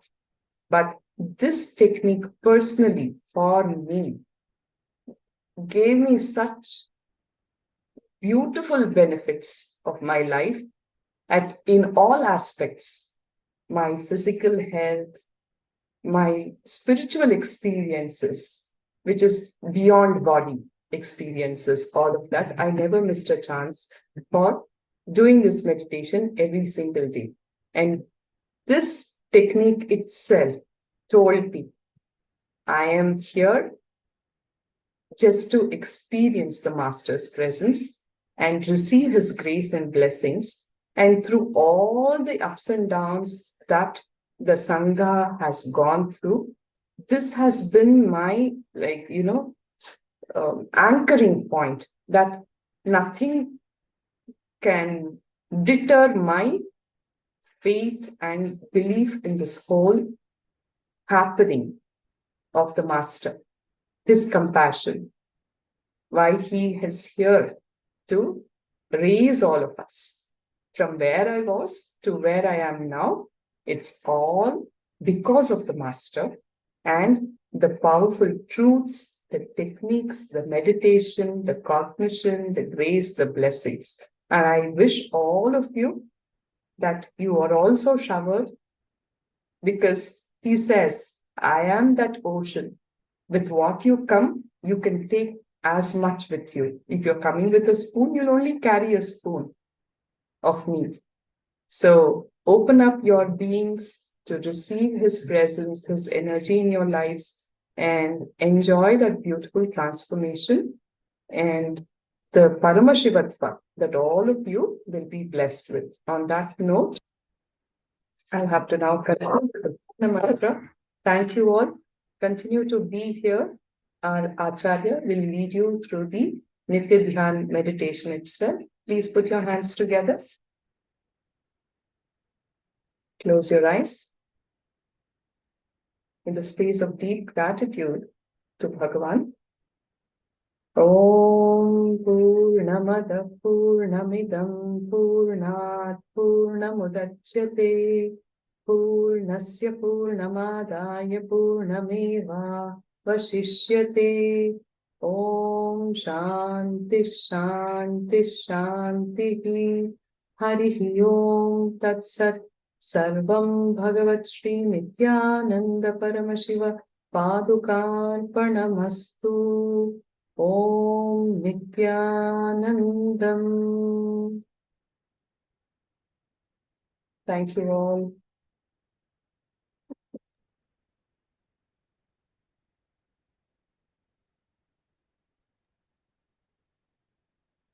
Nithyananda Madhayana Swami, you'll have to take over from the meditation part.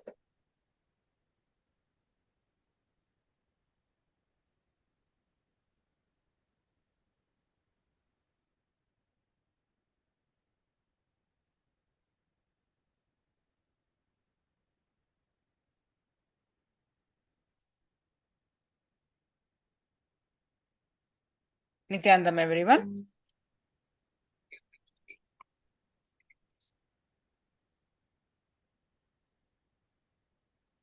So welcome to the Paramashivoham Level-1 program. Let's start with the Sadguru Vandanam. Nithyanandam Paramasugadam Kevalam Jnanamurtim Dvandvatitam Gagana Sadusham Tattvamasya Ekam Nityam Vimalamachalam Sarvadi Sakshibhutam Bhavatitam Trigunarahitam Sadgurum Tam Namami. Now, we're going to actually do the third eye power manifestation.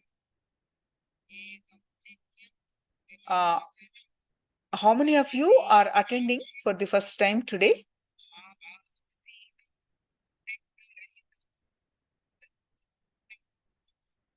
Or first time attending to the Paramashivoham program? You can post your names in the chat.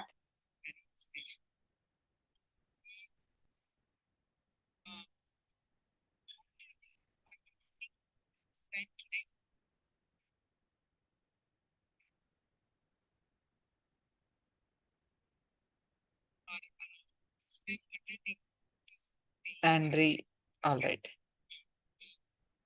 Second day, it does. Yes. Okay. Yesterday, wonderful, Eugene. Yes, thank you all for posting. Now, what we are going to do now is to experience the state, space, and powers of Paramashiva.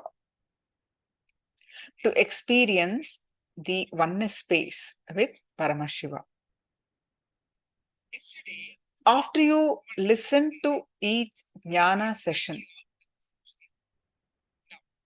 you just heard about the chakras.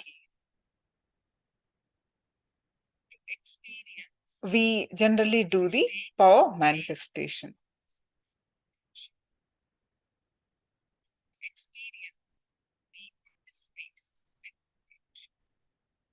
we are going to do the third eye power manifestation now.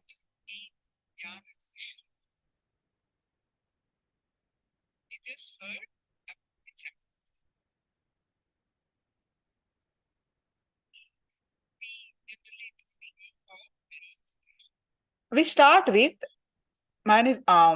receiving a powerful cognition from Living Enlightenment book.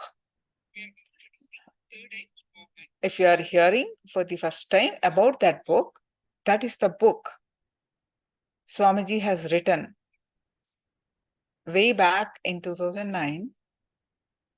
He said that is the living deity.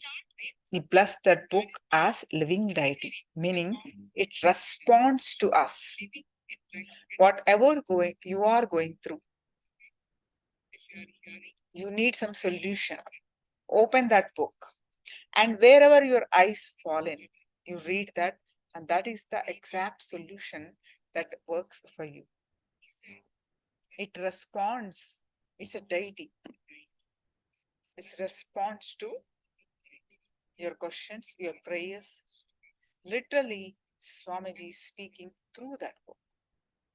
So, all the power manifestations start with receiving the powerful cognitions from that book.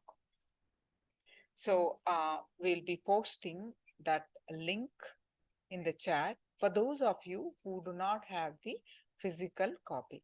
Even the soft copy, you just browse through, and wherever your cursor stop and read the cognition, and that is what exactly you need at that moment. So let's start with that, receiving the powerful cognition from Living Enlightenment book.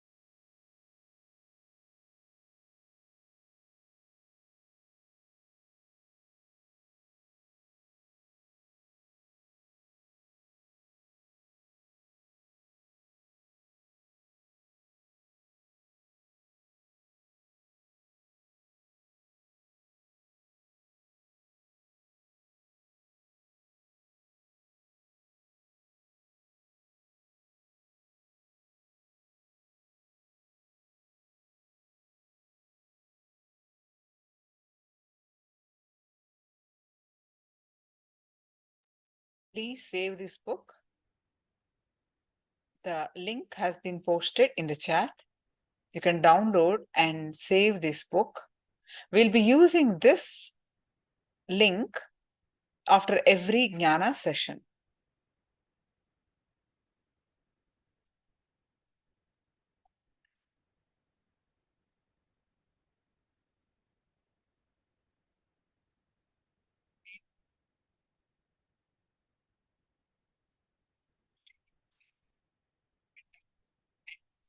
All right. So open this link and just browse through the book and stop the cursor and read whatever your eyes see from that book. And that is what your powerful cognition. So, Andri, please do that. And Kasturima, all of you, please do that. Ida and Rowan, all of you.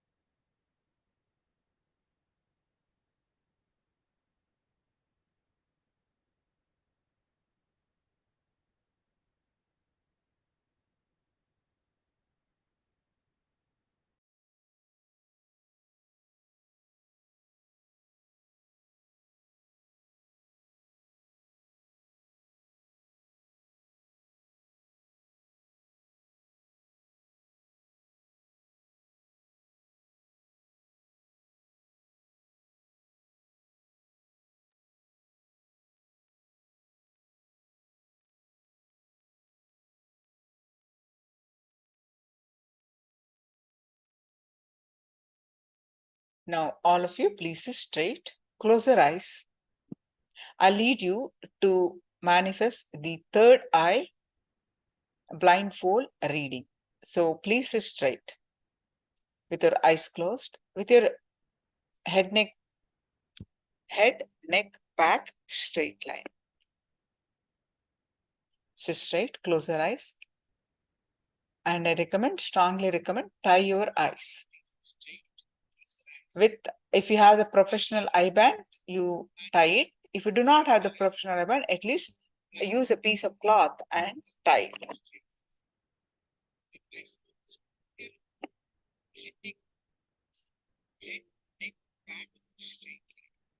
Tie your eyes with eye band. And now visualize Swamiji's form in your third eye.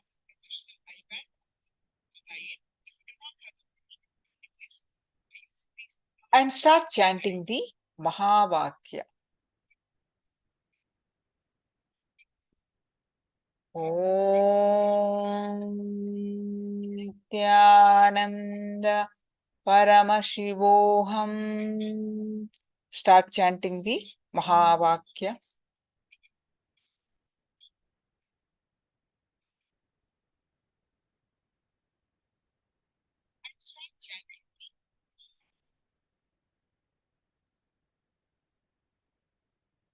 And experience the space of oneness.